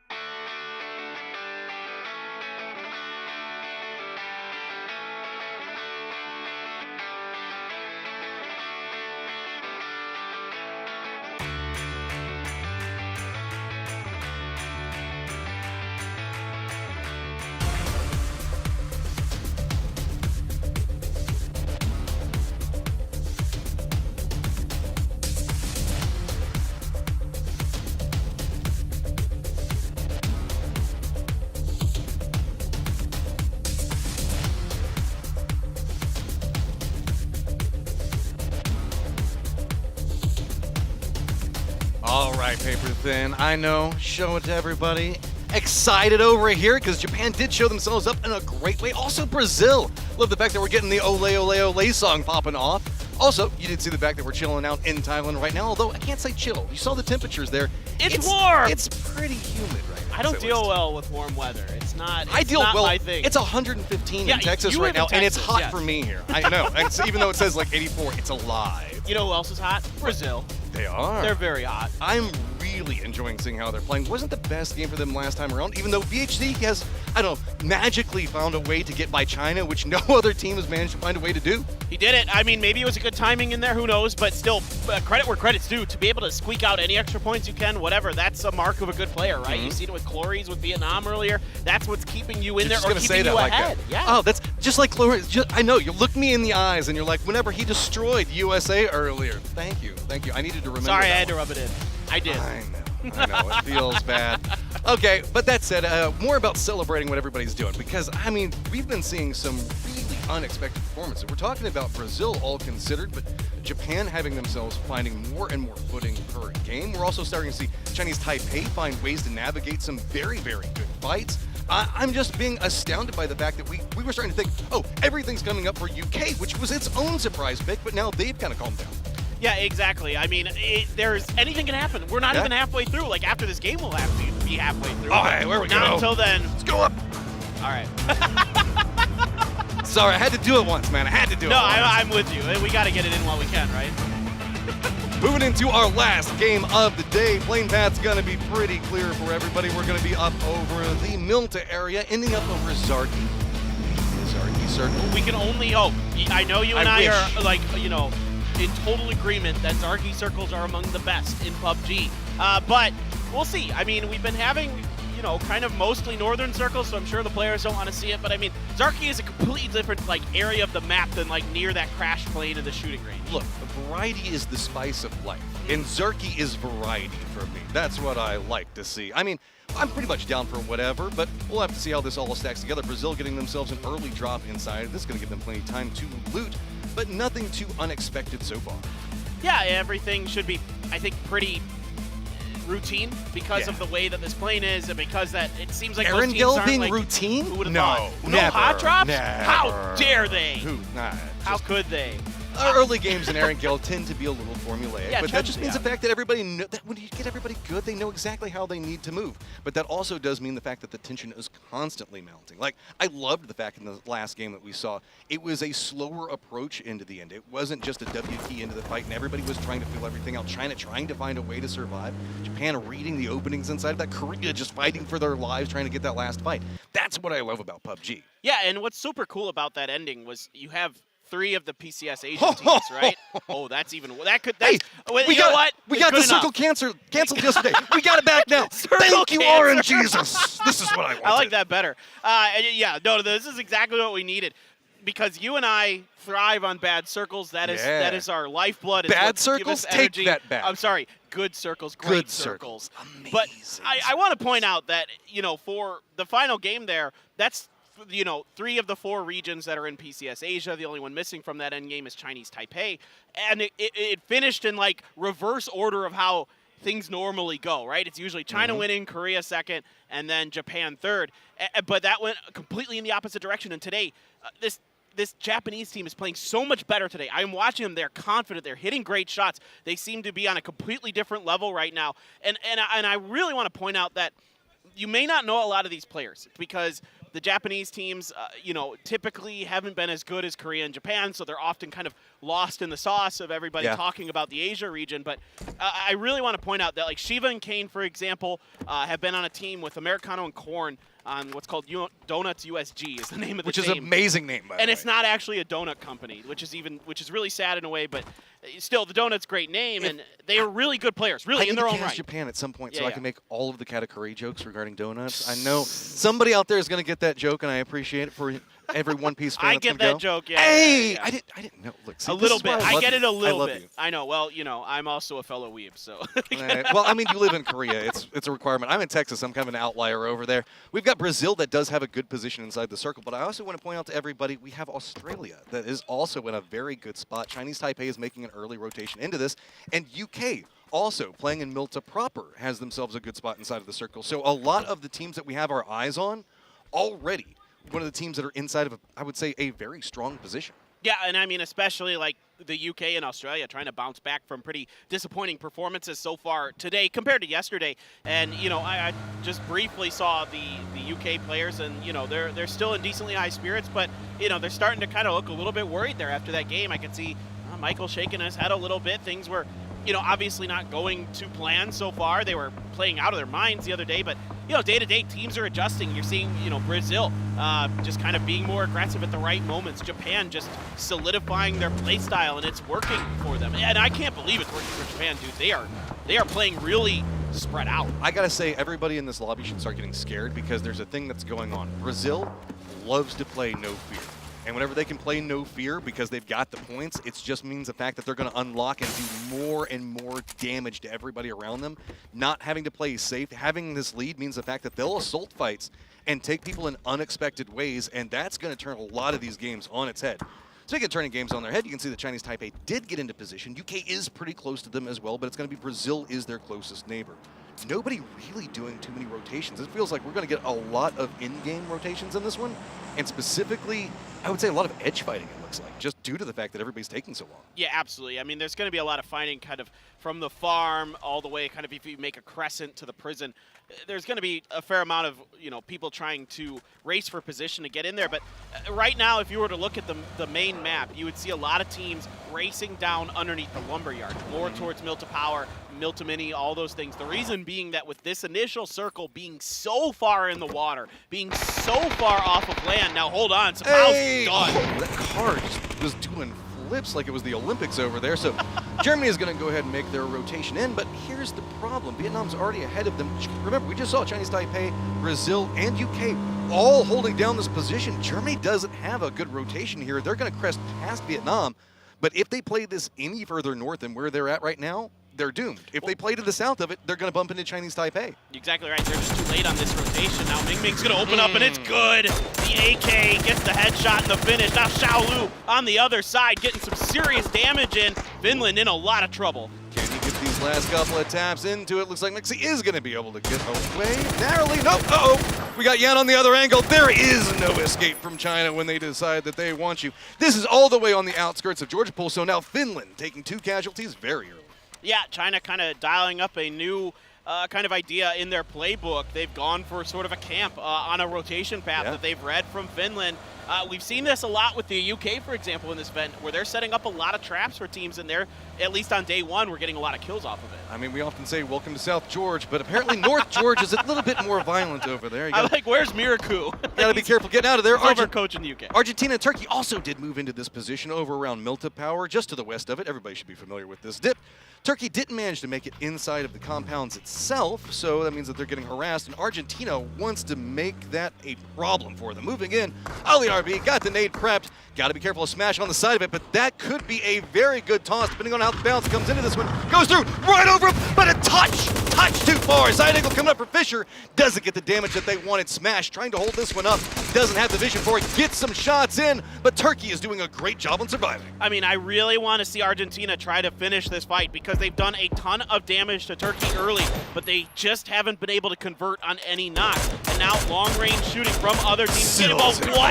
Martinson and Silzen hitting the drive-by shots. Now it's a response here from Smash, trying to get something done. Esky has gone down, but Argentina, that might not be a great spot. Silzen kind of had to stop. Smokes are out, so maybe he could survive for a bit longer. There's going to be some banter off of that one. Argentina pulling away with a drive-by fight over there right in the face of Brazil, so I'm going to have to keep an eye on that one as it goes. Fisher still keeping an eye on how the rotation is going to be moving around them, but Turkey's kind of pinned down as they do have Brazil off on one angle. Keep in mind, Australia is also right off in this position. You can see Germany, we were talking about this rotation, not going to be the friendliest for them as they're still struggling to try to find some way to go as Vietnam is coming up back behind them, but is also kind of wounded. Yeah, everybody knows that this circle is pretty likely to be more towards the Milta Mini area. Again, Germany late to this party. A good response, but Haisaki able to get far enough behind the hill that he's able to throw the grenade, let loose with it, but Payne's well aware of the situation, backs off. There's going to be 2 members of Chinese Taipei that are coming back behind this. They hear what's happening, and Germany is going to continue to have more woes as looks like Micah needs to be very, very careful. As in the distance, looks like they could be spotted out any moment now. Xavier's going to be coming into this one very, very quiet.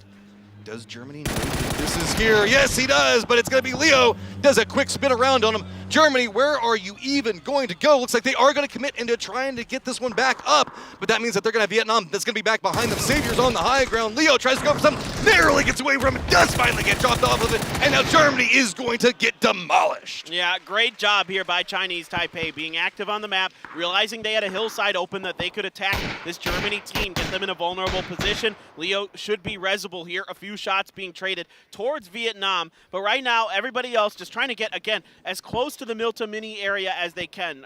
Somewhere in between Milta and Milta Power is very likely where the circle is going to end up, and the earlier you can get there, the better, because a lot of this area is flat, wide open stuff without much cover to work with. And makes for some very interesting injuries, specifically that area that's right between the Reds to the south. And, okay, let's see Jenko getting some shots in Indonesia at range there.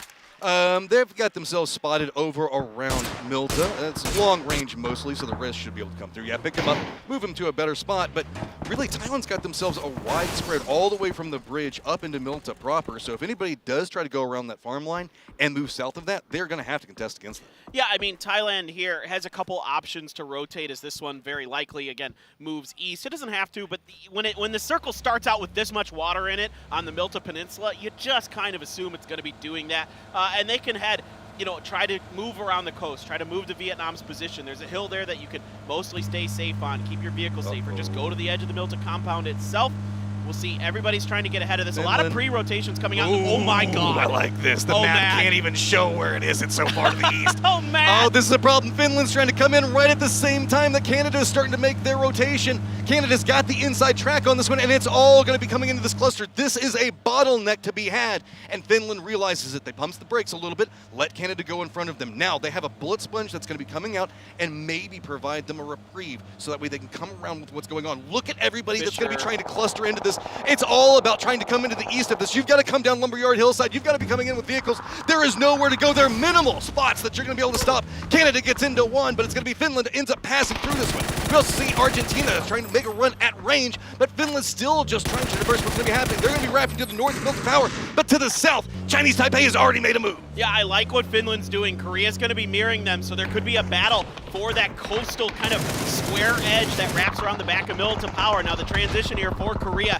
has Canada's sightlines firmly on top of them, but right now the shots aren't super great. Korea should be able to get up and over the hill, but they have Finland looming ahead. To the south of it, now we've got Vietnam and Indonesia. Indonesia's trying to run through, but Vietnam has a great position for them and just absolutely tearing them apart. Back behind this, it's going to be Thailand that's going to be trying to make a run through it, but Vietnam is very caught up in trying to get the shots into this one. Up to the north of it, it's still chaotic as Korea is now dealing with Japan just rolling through them. Yeah, getting a little revenge here for the last game. Korea's going to get at least 2. Nonix here's more cars, puts over the hill and gets another. 1 more to go, just Luna for Japan, but the Hood giving him just enough cover that he's going to be able to get away. There's nowhere to go, though. They've got Finland on one side, Argentina on the other. He's got to navigate this so carefully. He's got to stop somewhere in the first place he can find. Just try to get away. Finland has vision on it, but narrowly manages to get inside the building. I think stuff is starting to calm down. Nope, never mind. Never mind. China's coming in. We've got Thailand to the south. It's never-ending paper thin. Yeah, I mean, China here has a bad situation. They tried to kind of get some information on people cutting up ahead of them, but they really weren't able to get much as there was quite a bit of fighting, so safe paths weren't really able to be found. They're going to lose one on the backside as their star player aches left. The tires are popped as well. It's so hard to drive those. Getting over to the side of the fence, but how? Where are you going to go? It's you're just, I mean, you have a little bit of there's a little bit of a ledge on top of where they're going that you can hide at, but still, your vehicles are donezo. But, I mean, it's better than nothing. How did they run through Canada, Korea, Turkey, Argentina, Brazil, Chinese Taipei, and manage to survive? They should have been dead like 3 times over. Yeah, I mean, sometimes fortune favors the bold, or just, the fortune favors the fortunate. There. yeah, just able to get in there somehow, some way. So, we saw it with VHC earlier. Now China able to pull a little magic for themselves as Vietnam has Thailand completely camped out. So Thailand did kind of do what I was expecting them to kind of follow the coast on their way in. And they've got Vietnam at a numbers disadvantage, but so far this tournament, Vietnam has definitely been the better team. This is going to be very hard for Thailand. Nurens has been putting in some good work for his squad. Turkey goes for a peek that they're going to instantly regret, as this is a very close range fight. The circle is roughly, I don't know, half to a third of what it should be, and so that means the fact that it is just going to be clustered. Anything that is open is just going to eat up more space, so now it's time to clown car. Aisaki's going to go ahead and have his nade prepped, but it might be too far. Doesn't matter. Vietnam's already got the defensive wall lined up. Nade's going to be tossed over the side of that one. Doesn't connect, but man, this is a big problem. New Circle Pop still keeps in a huge section of that bay. So now it's just going to be more and more dead space, but most teams already safe. Yeah, I mean, Vietnam just doing a good job here, just thwarting Thailand's movement at every turn. Belmoth is going to get the knock on to Clory, so he's going to let loose with some utility of his own, but Molly is right next to his feet. Belmoth! He's getting help from Nil. It's actually Niall from Indonesia that's going to get the knock onto YM Cud, and Belmoth is going to get the finish. Do we have a 1v1 over here at the time? Thailand is very, very weak. No, okay, they got Janku up as well, so looks back, and Aisaki does want to make it into the 1v1, doesn't find the angle to work with off of that. He is revealed, but does have a path to make it inside the safe zone. Thailand, though, is still trying to regroup. They've got several down that they're trying to make sure that they keep an eye on. And Anonix is now finding themselves over here next to Finland, but I think that Finland's going to go ahead and let them pass by. This is just chaos, man. Everything's moving. I firmly recommend get the map open so that way you can track what's going on because it's everywhere. Yeah, absolutely. Get the map feed going because you're going to want to see what these teams are doing, how they're maneuvering, and Korea's going to opt to try to follow the coast, and Onyx was kind of leading the way around here on foot, and again, there's space around the edge where you can mostly hide and stay safe, all the way kind of to that bay you were talking about. Oh, Aisaki's one to go for it. Nope, never mind. I thought he was. He's camera baited me. Camera baited me. Well, he's going for something. I know. Sometimes those angles are tricky, man. I mean, I'm really impressed here that Thailand survived that fight. Got a little help from Niall, but really, a big moment for them. It looked like they were just going to get crushed by Vietnam, but, just enough, barely. Belmoth able to stay alive, and that gave them enough hope that they're able to find some footing here in this next circle. Meanwhile, Finland's opting to try to push their way through Milta Power proper, kind of hoping maybe that it's not super occupied, but when was the last time you saw 5 teams in Milta Power? Because we have Argentina, technically Japan, technically Finland. Maybe never. China and Chinese Taipei and Korea on the outskirts of it. Matt, So, I can't remember a time that I've seen this. not in a long time. The It's last been a time while. I saw something that was going to be this messy happening around Milta Power, Rumblers got fined. So this is going to be tricky for everybody, and I think that Korea is going to be a big beneficiary of this. This position there outside. I love this spot. If this continues to go to Milta Power, okay, it's going to be hard for everybody else. But if this moves away from Milta Power, Korea is going to be able to mop up a lot of kills here. You can see almost everything all the way to the west and to the southwest in this circle. You can't see Milta Power and what's north of you, really. I mean, you can kind of run to the hill edges, as you can see they're doing, and get an idea of what's happening on the edges of Milta Power, but that's it. But the circle's pretty likely to move either hard north or hard west. Well, I shouldn't say pretty likely. It pretty much has to, because it has to cut out as much water as possible as we go into phase 4. Water ratio, land ratio, whatever you want to call it, of course, going to be in place. So, but I like this spot because you can get a ton of information from it safely. Milta Factory or Small Power, whatever you want to call it, could be a key component inside this based off the way the circle shifts. There's also the hills that are going to be to the west and the southwest of that position that are very common endpoints for this circle. And yep, no surprise, goes right over there. So that means the fact that there is some of Milta Power proper still in play. We do have Thailand that's going to have to move, Indonesia's player is going to have to move, and Vietnam's player is going to have to move. But I think that most of the attention is going to be drawn into Milta Power's direction. Yeah, I mean, Milta Mini here for Brazil is defendable, but sometimes difficult. Oh, Luna gets one knock. Oh, he tries to free fire. Can't find the second. Diggory just a little bit better. 1 HP. Almost gets the 2v1. Turkey runs in, going for the stop right at the logs, but I mean, that's going to be in nade range. Got to be very careful of that one. Turkey already realizing that, going to hop out. And here come the quick assaults all around. Argentina already hopping inside of vehicles. They did leave 2 of their members back in the Wizard Tower, but the other 2 coming in. And Brazil is going to be holding down that center point, but there are too many targets to try to hold down. China already hopped in vehicles. They're going to be rolling right in between Chinese Taipei as well as Korea. It is going to be sheer on chaos, as I think that China is going to be crashing in very close to where we see that hillside, but Thailand has already moved, and it's going to be nowhere for China to stop at. Yeah, I thought China might try to take the bottom right corner of Milta Mini here. Oh, that's bad. But there's just too much action, and they're a little bit too scared. Meanwhile, Korea will see that. They're really going to flank this out. Yep, exactly. This beach is just kind of sloped enough that you're able to stay safe behind it. You're going to get the level 3 gear there for Seoul at the very least. Grenade here for Haven, going to be cooked, thrown out. Doesn't do too much damage, though, as the vehicle's kind of being shifted around by Argentina. They're trying to find some kind of foothold to get through this fence line. This is going to be very rough for Brazil because they can't even step out too far. They are going to get shot. Nice air bar is going to land right on top of Sills and Martinson.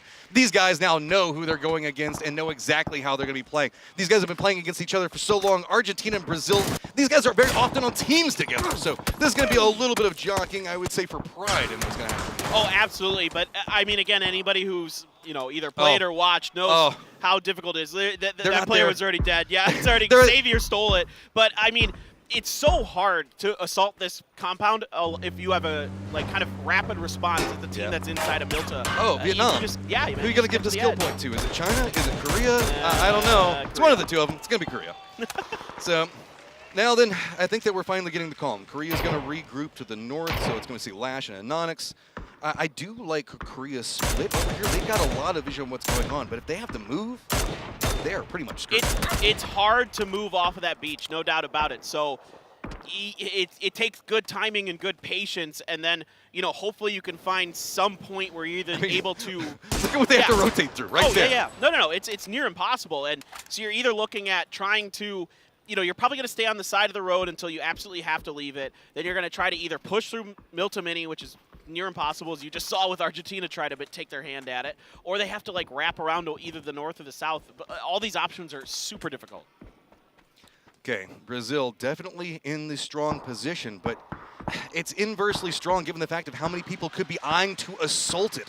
With this now said, the remnants of Argentina, Finland, and Canada are going to be looking to assault from the north. Korea is going to have to make their move, but UK, who has been very quiet today, does have a strong position to play in the south. Yeah, UK actually not in a terrible spot at all. I mean, they should have pretty free reign over that last hill that's in the southern tip of the circle. Xavier, they're going to find the knock on a page, so Finland's still trying to bully their way through Milta Power, and it has to happen now as Circle's left them, but with the full forces of Chinese Taipei barreling down on them, good luck. You got to give it to Finland. They are trying. They know that they want to climb the leaderboard, but very outnumbered at this stage. Well played coming out from them. Korea hears that firefight looking into it, and now Argentina Making a back rotation into this, hearing a firefight, thinking maybe they can third party. Problem is, there's no chance to. It's already finished out. It's going to be Finna now getting at range, taking some shots to them as well. And you can see this is going to be the nature of the beast for everybody that's trying to rotate in. Just vision, third, fourth, fifth party popping off. Yeah, exactly. Korea has to clear China out here. Look at how many smokes they have. I know. You just have to. But, I mean, Korea has to cut off the vision of the UK here to make this assault. Soul's taking a decent amount of damage. He's actually going to get knocked by Vex. That's huge. That's that level 3 gun, that level 3 gear that they had reached out to the beach to pick up earlier on the ground. Let's see if they can recover Soul. Oh, no. Korea's trying to fight their way through this one, but guess what? Chinese Taipei does hear this. I was afraid that they just might run through the smokes and just try to run them over. Instead, Chinese Taipei makes a run to factory itself. Korea finding some opportunities moving forward, and it looks like they're just going to roll right into it. Jumps out, bumps into one of them, goes for the shot, does go down. Can we see the rest of Korea try to capitalize off of this? It's going to be cover now provided for China. Okay, well now they got to follow up. They had to go for the res on his soul. He's just going to get re-knocked right away here by the UK. I know, they've got to find a timing to send it on to China. They're going to be going for the res, and they're probably going to get it. With the amount of time this is now taken, they are just trapped out here. The blue is going to be coming after them. Argentina is tailing it back behind this. Canada is trying to make their push into where we can see that Turkey's going to be defending, but Turkey has been doing a very good job at ruining the dreams of everybody from North America so far today. Yeah, that's a stun there. I thought it might be a frag. If it was, it could be pretty damaging to the side of Canada. They have to abandon Seoul, so probably transferring over whatever they could, but Ali has a great angle, and it's going to be actually VHCs from Brazil that gets a knock on the lash. Loki does survive, but Ali RV is behind him. Spots out what's going on, seeing if maybe he can connect. The blue does get enough of it, and he's going to take down Loki, as it's going to be Sparking that takes him down. And I think finally it's starting to settle down. Yeah, it's so difficult to push off of that beach. Is that a frag around the corner? It is. It doesn't get any finishes. They're so weak, and that's going to be good enough. Quetpa for Turkey going to finish off Canada. Turkey doing pretty well today. I mean, it's not the flashiest of flash, but they're doing a good job of realizing how to navigate what's going on around them. Brazil, though, still in a comfortable position, now getting far more uncomfortable by the second. Chinese Taipei is on the outside wall from them. The new circle pops, and Sparking's trying to defend up at range, but the rest of Brazil is having to move out and figure out what's going on. They do get 2 knocks on what's going on with Chinese Taipei, but now have a knock of their own thrown back at them, trying to find the angles for it. Haven cannot quite find the angle to work with, and he goes down as well. All right, Yan Li still rocking and rolling for Chinese Taipei. Just VHE and Sparking left as they've got China hot on their heels. They love this corner. I've seen the Chinese teams do this all the time where they're going to start splashing grenades in, up and over with the underhands to try to breach the walls. Ming realizing how he needs to go through this one, but Vehicle doing a good job on providing some cover for him to work with. China used the opportunity to sneak into this spot. So 3 teams all fighting for this one. Sparking did leave his high ground position, is now coming in to provide support to the rest of his team. This is going to be a very pivotal fight. Whoever manages to win this is going to have the easiest path into the next circle.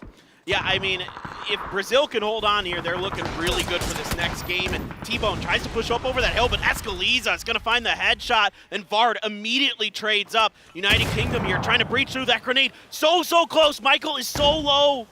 Junko and the rest of Thailand is trying to hold this, but I mean, he's the last member up. He's afraid to go for any form of res. He does have UK that's right next to him. The reinforcements for UK are coming in. He tries to step up and go for it, but does get dropped.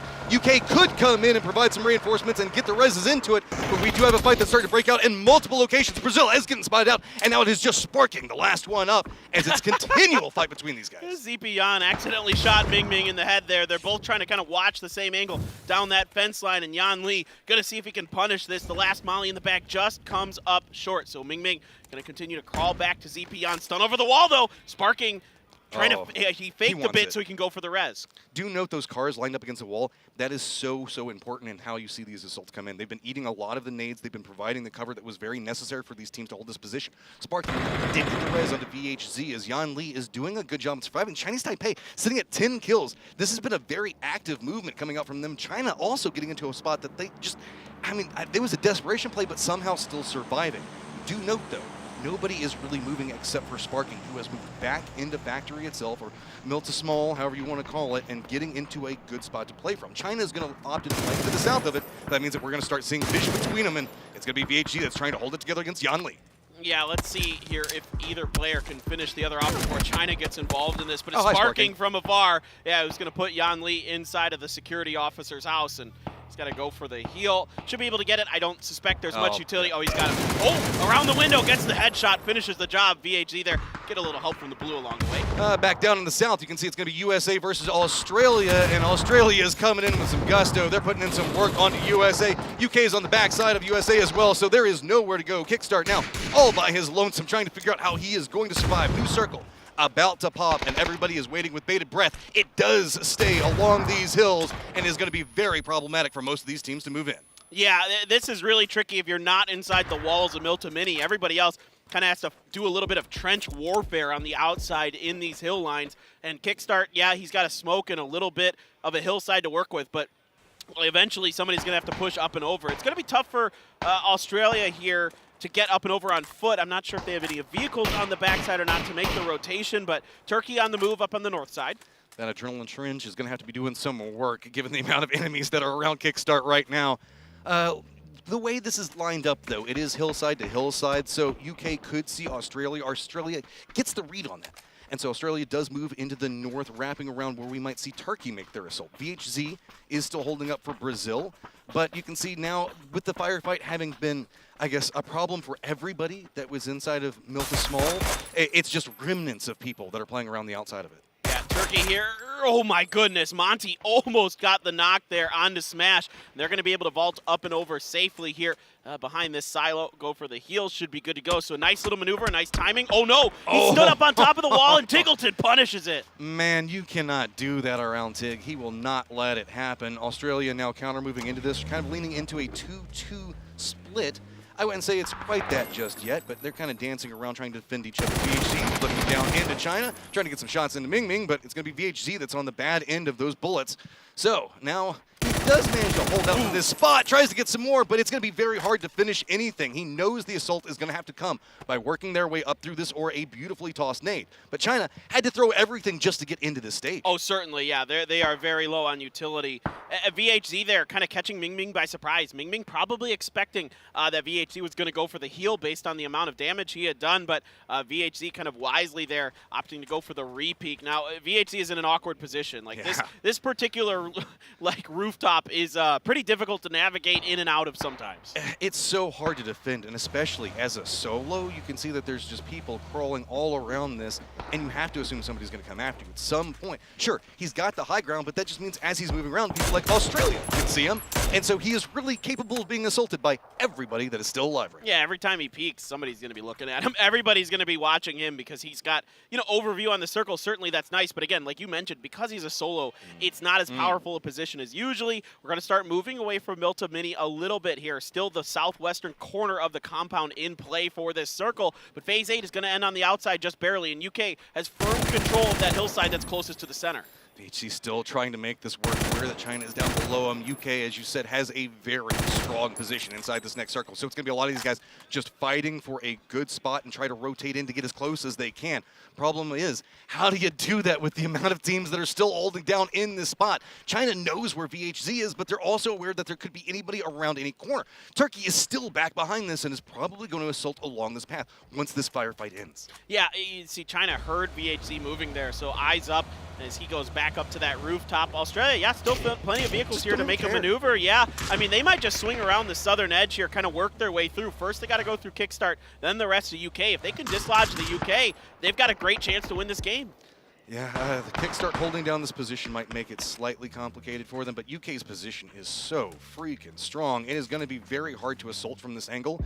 Really, it's the remnants over here that are going to have the best one, but hey, I guess if you're just driving around shooting whatever you want, you can come from any angle that you want to, right? Oh, totally. And the good news is like the rest of the teams are stuck fighting each other inside the compound, so you kind of have a one-way battle against UK if it wasn't for Kickstart.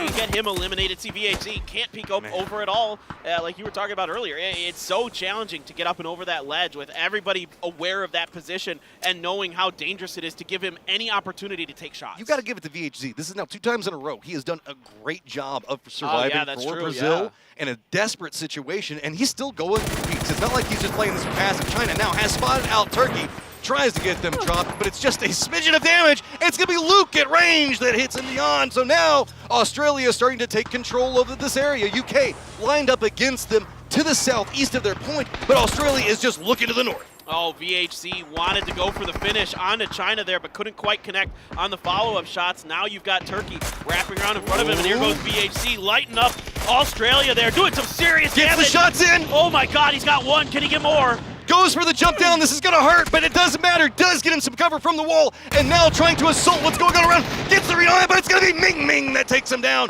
Now we're in R4. Ming Ming and Turkey still alive on one side, but Australia lining in, and UK has the beat on the center point for this. 1v1 on the outside to see who can be maybe the X factor in this next firefight. Yeah, how do you like trying to go up against one of the best players in the world? Kleppa gonna go down to Ming Ming. Ming Ming, the one-man army, but the volley's perfect!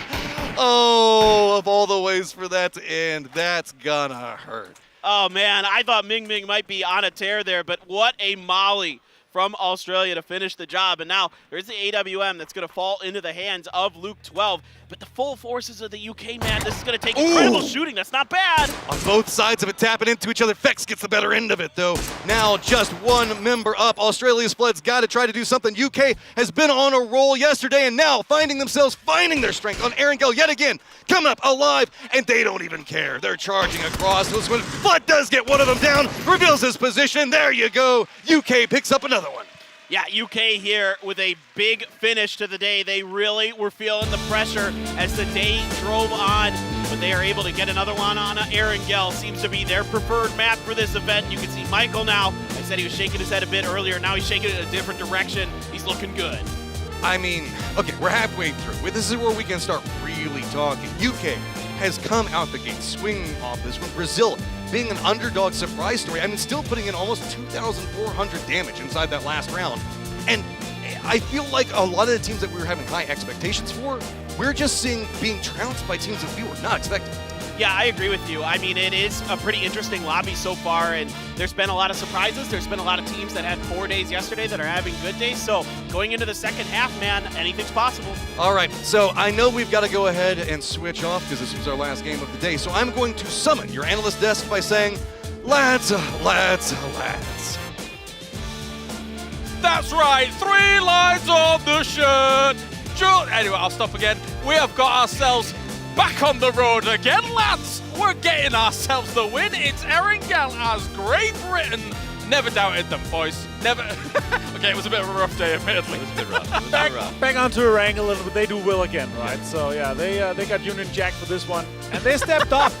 I will say this though, VOD in this game had an absolute performance. That was crazy how many of his engagements he won. I think we like to call that in the UK a banger, Toffees. Right. I mean, listen, yesterday the Erangel circles were wild, UK does well. This circle was wild, UK does well. You're not wrong.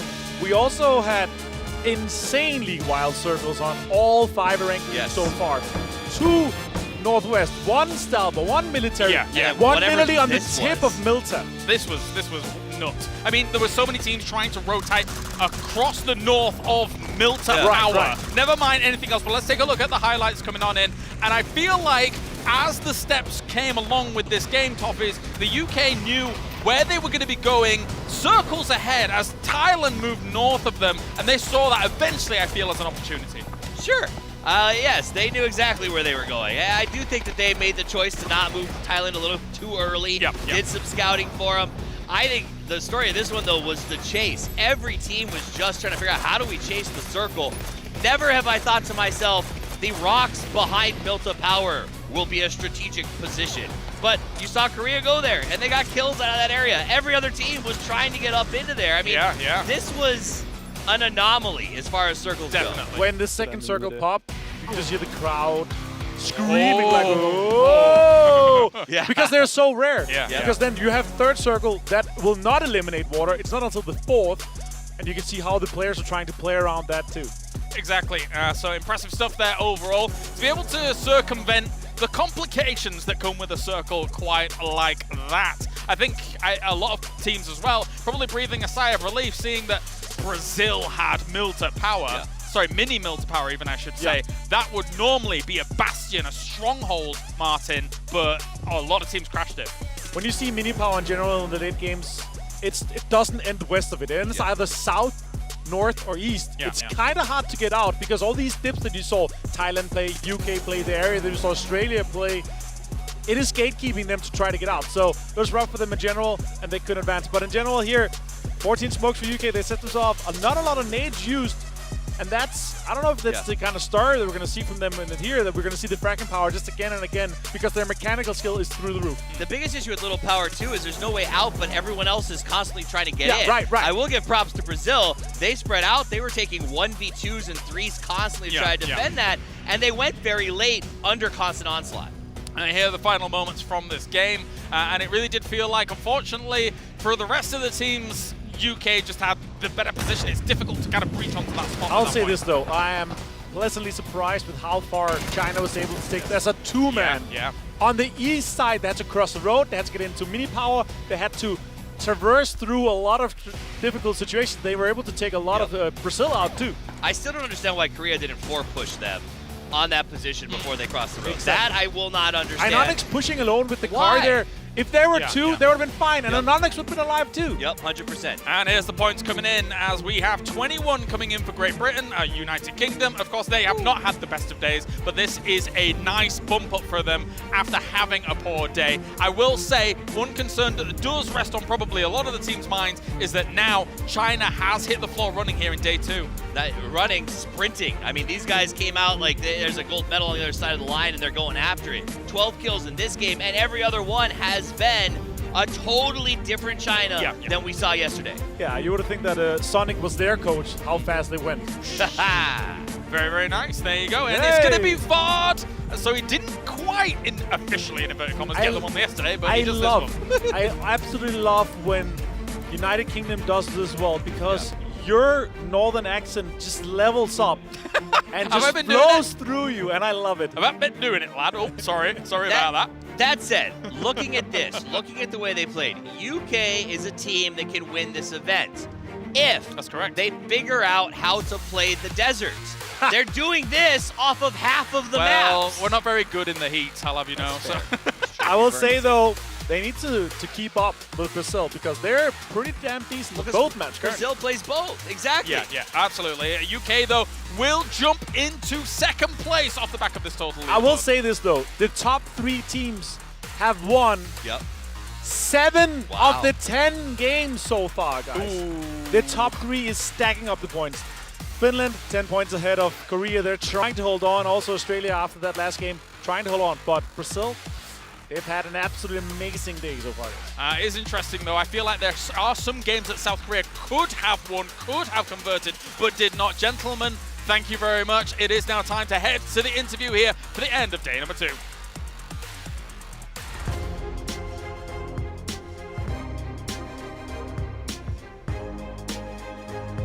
โอ้โห เอาละค่ะ และสำหรับในวันที่ 2 นี้นะคะ สุดยอดมากๆตื่นเต้นสุดๆกันไปเลยนะคะต้องบอกว่าสำหรับการแข่งขันในวันนี้ดุเดือดเผ็ดมันกันจริงๆค่ะแล้วก็ที่สำคัญเลยนะคะกับทีมที่สามารถทำคะแนนได้สูงสุดนั่นก็คือบราซิ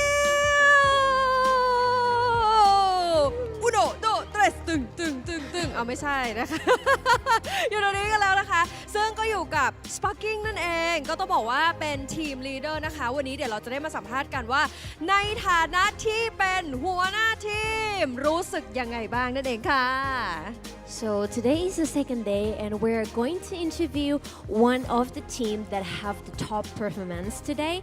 So as a leader, how do you feel since your team won the first place of the day? I'm not an EGL from like 2 years ago.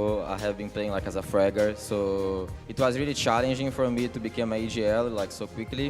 But I'm really proud of my teammates. They have been sending mechanic. They have been fragging a lot, and I'm really confident about my calls. Yeah, I'm so proud of them.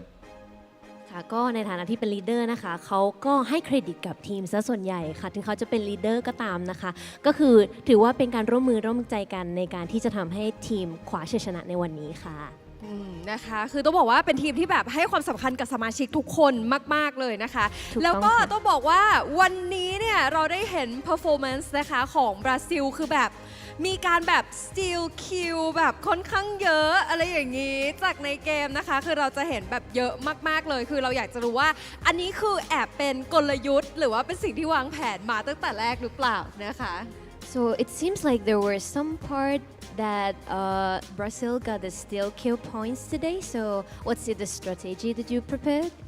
I mean, we got the circle, we got the kills. เขาบอกว่าคน There's nothing like to do. I mean, we got fed, so we're just gonna enjoy shooting people, right? Yeah, we're having sure. fun. It's your chance. ค่ะก็ในเมื่ออยู่ในวงแล้วเราก็ได้คิวไปฉะนั้นก็ช่วยอะไรไม่ได้นะคะตอบแบบก็เก๋ๆเนาะก็ฟีลแบบชอบเข้าข้างอ่ะถ้าจะไม่คิวก็จะทำยังไงมันไม่ได้ มันเป็นอะไรที่น่าอิจฉามากเลยนะคะโอเคทีนี้คำถามต่อมาแน่นอนคือจะมีอยู่ช่วงหนึ่งต้องบอกว่าเป็นเกมที่6เนาะซึ่งทางบราซิลเองเนี่ยเขาก็ได้แบบชิคเก้นดินเนอร์นะคะวินเนอร์ชิคเก้นดินเนอร์ซึ่งทางนี้เนี่ยมันจะมีช่วงที่ต้องบอกว่าทางชื่อนะคอรีสใช่ไหมกำลังแบบกำลังคิวกับแบบมันกำลังน็อกกันอยู่อะไรเงี้ยแล้วแบบเวียดนามกำลังแบบกำลังกระจายตัวในการน็อกตรงนั้นอะไรเงี้ยอยู่ดีบราซิลเข้ามาสวบยิงคิวคือแบบทำแต้มไปเลยอะไรเงี้ยคือก็เป็นอะไรที่น่าตกใจมากนะคะนะอันนี้ก็เลยแบบอยากจะสอบถามนิดนึงว่ามันแบบมันยังไงSo we would like to know on the 6th match it seems like you got the chicken dinner, right? And it seems like there was a time that Clarice, the Vietnam team, was shooting the USA team, yes. And it seems like, do you know that he was hiding that time? So we knew that someone was hiding under us, like between us and USA, but we had no clue exactly where he was. But we thought they were pushing left, but they knocked Raven, so okay, they're gonna push Raven. And suddenly, I don't remember the name, but he knocked one, and I said, oh, they knocked one. Oh, knock two. Oh, knock three. Oh, let's go, just go. Yeah. So, yeah. ค่ะประเด็นก็คือจริงๆไม่ทราบนะคะว่าใครที่แอบอยู่ตรงนั้นแต่ในเมื่อแบบเขาช่วยน็อกตอนแรกน็อกคนแรกน็อกคน2น็อกคน3ถ้าน็อกเยอะขนาดนี้เราเข้าสิคะประมาณนั้นอะไรประมาณนี้นะคะก็คือเหมือนพูดง่ายๆว่าอยู่ตรงนั้นเต็มเลยอะไรอย่างเงี้ยเหมือนปลาอยู่เต็มเลยเราอยากจะเข้าไปอะไรอย่างงี้นะคะก็นั่นแหละก็ต้องบอกว่าคือวันนี้แบบท็อปฟอร์มมากแล้วก็ต้องบอกว่าบราซิลนะคะคือวันนี้สามารถทำคะแนนได้คือแตะ100เป็นที่เรียบร้อยแล้วเราก็เลยแอบอยากรู้นิดนึงว่า expectation หรือว่าคะแนนตรงเนี้ยเขาคาดหวังไว้ว่าอยากจะทำคะแนนให้ได้ที่เท่าไหร่So today you already got more than 100 points already, but could you please tell us what's the total of the points that you would like to get? Max as possible. The goal is always be better than yesterday, and we're gonna make the points we need to win the tournament. ค่ะก็คือไม่ได้อยู่ที่จำนวนนะคะแต่ว่าเราจะพยายามทำให้ดีที่สุดมากกว่าเมื่อวานค่ะในทุกๆรอบนั่นเองค่ะจุดประสงค์ก็คืออยากจะชนะที่สุดชนะทัวร์นาเมนต์นั่นเองค่ะโอเคก็คือแบบดีกว่าเมื่อวานก็คือดีแล้วใช่ค่ะทำไมเป็นคำตอบของแบบผู้ชนะที่มันดูแบบดูเท่เนาะ Real winner เนาะโอเคทีนี้นะคะสุดท้ายนี้แน่นอนทุกคนอยากจะรู้แล้วล่ะว่าวันนี้เนี่ยได้เป็นคะแนนสูงสุดแล้วขึ้นเป็นอันดับ1ในแรงค์แล้วนะคะในตารางเรียบร้อยแล้วก็แตะคะแนนแบบเกิน100เรียบร้อยแล้วนะคะทีนี้ก็อยากจะรู้ว่าแล้วพรุ่งนี้เนี่ยจะมีกลยุทธ์เด็ดๆหรือว่าจะมีแผนอะไรให้เราแบบได้เห็นหรือว่าเซอร์ไพรส์กันอีกไหม So you play so well today, but did you plan anything for tomorrow? So what's like the plan that you would like to prepare? I mean, we don't have a plan exactly. We're just gonna check the voids and see what the mistakes we had because even if we have a really good day today, we could have a way better. Like we lost so many points, we left so many points in the table. So we're just gonna just gonna check. Sorry, just goosebumps. Too excited. We're just gonna check the replay and check our mistakes and make sure that don't happen tomorrow. คือจริงๆไม่มีแผนที่แน่นอนนะคะ แต่อย่างไรก็ตามเดี๋ยวเราจะไปซาวเสียงกันก่อนว่าวันนี้เกิดอะไรขึ้นแล้วก็จะแก้ไขยังไงให้ดีขึ้นบ้างพรุ่งนี้ค่ะได้เลยนะคะ Thank you very much for Sparking now it's halfway so I hope you got what you need for ก็ทีนี้นะคะต้องบอกว่าการแข่งขันของเราเนี่ยมาถึงครึ่งทางแล้วนะคะก็คือ2วันแล้วพรุ่งนี้จะเป็นวันที่3แล้วนะคะทุกคนดังนั้นเนี่ยเดี๋ยวเรามาร่วมเชียร์อัพนะคะให้กับทีมต่างๆวันนี้เนาะกว่า16ประเทศต้องบอกว่าทุกทีมเนี่ยเขาพยายามอย่างสุดความสามารถกันมากๆอยู่แล้วล่ะดังนั้นก็อยากให้ทุกท่านนะคะยังคงอยู่กับเราติดตามดูการแข่งขันนี้นะคะเป็นกำลังใจให้กับผู้เข้าแข่งขันนะคะจากทั้ง16ทีม16ประเทศกันนั่นเองนะคะแล้วก็พรุ่งนี้ค่ะเดี๋ยวกลับมาเจอกันนะคะตอน6 โมงเย็นเวลาไทยนะคะ Thailand local time นะคะเดี๋ยวกลับมาเจอกันนะคะร่วมเป็นกำลังใจกันเยอะๆเลยนะส่วนวันนี้นะคะลาไปก่อนนะคะเจอกันใหม่ในวันพรุ่งนี้ Okay so it's time to say goodbye and good night bye bye Bangkok Thailand see you tomorrow เจอกันค่ะ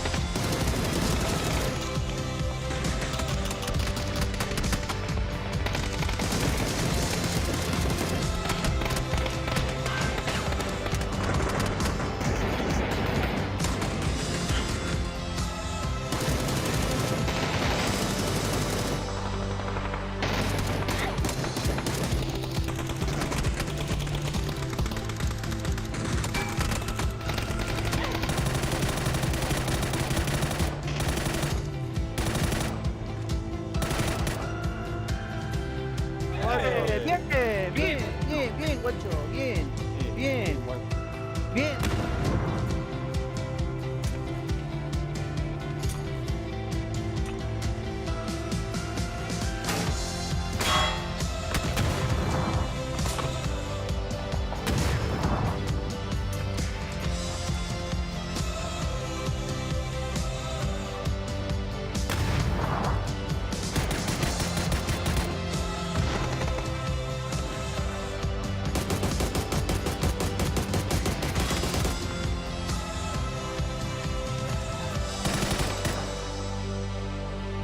No, that's a midnight.